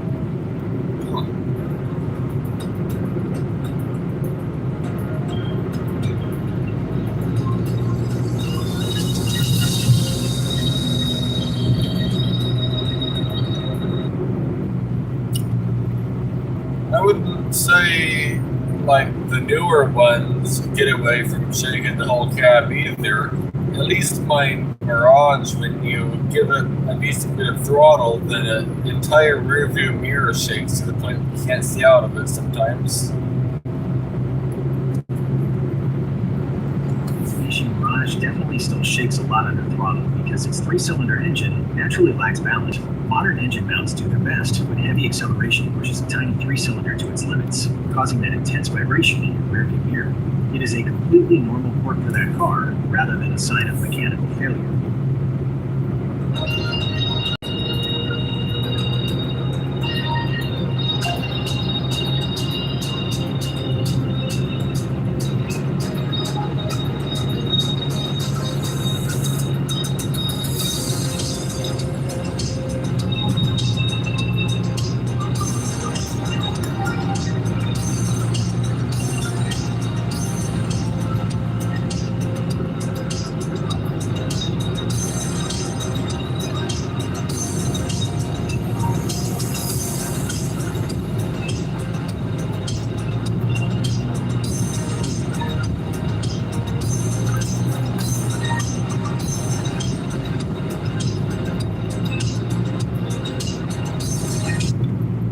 That reminds me, my air conditioner compressor in my Mitsubishi Mirage tends to cycle on and off even if it's super hot outside, but today for some reason it was just staying on the whole time. Do you think it's because it wasn't humid outside, so it didn't think it was going to freeze the condenser?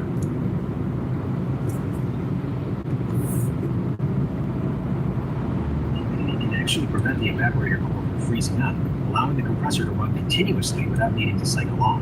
When the air outside is very dry, there is less moisture to collect and freeze in the cooling coils. This allows the system to run constantly to keep the cabin cool without the risk of ice blocking the airflow. If your car is not getting cold enough, or if this happens on a humid day, it could also point to a low refrigerant charge or a failing control switch.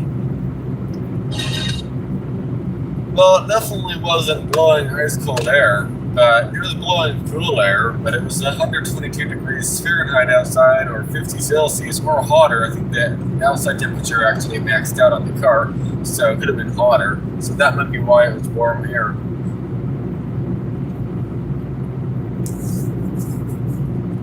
Extreme outside heat like 50 degrees Celsius will max out your car's AC capacity, making the air feel cool rather than ice cold. When it gets that hot, the system has to work incredibly hard just to drop the cabin temperature down to a manageable level, so a continuous compressor run is totally normal.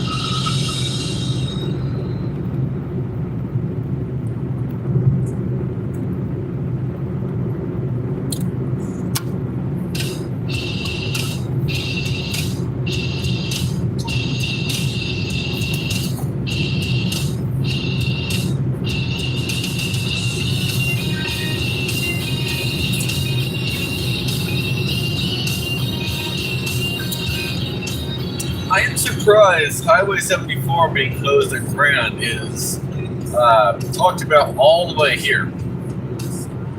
We're like 20 miles away from that.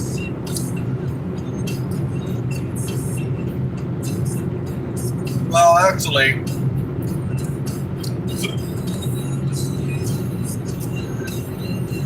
I understand actually why. The reason it's talked about here is because 74 is a very main road, kind of, and there ain't any way around it easy. That's why.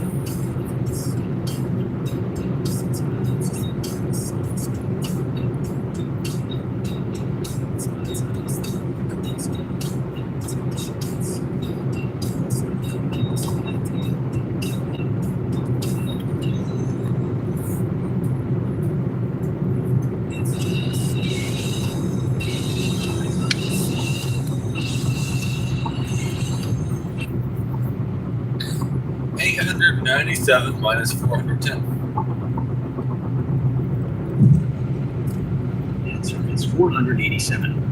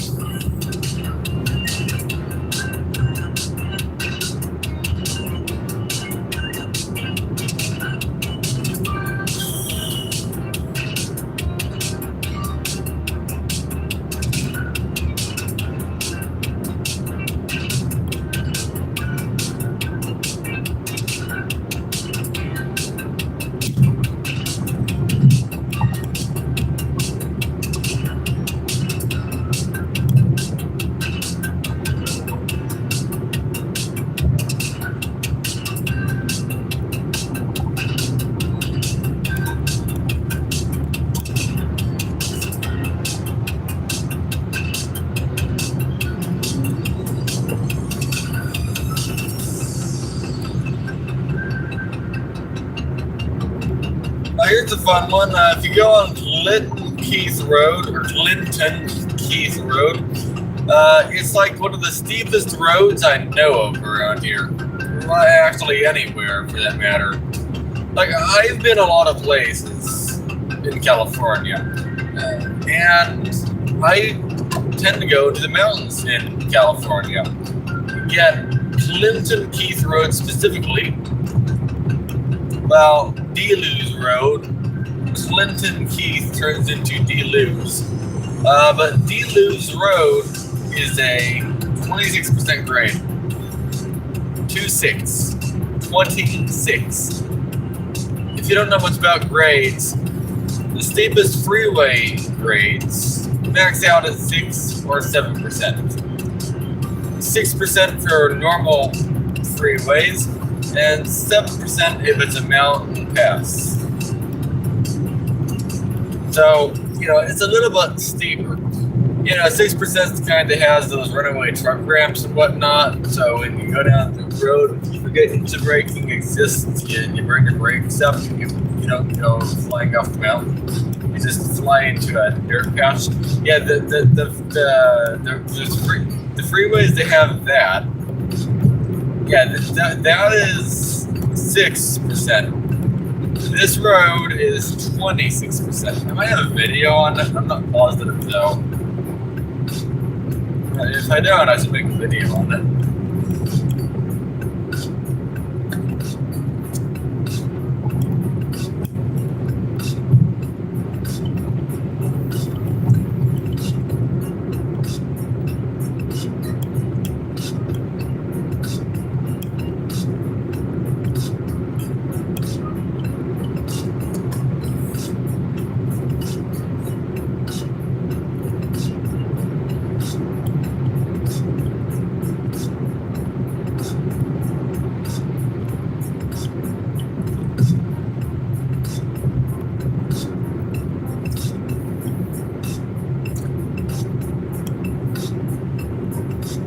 I wonder if there's any car that you can go down the hill on first without pressing the brakes. I feel like there has to be, but I don't know of a car. I know the Honda will definitely need its brakes pressed because it just revs way up. It does not enjoy downhills.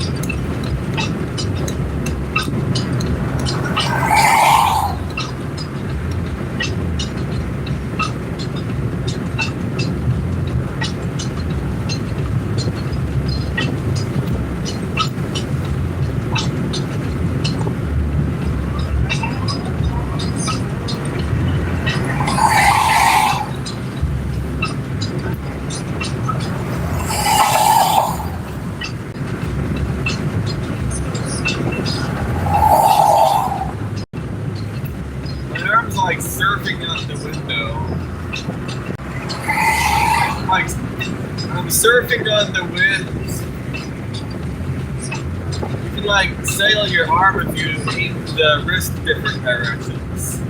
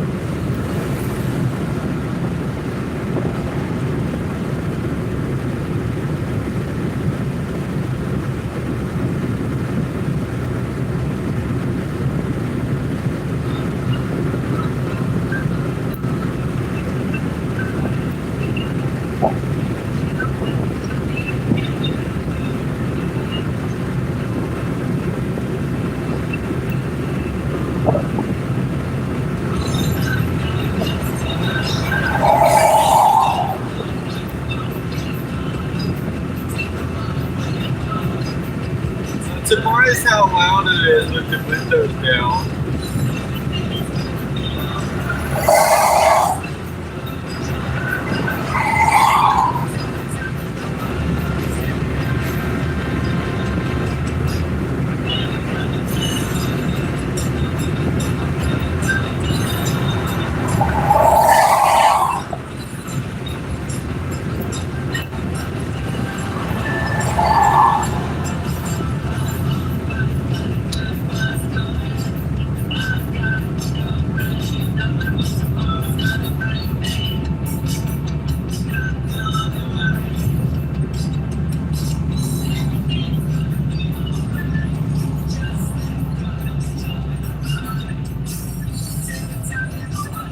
And the lights have turned green from the other side, right?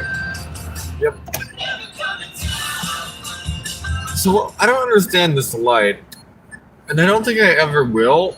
So when you pull up to it, it turns red for the cross traffic, and then it turns back to green for them. So the cross traffic, if there is any, has to stop. But the thing is, that it doesn't turn green for you either. So it just makes everywhere stop for no reason, essentially. I mean, I'm sure there's a reason. I just don't understand said reason. Can somebody explain to me exactly what, it's doing? I try not to complain about things, but I cannot make sense of that light. It's not like just a one-off. Now this happens like every time I get off the freeway almost. If it's going to change like colors, it's going to be changing to what just happened there. I mean, sometimes rare, but sometimes it is actually green when I get to it. It's pretty rare.